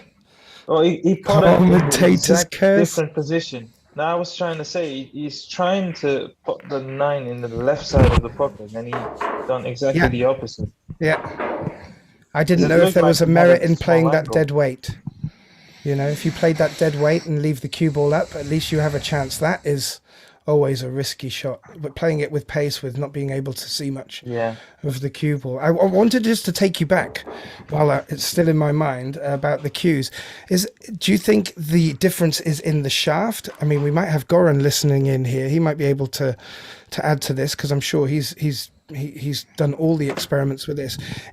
Does the butt play as much of a role? Is it more about the weight and its displacement as opposed to the shaft, which is doing a lot of the work in two-piece cues when it comes to how the cue ball is affected? As you mean, it's all down to personal preference. I know guys that wanna like a very stiff shaft that's not really responsive. Others they hate it. They wanna like a flexible shaft, and Right. also the butt at the butt end, and the grip. In pool, it's very custom to put something extra or a leather grip or a custom-made grip on it. The tip, everything is so diverse, and I think that's the beauty of the game. Is there's for everyone, for every taste, there's a product out there that can, well, at least closest to your liking, is available. Yeah. Me personally, I just like the lightest possible. I've had several materials in my hand, and the heavier it gets, the at the back end of the queue, it just I tend to feel like I lose all touch. But like Right. I said, it's just personal preference, because you also have to keep in mind, when I had those type of cues in my hand, the other guy who owned it Yeah. probably preferred it that way. So it's I mean, it's hard to say. But I will You say though, with the last thing I sorry. would like to say about equipment, I'm a firm believer of first developing your fundamentals. And when we're talking about fundamentals, it's the technique that you're gonna probably rely on the rest of your career, and then just go on the search and on the hunt.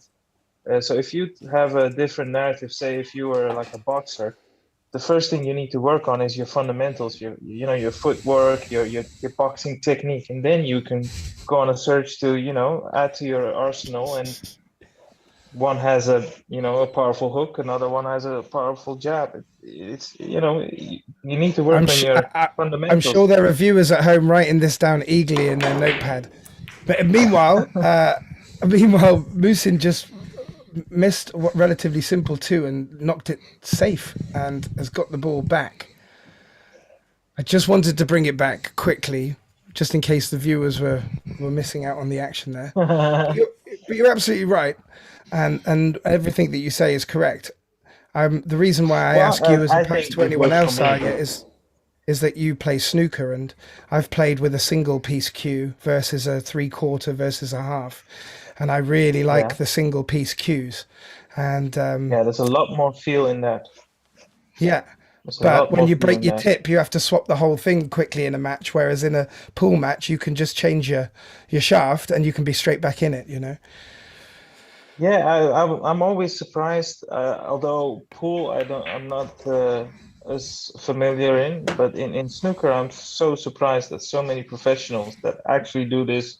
Well, it's in the word, right, for a profession, and they can't help themselves. If something goes off, they're absolutely lost Oh, and did you see dependent on that? He's someone just else. he just came the wrong side of the four there. Did you see that?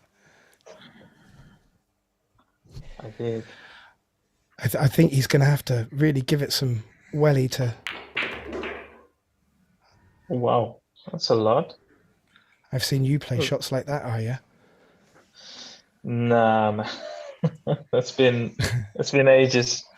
It's been ages. I think He's I open. think at this point everyone is just craving to shoot some balls, right? Absolutely, I'll second that. But he's apparently, and under good instruction, this gentleman has a buffalo table at home, and so Muhsin, Musin, he owns the yeah, table. Yeah, that's correct. and a very nice one at that.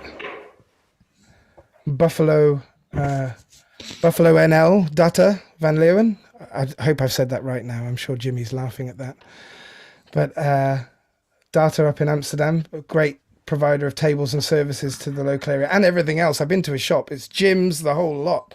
He's got everything down there to do with sporting. Yeah. If you want, from boys' toys to the full outfit. They also have ladies' toys, right? Quite well, yes. Boys is plural for Yuli. Everyone's a boy at heart. But thank you for picking up on that. It's one of the few places they have a Chinese 8-ball table, right? So I Or they had. understand, yeah, and I did hear that a few of the Plan B players were going down there to get their game on. What's his name now? Who Julian actually Kaus, represented? Yeah, Jur, yeah. who is Name's by origin also a snooker player. formidable opponent. So the Yeah, score that is man still can keeping play. the score is still got a good gap. I was listening while I was away on the break, and I was hoping that Musin would have got back more than a couple by now. But if Jan can keep like this, then he's then going with the percentage rather than the. Oh, they're all looking over at this camera. Is it starting to make a noise while it's whirring? Or? I think to touch on what you've just said there, getting the main concern or the most concerning thing for Mustin is the majority of the racks. Ever since I've just joined, he at least had a visit or a couple visits at the table. So for Yeah, him to still trail that much is, I mean, you don't need to be an Einstein to understand that he's had opportunities, but he's not made the most of them. I mean, if anything, if Goran's listening in, this is a great advertisement for any budding MoneyBattle wannabes. These guys can go up and down, and if anyone else is watching at home that feels like they want a piece of the action, I'm sure if you put yourself out there through Jimmy, he'll set something up for you. I know Yeah. sometimes when I'm watching the guys miss the odd shot, I'm thinking, oh, I might have a little sniff at that. But then when you actually start to watch, Yeah. Yeah. I'm just dreaming. To quote the great Mike Tyson, everybody's got a plan until they get hit in the face. Exactly. And don't get me wrong, I'm a great ambassador for playing for money. I think after playing a few times in America, it's a great social thing, leveler. It can keep someone quiet and it just keeps it interesting. It doesn't have to be for gajingas. And this is where the real root of the sport, as far as I'm concerned, from reading the books, the hustling books, the hustler books. I think this is the real root of the sport. So it's great to watch and great to see how they react to it. Coming out their own pocket, it changes the way you play sometimes. Probably most of the time. For most of them, yeah. If you look at Mark Weisterboss, sometimes it just feels like he's, he needs an impulse to be out there to do his best. But hopefully we'll see him back in action soon. I think from what he's shown on the Championship League pool, hopefully there's more to come from that because he started to look more like his own self. Yeah. Yeah, and he's it's good to see all these guys getting table time, not just for us at home watching it, but for them as well. There's no there's no substituting experience, and being under the lights, knowing that your mates are watching at home, even all of them sort of them things can take into effect. But these guys, true professionals, the more time the better. Absolutely, I couldn't just agree can't more. keep up with the changing color of balls. I'm afraid, are you? Yeah. Well, I mean, kudos to them. They're trying. I think they're trying all sorts to, you know, do their marketing end on the I remember the adverts very vividly because they were on so often. The tunes are just ingrained in my head now from a yeah. marketing perspective. But I remember that they have a completely new molecular structure and some I can't really. I'm trying to I remember have what to else say they were one thing advertising. though. I mean, those Rasson tables, as well as the pool and the snooker, they look really, really nice. Yeah. As far as designs go, I mean, it's one of the best I've ever seen. So Jan has got a tricky 8 and has finished straight on the 7 here. Yeah, it needs to generate a lot of power here to cross its cue ball over to the right side of the table.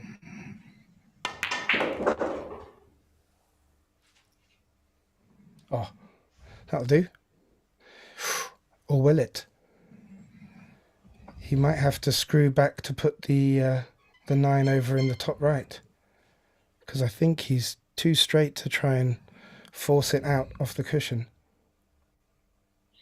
If he can just pass the middle pocket, that'd be ideal. So he can also cue easily. And I think he's just done that. So Yeah. all things considered, that's a pretty nice positional shot he's just played there. There's a choice to be made here, whether he's trying to hold the cue ball or maybe use a couple of cushions. I think it'd be fine just to stun it in off two rails. Thank you, Mitchma and BC Colours. Nice to have you in. Are we pool players, pool watchers? Have you seen these guys in action in the past? Love to have some feedback through the chat while we watch Jan settle down for this 10.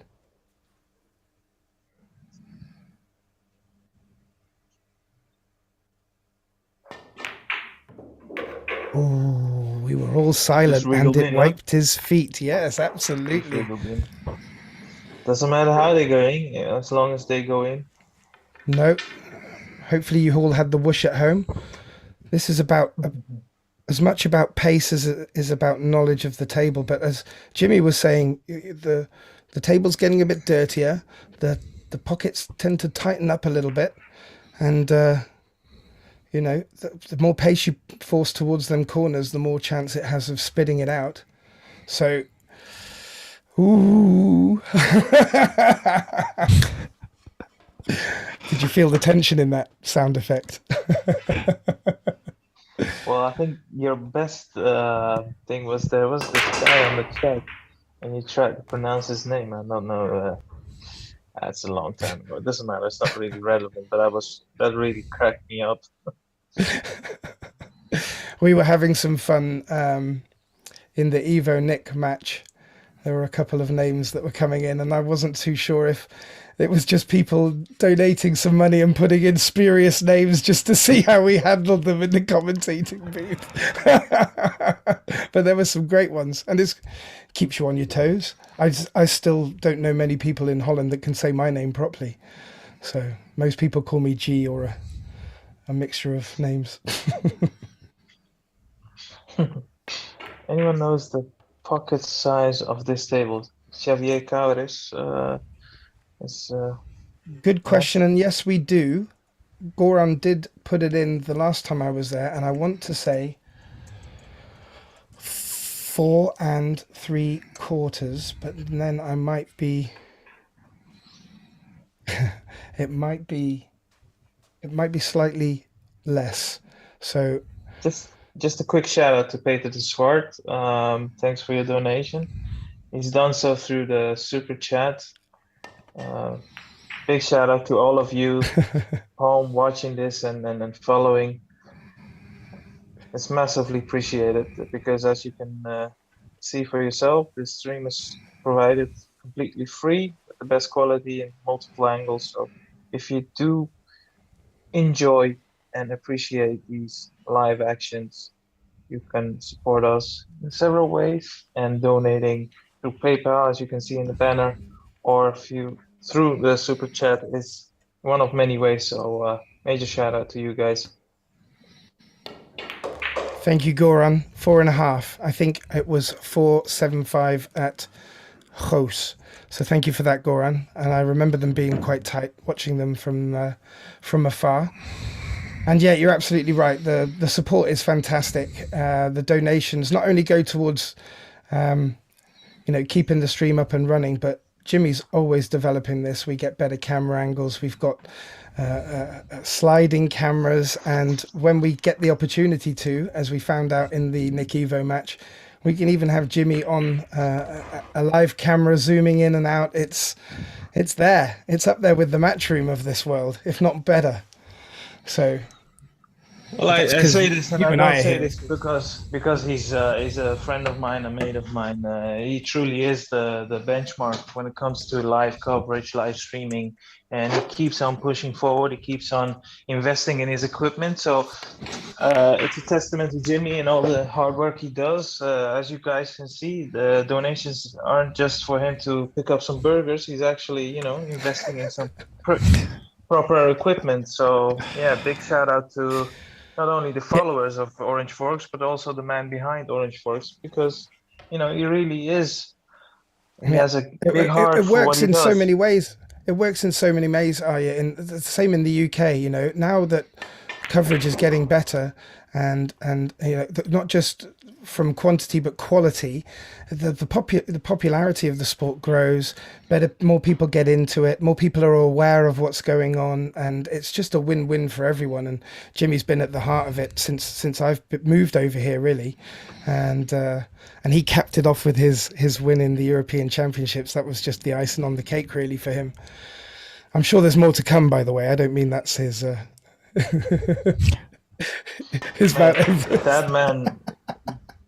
that man is by far the best ever. And you probably know Tom Ford, the snooker player, right?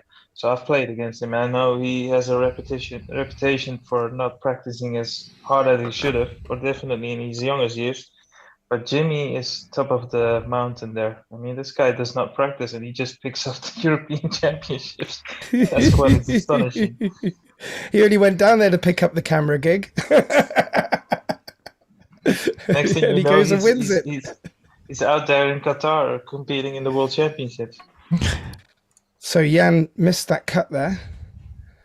Played it a bit fat. To be fair to him, that was a hard shot. I mean, and really fortunate also with the outcome, because he's not left it, and it's not even left it. I mean, Muhsin is he's in proper trouble here because it's not a clear-cut path, and even if there was one, it's hard to see Muhsin not leave Jan in a better position than he gets to the table. I mean, there's a one pocket. There's a Tony Chohan one pocket shot here, which is exactly the 2 rail and then cutting the 5 back into the opposite corner pocket. Here we go, lads, ladies. I know he's going the other way. I think this is really difficult with the 9 there. He's going to do what he did earlier in the game. Foul. Yeah, maybe a bit hard. That's not worked out, or has it? I don't. So Ancient looks to see if the 6 passes the 7. I think he just might creep. That's still a good play for everyone at home. It's not something that you see often, and I know it's not something that we've seen often in the last few money games. The intentional foul, and especially in Temple, it can really swing a game, and it's not something that's considered that often. Well, certainly not in my repertoire. Oh, look at him. Backhand.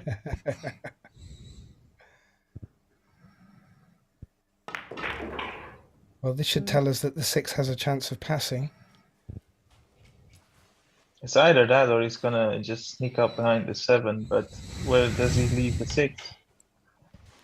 Yeah, he'd more than likely leave it over the pocket for the bank, so he didn't want to be I frozen think to the 7.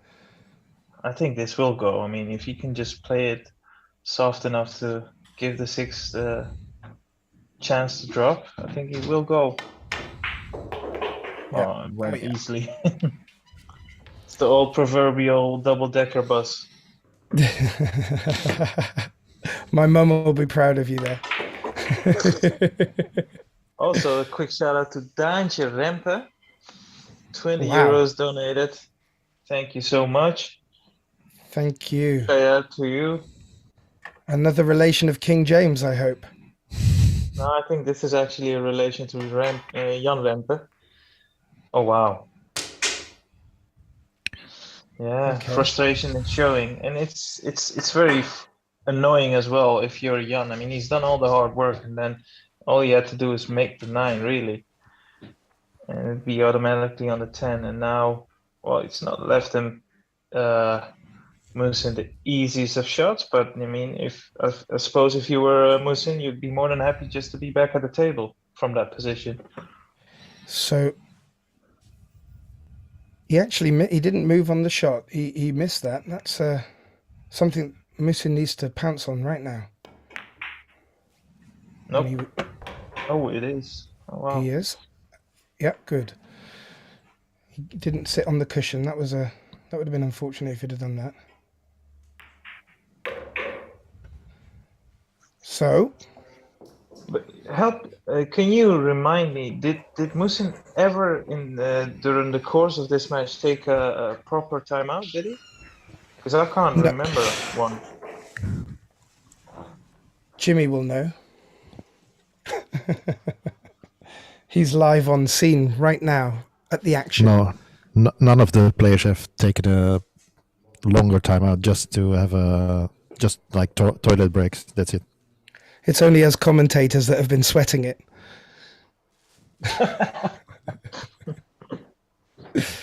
In fact, Pascal's had to go for a swim in the sea just to cool off. Wow, I mean, really kudos to Pascal. I mean, the guy is on holiday and he's still covering pool. I'm not sure if my missus would have let me off the hook if I was doing that. I don't know how many just Easter eggs it's cost him, but there's going to be a background big hunt going on this afternoon for the eggs. Anyone knows where he is? Secret location. Jimmy's got a tag on him, I'm sure. Geotag. Yeah. He knows if we cross the border in the very least. Yeah. No, I think he's somewhere in the Netherlands, of course. I have to say, after the match down in Goes, my daughter and we stayed down there in Zeeland, and it was beautiful. We got to see the sea lions and the wild horses and play on the beach. It was beautiful. Really nice down there. And a great pool hall. Wow, what a lovely pool hall. I forgot how nice it is in there. Yeah, shout out to Vincent Payman also. I mean, he was Absolutely. very good to us when we were streaming the match. Well, the one I attended was Mark against Kevin Lanoy, who's also playing right now, isn't he? Anyone's got an update on that match? We did have one come in earlier. It's probably on Q Score, so I'm going to check it. From Cash Clash and more. Yeah, he's playing Mohamed Soufi, who is probably one of the fastest players I've ever seen play. Oh, yeah? Like Drago-esque.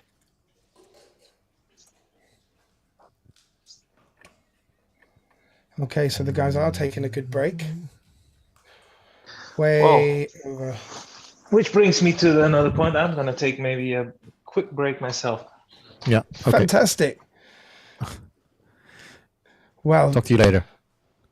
I can't imagine it'll be far down the line until Jimmy's got a little roundup of the highlights from the first half. I mean, he keeps himself busy. I wouldn't be surprised in the near future. But we are here at 23:16, and if we, I love scrolling back and seeing what came up on the chats from earlier. I think the first person to stick their nose out Mm-hmm. was Davith. Was it Davith? Yeah, it was Davith, and he called 30-28, and I think he was doing Oh, that really? just for us commentators because he wants to hear us take it to the wire. And then a few of the Yan clan came in and called it a little bit more heavily towards Yan, but it would be nice if Muhsin brings it back to maybe even a hill. That'd be too much to ask for, but brings it back, and I tell you, Yeah. it would be great. Nothing is impossible. No, nothing is, and to be fair to Jan, he's doing what he needs to be doing and taking his opportunities where he can. Mhm. But I still think it's open for someone to peak.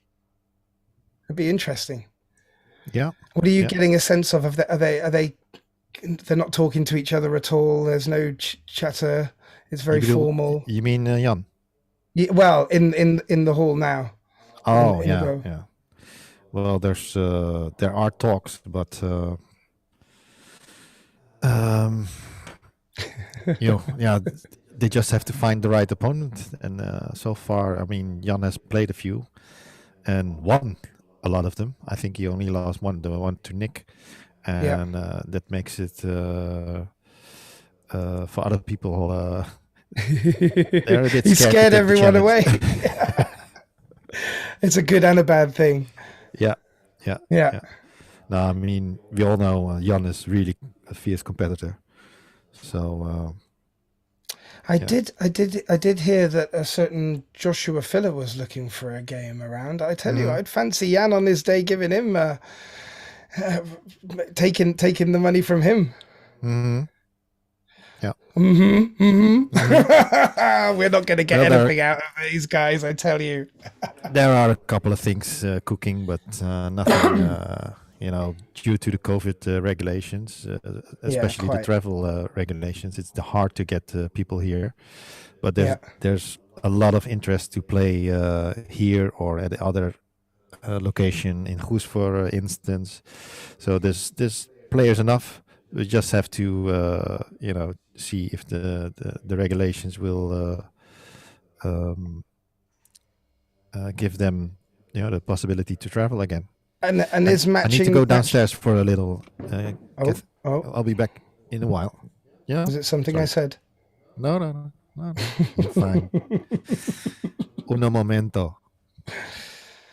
Okay. Maybe Taus Bezorg has arrived. We don't know. The cameras will not reveal. So, let's get back to the chat. Yeah, pockets 4.5. Martin says that's a bit tighter than 2 balls, but more than 1.5 balls. I still think that maybe for a good game of 1 pocket, you'd probably want them a bit tighter than that. What's the tightest you've played on? Anyone back there? What's the tightest you played on? I remember a Derna City Classic where they had a 10-foot Gabriel, and that was pretty tight if I remember rightly, but I couldn't tell you for the love nor money what size they were, but I know that a few of the players there will remember because they will have played on it.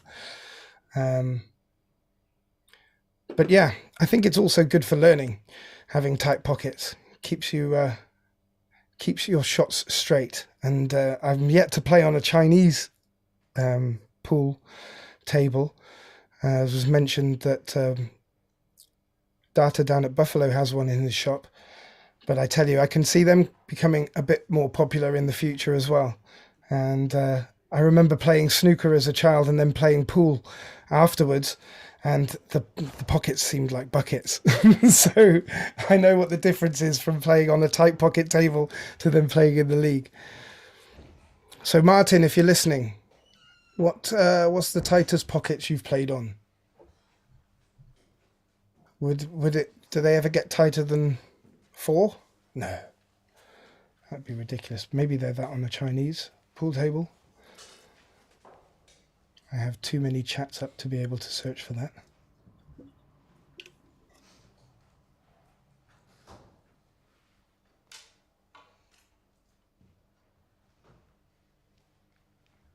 So I'm unsure who called the break there. I don't know if you. I'm not picking up the noise from the table, so I'm actually just having silence and the commentating. But I don't know who called the break there.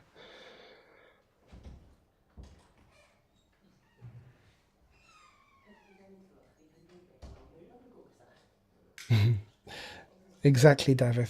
I'm on your side there.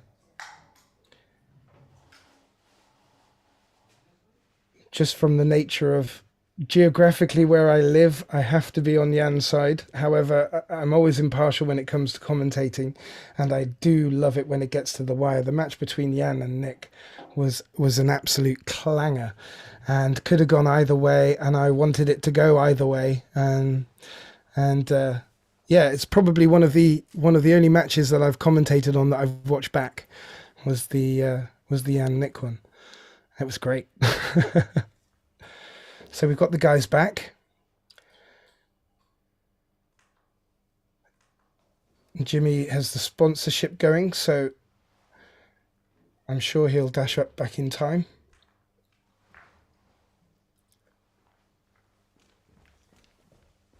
Oh, did you see that?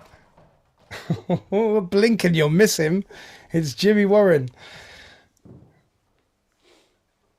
And back. Jan checking the rack.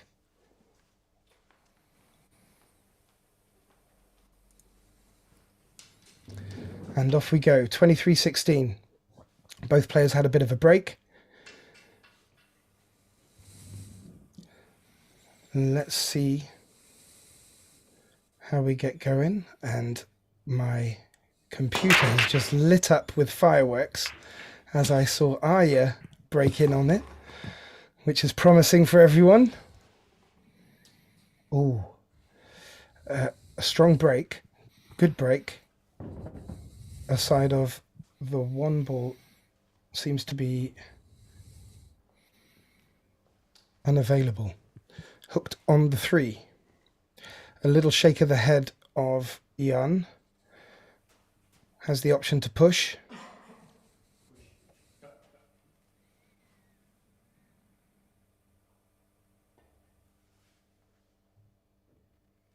Yeah.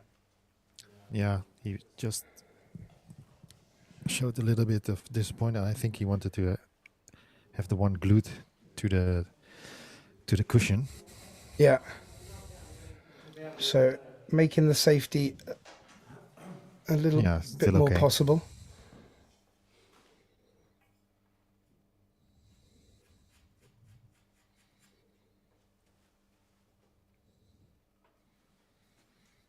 Yeah. Muhsin showing what he wants to do. Bank the one over to the other side.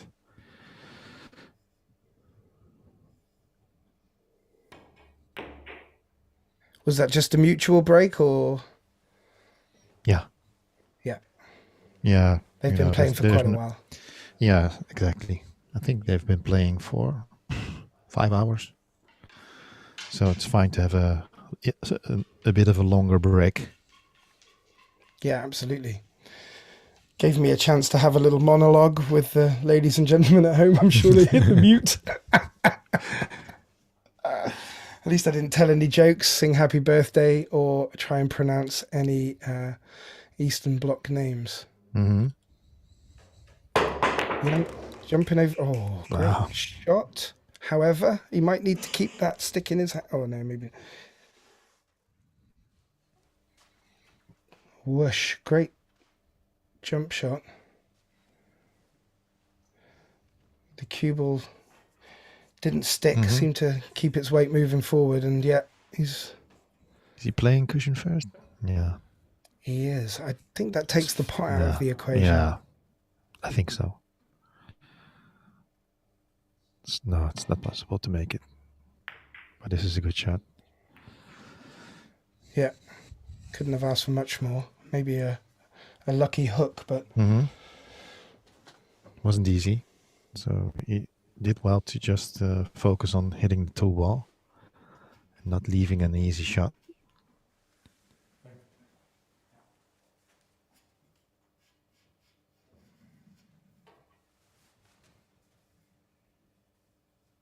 Just slide off this and bring the cue ball up, down. No. Bank.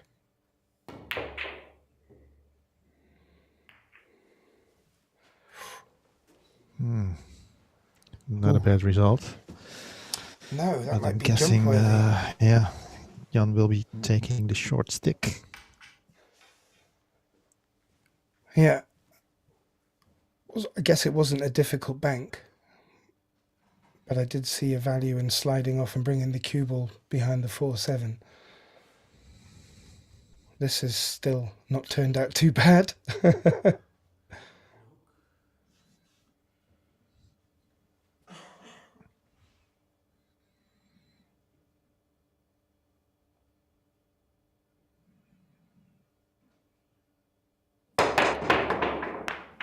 Ooh. Yeah, jumping with his full cue, always difficult to control the cue ball there. If the 2 would have pocketed, even though it hit on the cushion, that would have still been a legal shot, right? Yeah. Yeah.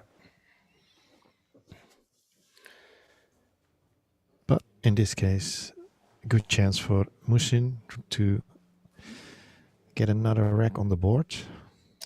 Yeah, he just needs to be a bit particular with the 5 to get over for the 6. That 8's blocking the easy position, I guess. Well, this is smart. If he puts the 8, it opens up the path, easier path to the 5. He just has Very to good. think about how to maneuver from the 4.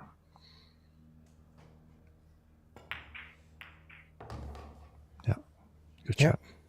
Played that very well.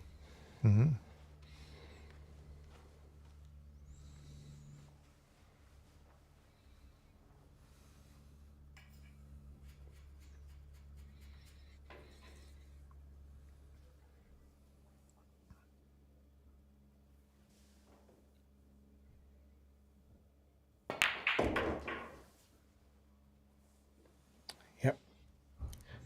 Couldn't have got much better from that, I don't think.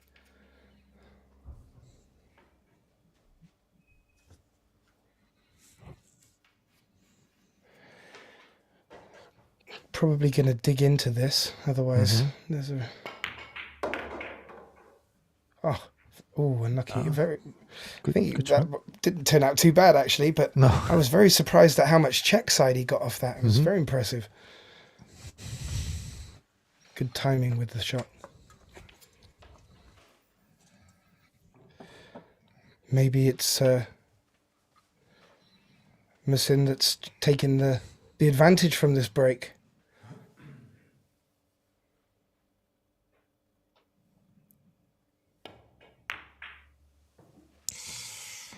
Oh, Yeah. that's unfortunate. It was a good opportunity for him there, coming back from the break to show that he'd collected himself and meant business. And he did that. And he did that once earlier in the match as well, when the ball was just slightly off the cushion and looked like he'd gone cushion and ball together. Sometimes it can, if you don't go and check, it can play on your eyesight a bit. But this is still a tight cut.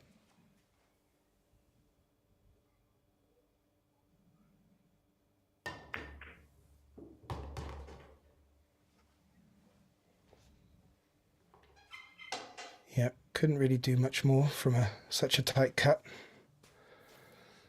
Jan looking up. It's another one of those 7 balls.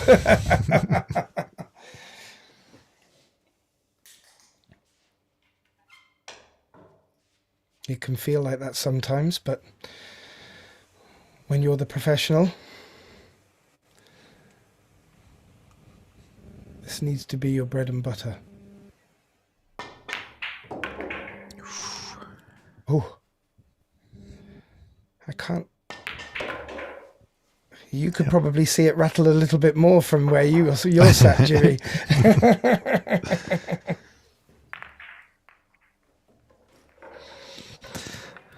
Yeah. 24-16. Remember, so So raised to 8. 30. So when I left, there was 10. It's now down to 8. It's taken 10 frames to get there, nigh on. So that's not quick enough for Muhsin. He needs to step it up a little bit. I hate to say, but it does need to be said. So Yep. he's got the break. Really good opportunity for a break and dish. As they would say back in the UK, he dances with that middle pocket. Flirts with the middle pocket. Yeah. But she doesn't want to go out for a date, and he's still at the table. With that trusty 7 going in the middle bag, Jimmy, as you were pointing out earlier. That's a nice banker to have.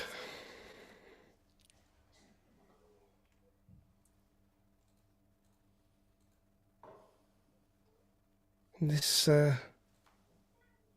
he's got 2 options here. I think he's just sliding off it and bringing the 8 in between them. May have just overrolled it. Jan looking up like there's a noise or something going on. Yeah, the music in the room. You have to play it really soft. Otherwise, we get some trouble with YouTube. And Aha. I didn't know if it was someone sneaking in under the eaves to watch. Gate crashers. So Jan just coming up a bit short on that as well. So a couple of scrappy shots, somewhat. Be interesting to see if Muhsin can capitalize. If the 2 passes the 5, he's got every chance of doing it. And from here it looks like it does. Good pace.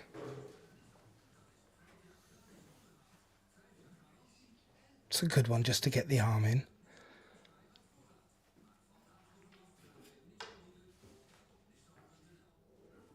Looks like Muhsin likes to get in his flow.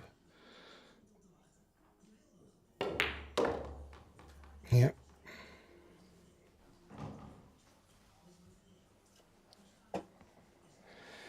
Yeah, this is, you probably calling 2 rails at home. I'm not too... No, he's looking at the plant, I would imagine.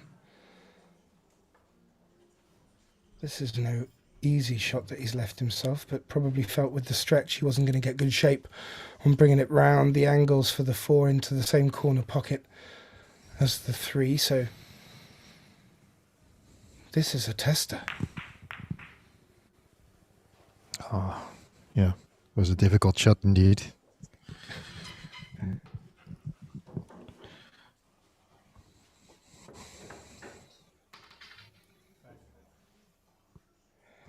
Yeah, he asked a little bit too much there, I felt.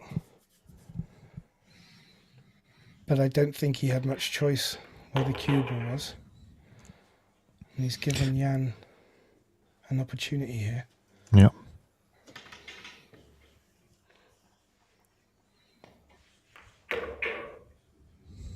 Oh, not too bad. He reacted as if he'd hit it too hard, but any softer, I think he'd have been straight.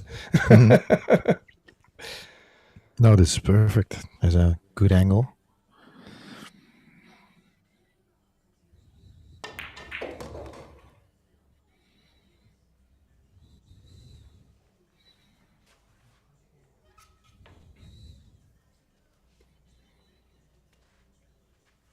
You wouldn't Just notice has the to music. hold, yeah.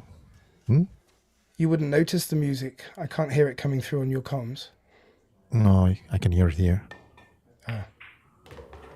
But it's all good now. But this was the... it's still okay. Yeah, brings the rest into it. Another added dimension.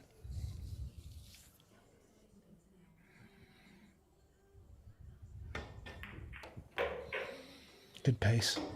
Oh, is it? Yes, it is. You think so? No. I shouldn't call things too early, should I?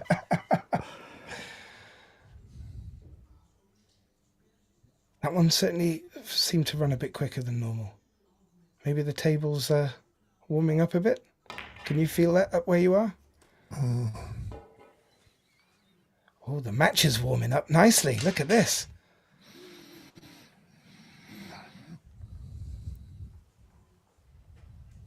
I don't think Muhsin expected to come back to the table, but this is a great opportunity. And after the break, this could be what he needs.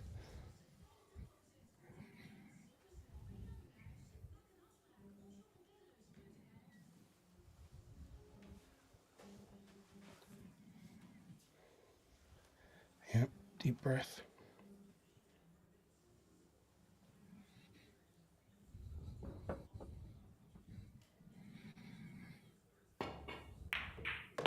Oh, and a great camera angle to pick that one out. Down the throat. He got up, took a little bit more of a moment and got back down. Look at this, great camera angle, Jimmy. Nailed it. Heart of the pocket. Nailed it.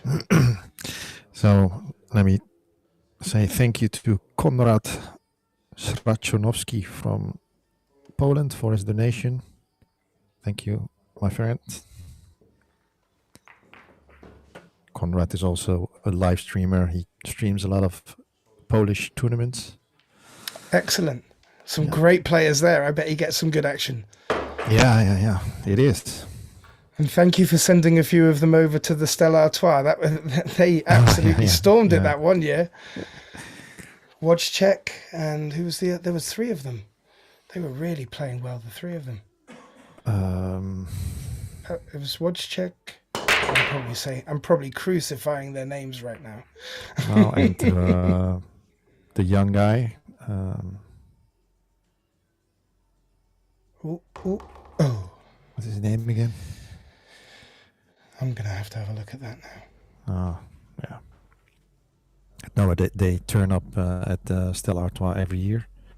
Yeah, they were staying together. They were traveling together. Yeah. And they were such a good laugh. I remember them giving one of the best karaoke performances I've ever seen of Eminem. It was something to behold. Yeah. You mean? That was something to behold. Yeah. Oh, of course. Mateusz Schnikocki was there. Yeah, Mateus, yeah. Yeah. Great bunch of lads. So Jans, he shook his head. He's at the table. Oh, he's calling the bank. Shot. Yeah. He's going to just miss the 2, and he's going to want to come around 1, 2, 3 rails, just miss the 6. And be sat somewhere for the 2. And if he doesn't, here's a good chance he'll leave it in the corner bag and cover it with the 8-5. Oh no, he's played it even softer. He's played it. He played for safe. He didn't play for the pot. But there was some. I think there was some value in going for that pot.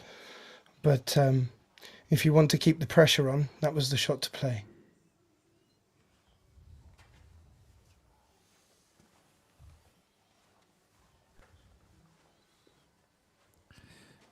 Muhsin taking the jump cue.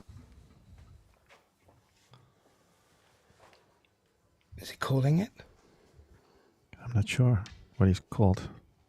It's a very tough cut shot if he jumps for it. So the 10's definitely cutting off all of it then. Oh, the jump bank. Get that replay button ready. It's under the tip of my finger.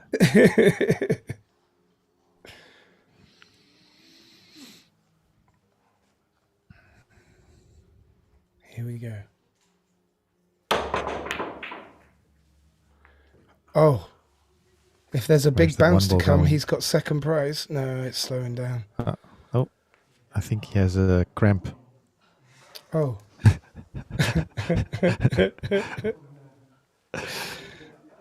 Bit of a laugh between the two. Yeah. He has a cramp in his toes. We need to get You- Goran out yeah. there with the deep heat. Hmm. Get rubbing it in, Goran. You recognize that when when you do a jump shot like that, then you're just tilting on your toes. Yeah. And Cramps up. well, they've been playing already for over 5 hours. Yeah. It's it starts to stamina and everything starts to take account now. Mm-hmm. But having a little giggle between themselves, that Mhm. just helps keeps the spirit. I can see Oei. the 5 being.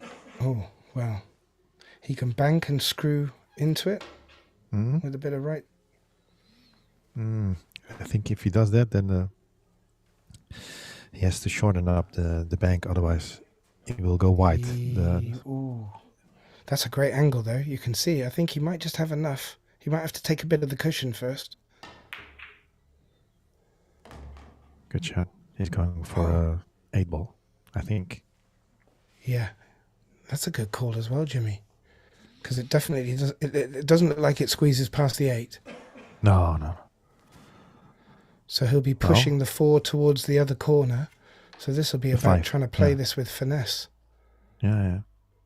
We might need the referee out for this one. Because I think he's got to try and get a chunk of this 4.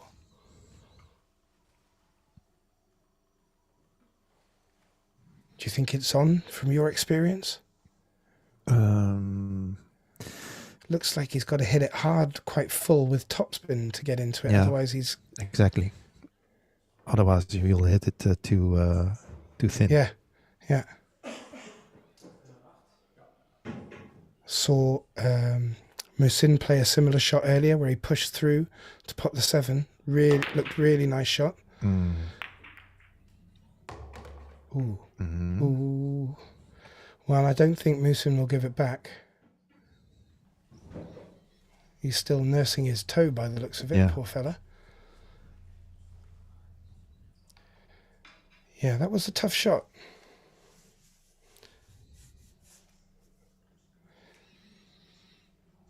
And he left himself, if Jan had made it, he didn't. He would have left himself a difficult 6, but Yeah, this is not an easy shot. he's got to get into this to come across Hmm. for the 7 in the same pocket and miss that 10. But with good shape, it could open up for him here off this shot. Seven past the 9. He's playing topspin on it as if it doesn't. That's unfortunate. I'm Yeah, guessing the that's 7 unlucky. didn't pass the 9. He made a good pot. Made a good pot.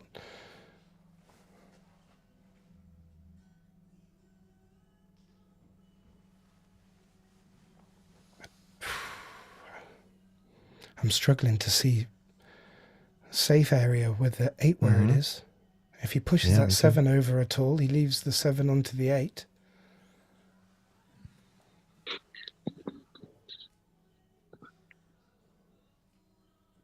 I'm back, guys. Hey, how you doing? Hey. Good, man. So yeah, I've been watching, and I was also thinking about a few stuff. And man, I can't express how much I look forward to that Bongers and Nick van der Berg match. It's starting to sink in now, is it? Yeah, that should be a fun one. Well, we've got to get through this match first. This is starting to spice up a little bit. Absolutely. I think Muhsin was a little unfortunate before. He made a great pot on the 6, but the 7 looked likely not to pass the 9, so he elected to go into them and froze up against the 7, and it was always going to be difficult getting out of that. And This will bring... Oh, he's flirting. No, he's good. This will bring Jan to 5 frames in it, so...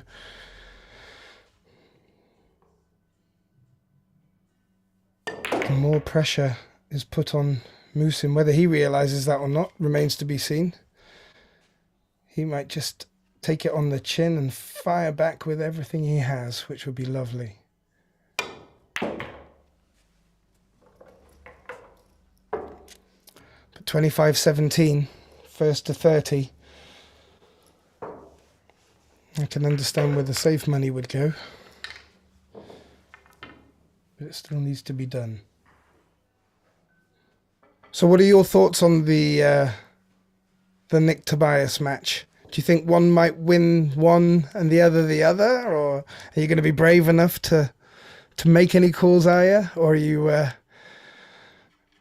just going to leave it out there that it's going to be an absolute clanger? I mean, yeah, it's hard to bet against Nick, like I alluded to earlier, and it's mainly because of his focus, and he's been into the he's had it all, he's had it all, and he's got loads of experience.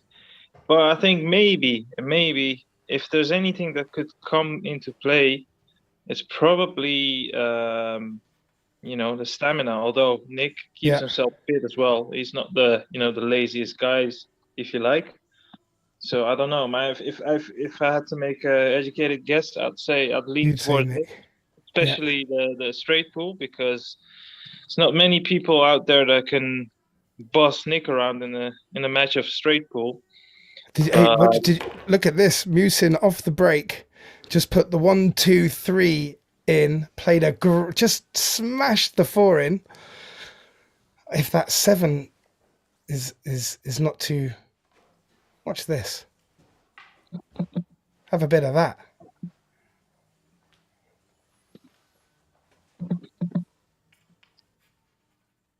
That was a hell of a break, and has opened it up. I can understand why the safe money would be with Nick, but after watching the discipline of Tobias, I think it's going to be interesting, and I like that. Mm-hmm. I like that. Young blood. Well, I consider him young blood against the more seasoned pro. It's going to be good. It's going to be real good. Yeah. Well, like I said earlier, both are really good straight pool players. So I'm also looking forward to the straight pool match, but especially to the 10-ball race. Yeah, to 40. Yeah. And so far, Nick has not lost any money battle matches. And that's a nice record to hold. Yeah. And Tobias? Tobias has won. Exactly, one for one. Muhsin's just got himself in a little bit of trouble here. But one thing I will say is I haven't commentated a straight pool match before. Shall I tell you this now, Jimmy? Okay. It's a little bit like one pocket. Yeah. But you have time. You can do some homework. I think I will need to. There's a couple of good. Yeah, there's lots of good matches online. I have to also admit, on our channel. Yeah, exactly. There's some good ones on the channel. Yeah, there's a great run by Niels. And I think it's 304. 304, and there's another one from Alex. And that's a good one with Alex. He's doing commentating as well. Oh, excellent. Yeah. Oh, I'll definitely have a look at that. That's on the YouTube channel, yes? Send you the links later. Thanks. That was always to be expected, coming down that route without giving it enough.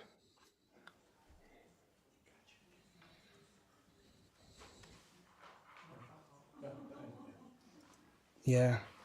He sort of aimed for that last diamond, and I feel he needed to aim for the second diamond. Maybe he was looking to hit it full in the face and just keep the cue ball there, but that was always... Right, can you hear me now? Yep, loud and clear. Beautiful.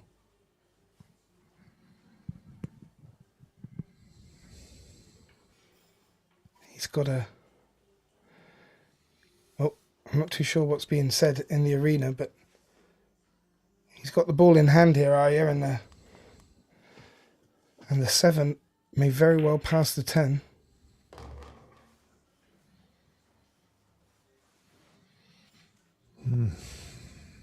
Okay. Yeah. Probably not the route I would have taken, but that's what he likes. Yeah, the problem is the control on the cue ball is getting away a little. But Yeah, this is type of shot he just made in one of the previous racks really easy. Lots yeah, of grip on the cue ball, you don't remember? Yeah. Yeah, with a lot of topspin. If he can just bit of top and right here, he could... Oh, he's going to screw it into the cushion and out.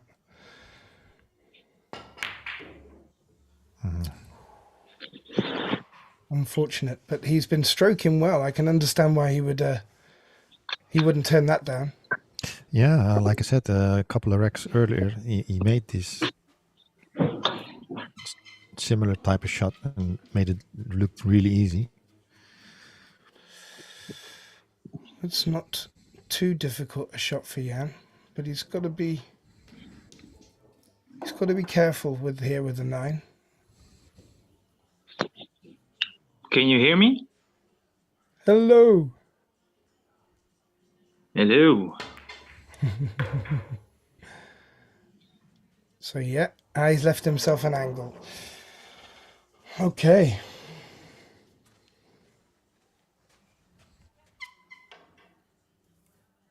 It'd be interesting to see if Muhsin can get to the 20 mark before Jan wraps this match up. Yeah. Well, they took that little break just back then, and I really had high hopes for Muhsin, and he came out firing, and just one unfortunate miss that Jan capitalised on, and it seems to have gone back to its, Jan nipping the odd one here and there. Yeah, I think, wow. Ooh, I think that's all day long. That's probably the worst mistake he's made. Yeah. I don't know if that's complacent or... I mean, in all honesty, he never even threaded the jaws of the pocket. That's really poor. Well, like Jimmy said, we're over 5 hours into it now. Yeah, you're bound to have some unforced errors. Of course, you're gonna get some, but I mean, that was a shocker for Jan. And I mean, if you just seen the miss, you might have even thought it was a miscue, but it wasn't. It's just it's just one off. Yeah. But well, we have Donald in on the chat now asking why they are so slow. Well, I don't think they've been playing so slow as they have been recently, but I would put a bit of that down to stamina and how long they've been playing. I don't think they're playing mind games with each other, but there is no shot clock, so they're not under any pressure to rush it, and I think we've been keeping quite a good pace so far. Yeah, no, absolutely. They're not hanging around. It's just I just think the fact that the level as it's got a big factor in it. Yeah, and I think you're right. I think level will come into it a lot more. Ooh, and of the two, made I think 2 balls now, but he's failed to get shape on the one. And now, if he wants to be ultra aggressive, he can bank this one cross table, but I mean, it's not a lot he can do, obviously, other than a push out maybe. Well, if he does reverse bank the one up into that corner pocket, I'm going to tip the hat. I think he's gently playing a safety, and it's not safe at all.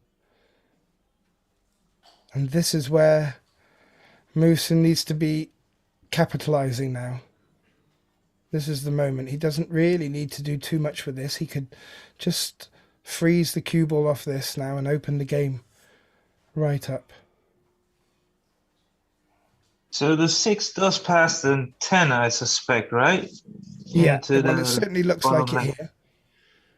Jimmy will not Yeah, keep us yeah, in it does. suspense. Yeah, Yeah, it does, absolutely. so. Just about this first shot, I suppose. He got His to best bet is to hook the cue ball behind the 9, try to leave the push 2 a bit in number the 5. open. He wants to get as tight as possible behind the 9, because if you leave a gap at this pace, probably you're gonna leave a 1 or 2 railer. I'll tell you what, though. During the break, I was having a thought to myself, and I thought to myself, well, who would I like to see in action? And I've mentioned his name already earlier. You know what? I'd be interested to see Alex Lely in action. Yeah. Maybe we could get him and Jimmy on a 10-ball race. That would be fantastic.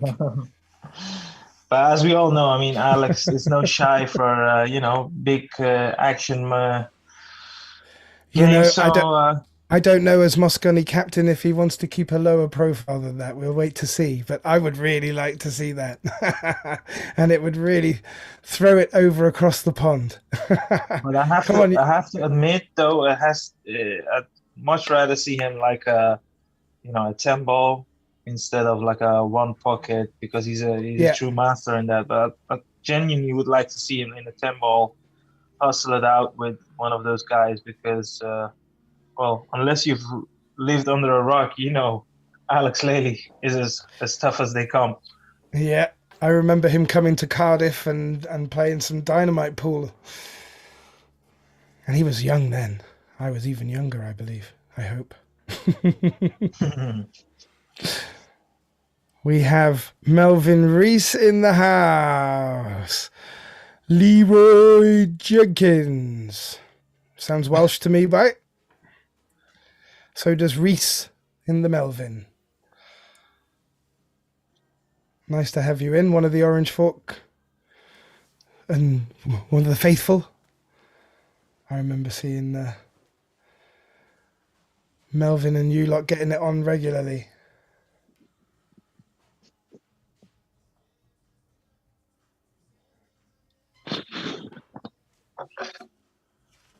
So he's got a cut or a potential bank into this corner pocket if he's going to keep it going.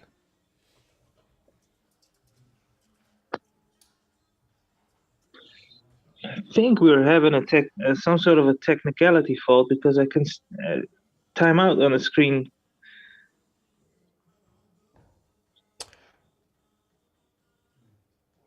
We call it the Gremlins. Oh, he just hit the knuckle of the middle pocket there. I think he's going to leave it. Yeah, he went for the cut.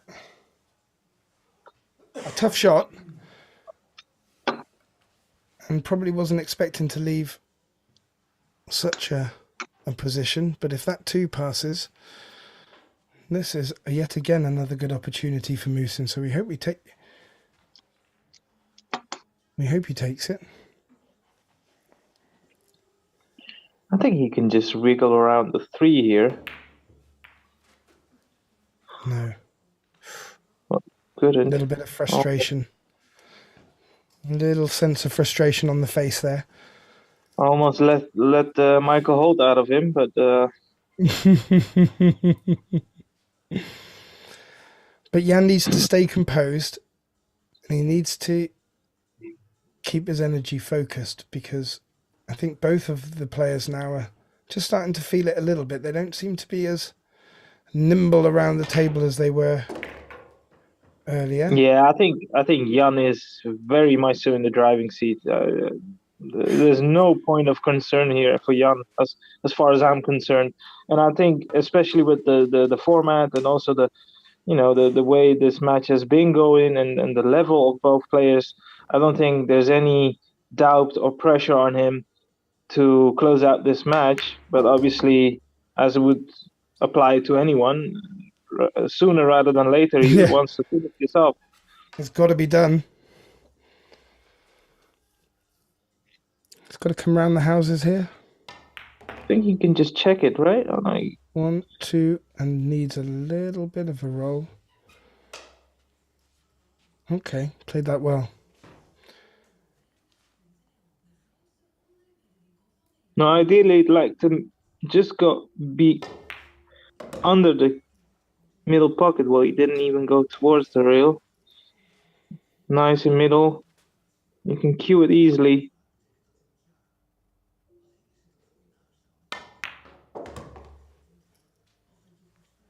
Yeah.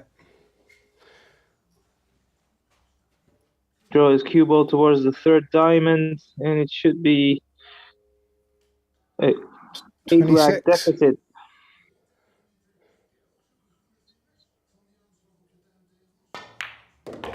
I mean, it has to be said, as a competitor, it must be nice to, when you're paying for a decent amount of money, when you're leading that much, it's like, I mean, you need Yeah. like a meteorite to come into the equation for you to miss out on this opportunity, I suppose. Well, and I think the damage was done in the first, the first third of the match when, Jan was able to grow a 10-frame, 9-frame gap, and credit to Muhsin, he's not really let that gap grow anymore since then in the last sort of 18 frames played. But in retrospect, he couldn't afford that. He needed to be taking more than he was giving away at that point, and it's just not happened. Yeah. Yeah, it's just the errors, unfortunately. Yeah, if you would have asked him, do you miss it on purpose? Of course, the answer would be no, but sometimes it's when you're out there, it's hard to see where it's going wrong, and to do Yeah. the adjustment, which I suppose if you'd have a coach, maybe you can give out some pointers and go, well, you need to really focus on this part or that part. Maybe, yeah, that Well, would help you out. he's got a good break here, and he's left with a shape on the 1. But you're right. In the tennis, they're allowed to get their coaches in just to rub their knee and give them a few pointers, aren't they? Yeah, I think so, but I'm not so sure. I mean, because there's one occasion I do recall there was quite some controversy between Serena Williams and her coach, so I'm not completely sure how that works. Oh, jeepers! Hiding little notes in the cases for the rackets and stuff, was it? No. It's like he was sitting in the stands, and so Serena got like a extra warning or something because of. So she threw a racket, so she already had like a yellow card, if you like, in Yeah. terms of football. And then she got another warning, which deducted her like a match so not a match, a game, because she was getting some coaching from her coach. Naughty, naughty. Ah, Yeah. well, it can happen to the best of us. Well, Muhsin just missed a relatively simple 2, but The only thing in his favor is the distance between the cue ball and the 2, and it looks like it's not a lot of angle to work with. So ideally, it really to get towards the right side of the table, and this always looked on for me. I think, all things considered, he's done pretty well, but still not enough. no, Maybe a roll extra. But the bad sign for Muhsin there was that he not just that it was a relatively easy shot, but he walloped it and fell quite a way out of position on the 3, and then got back to his trail rather quick. And we tend to see little idiosyncrasies like this around this time of the match, and this is where experience may come in. If this was maybe 2 or 3 money matches deep in his pocket, he might be able to have a word with himself here. Whether he does or not remains to be seen. But Jan has left himself a stinker of a shot. He's jumping with the rest, just over the edge of the 9. No, is he? I don't know. Is he going to elevate his cue, or is he just? Oh, wow. I think he just Oh nipped wow, over the what a edge. shot! What a shot! What a shot! That's one for the highlight reels, ladies and gentlemen.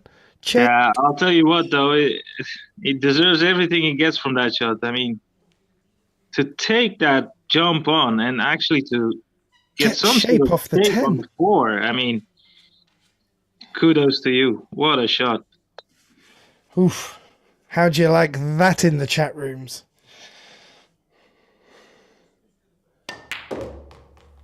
Bit of Okay. Bovenet-eyed magic coming out of there.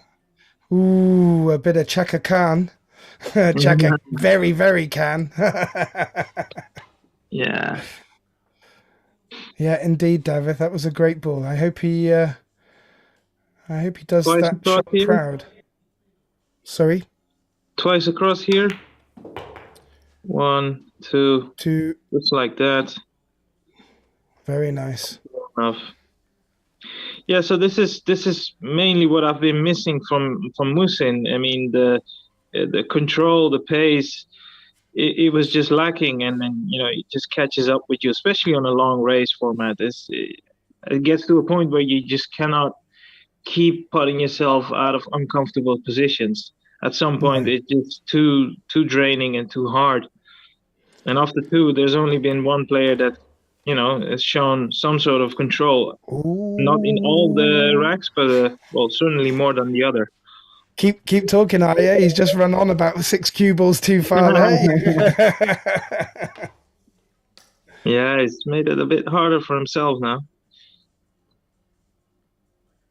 He's going to use a good amount of right-hand spin. Doesn't need to play it that hard. I think mainly it's just a putt, really.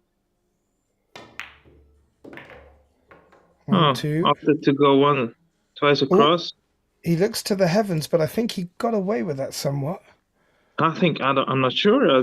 Maybe it's just a point of relief because he couldn't have really played it much better than that for me. He's straight on it. I mean, he could just stun run, leave it in for the middle bag. I don't think you'd want to really try and stun back for the corner. For the 10 in the middle. Yeah, I don't. Yeah, exactly. Yeah, I think it was a bit too much to ask for to bring it back. That's a good clearance there. And credit where credit's due. He made a difficult jump shot. Okay, maybe came off a little bit fortunate, but you still got to make them count. Yeah, no, that jump shot was definitely one for the highlight reels. Man, I couldn't jump to save my life. I mean, this guy, what he's just done there, that's nothing short of spectacular. They've both made some good jumps, in fairness. Muhsin, yeah. I think Jan maybe squeezed it on the banks. He's made quite a few banks today, and Muhsin not so many, which is surprising coming from down that area. That's where the bank and the one pocket players come from these days. Speaking of bank, the main bank is probably going to be a bit larger after this match. Exactly, yeah. But that's the fun of the sport, and I'm sure they'll both be back chomping at the bit soon enough. Yeah, absolutely. When you watch these live money games, you just, I don't know, it's like there's this little itch where you go, you know what? I wouldn't mind to be out there. I'd look kind of nice in that t-shirt. Yeah, I know. I agree. Couple of flicks and he ends perfectly on the one. Looks for all money. He had no shot, but at the seams, I'm not so sure whether the 2 passes the 10 though. We have to find out. I suppose it does, based on this positional shot he's just played. So yeah, it does. I don't think he could have got much better. Now they're gonna fondle around with the magic rack or. Yeah, we've been through this multiple occasions on different games as well. I mean, it's one of them things. It almost gets like tiring to keep going back to. I mean, yeah, why not just get rid of it after the break, really? Let's have a look.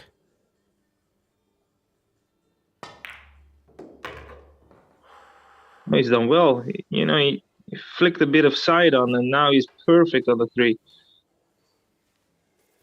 Yes, and is the 5 passing the 9? Because if so, I think we are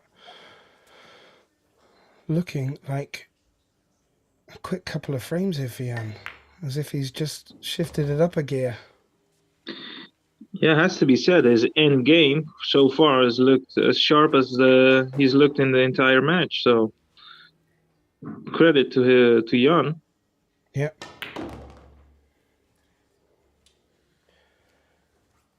Is he going to sacrifice for the long 6? He just turns his head a little bit as if he's just come the wrong side. Yeah. The only thing I would say is maybe the 9 would be a little bit in his way to, put his bridge on the table. But aside from that, this is a very comfortable angle. Foresee no problem here.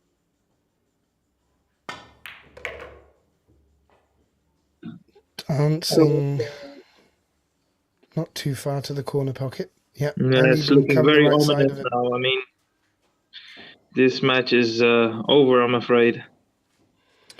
Yeah, I hate to do that thing and start calling the match early, but the way he closed out the last frame and this rack and this rack, we're really looking at a good demonstration here.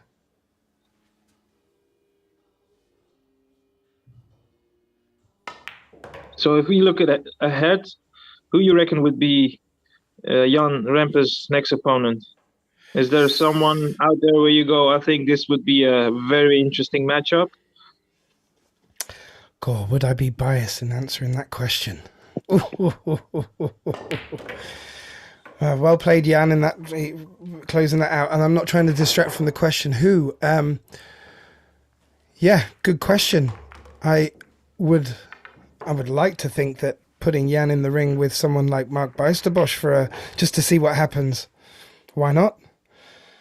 I'm going on who I've been watching on the streams recently. But yeah, I'm not too sure. It's the first time I've seen Jan play in a money game, and the way he's handled himself here, we could see him moving up the ranks as we talk right now. So I'm not too sure. Have you got any? You probably have much better insight than I would have.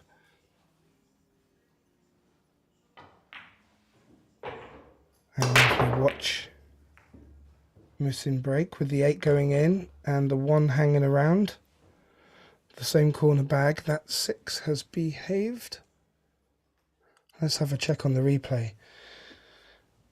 So as you watch that 9, the 1 ball just kicked the 9 out the way. But as Jimmy was pointing out earlier, after about the 10th frame, that middle pocket has become a magnet for the second ball.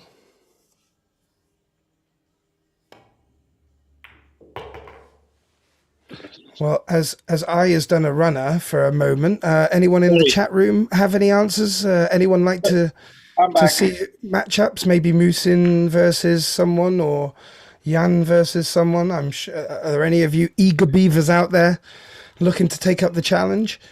Love to hear it, love to see it, and love to ponder upon it while we watch the last quarter of this game. I think an interesting matchup for Jan Rempe would be Cyril Ledoux. Okay, yeah. I think that's an interesting matchup. Also, they have a different style of play. Cyril is like a very fast and attacking player, whereas Jan is more like a measured approach. But I think they would match up pretty even, or certainly in my book. Oh, that's a good shout. It'd be interesting to see what other people think of that. Jan's jumping at the 2 and can just see the edge of it, perhaps.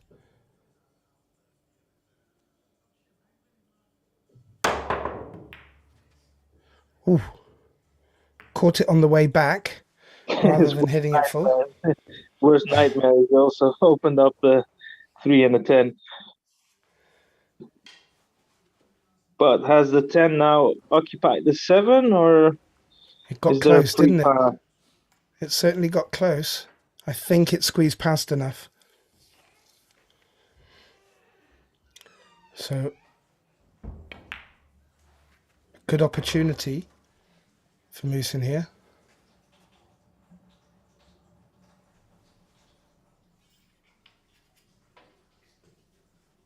No immediate gotchas. If he can get into this 3 enough. You know, another interesting matchup would be IJsbrand versus Rani. Hey, we've got a little matchmaker on the comms today, ladies and gentlemen. We have David coming in with Jan versus Joel or Jan versus Jan van Leerop. Oof, I don't know. The way Jan van Leerop played the last match, go. He's banging at the doors of the big boys. He is one of the big boys. Well, he definitely is. I mean, he's now been top of the rankings for 2 seasons at least, consecutive seasons. Yeah. So I mean, that's no fluke. Anyone who knows the game will tell you this. If you, especially in the Netherlands, where the competition level is so high, when you earn your spot at the top of the rankings, you must have been doing something right. Yeah, also, absolutely. with the combined, Dutch Championship titles, he's won over the course of the season. Muhsin. Yeah, it's just not his day, Muhsin, I'm afraid. No, you're right.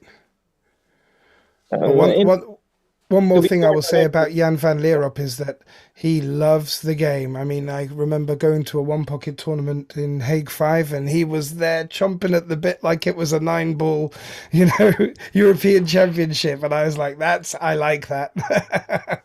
But it's a funny thing about passion. When you have a true love for something, when you really care about something, you just do it because of the love of it, and not so much to prove anyone a point. Of course, the competition that's a moment to measure your growth. But I think that boy has got this huge passion for this game, and it doesn't look, if you look at him, as if he sees all those practice sessions as something that comes, with a prize to him. I think he just enjoys the challenge. No, he doesn't even realize the commitment he's put in. He just loves it. That's it. His family too. His mum and dad put in the same amount of commitment. If truth be told, it's just wonderful to see. And Jan's got himself on a shot for hitting the hill. Yeah. And you made a call earlier. It's a cliche thing to say, but it looked ominous ever since he took a 6-gap rack gap. I'm not finding the right words, but I know what you mean. He's led more than 5 racks. It never really looked like there was a comeback on a trail. So no, and there was, even those in the Yan clan weren't even picking it this sort of triumphant, though it's not over, let's say. Although, as you said, the word is ominous. I suppose Muhsin, for the majority of this match, ever since, I suppose, when Jan reached something around 23, 24 racks, I think Muhsin's main goal must have been just to make the score look a bit respectable. Yeah. And then, but unfortunately, there's one thing. He might not even get to 20. No, exactly. Well, I predicted 30-14, so he surpassed that at least. Well, that's probably because he heard you. He's right. So, Jan breaking off on the hill. Watch that 7-ball not go where it should go. Nice pop in the break. Unfortunately, I mean, it'd be interesting to see whether Jan goes for this long bank, because... You think he'd go for the bank, or he'd run off the 1 to pot the 3? I think he will go for the bank here, just because of the way he's been banking all throughout this match, and he's taken even more difficult banks than this one on. So I suppose if he makes the bank, He's set to run and finish the match off. Well, I may have encouraged a little of that yesterday during our one pocket matches, but he Oh, you played certainly him had. yesterday? Yeah, try and give him a bit of a warm up for today. Oh, look at that! You know your man. He tried the Oh, combination. and he's hooked himself, and they're having a little bit of a giggle between themselves. You might be able to hear a bit of banter that's going on there, and sadly I can't. But this has got Chris Melling, Alan Campbell swerve written all over it. Well, I think he grabbed his jump stick, didn't he? Oh, I don't know. I like it with the left-hand side. You then cushion, swings it off 2 rails. Oh, he's three. Oh, he's Jumped trying to 3 kick rail. it behind. Yeah. Is he? I think he's trying Jump to 3 rail. jump. Okay. Jump 3 Yeah. rail.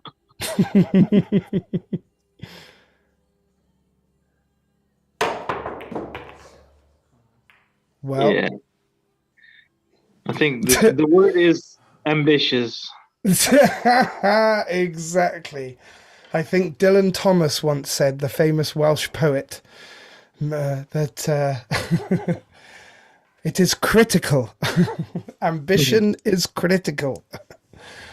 Doesn't necessarily pan out, though, unfortunately. No, and once again, I think Muhsin is not faced with an open table. Certainly the 6, 7, and 8 are occupied, but also the 9 and the 10. I'm not so sure whether the 9 does pass the 10. So I suspect maybe Jan will get back to the table once more. Well, from this picture, it's evident to see it does not pass the 10 in that pocket, so maybe just a middle pocket. But yeah, it's gonna need a great positional shot from the 8. Well, let's see how he approaches the 6. He straight draw. Oh wow! Oh yeah, I think that just sums up this day for him. Yeah. Really. Yeah, it's as if he signed out a little bit, and that's that can be a bit of complacency. Yeah, that's also very discouraging, isn't it? When you're playing a long race and you're that far behind, it's very hard to keep any form of hope alive, really. No, in fact, I remember Mark Bousterbosch going for an absolute clearance and then purposefully unnailing the 10 just so he could end it sooner rather than later. I get that. You know, you got to be reasonable sometimes. And these guys, when they get such a commanding lead, you really don't expect them not to close out. I'm sure it would be the other way. We would say the same thing if it was the other way around, the scoreline. Yeah, I suppose so. And the 7 has said no, not today.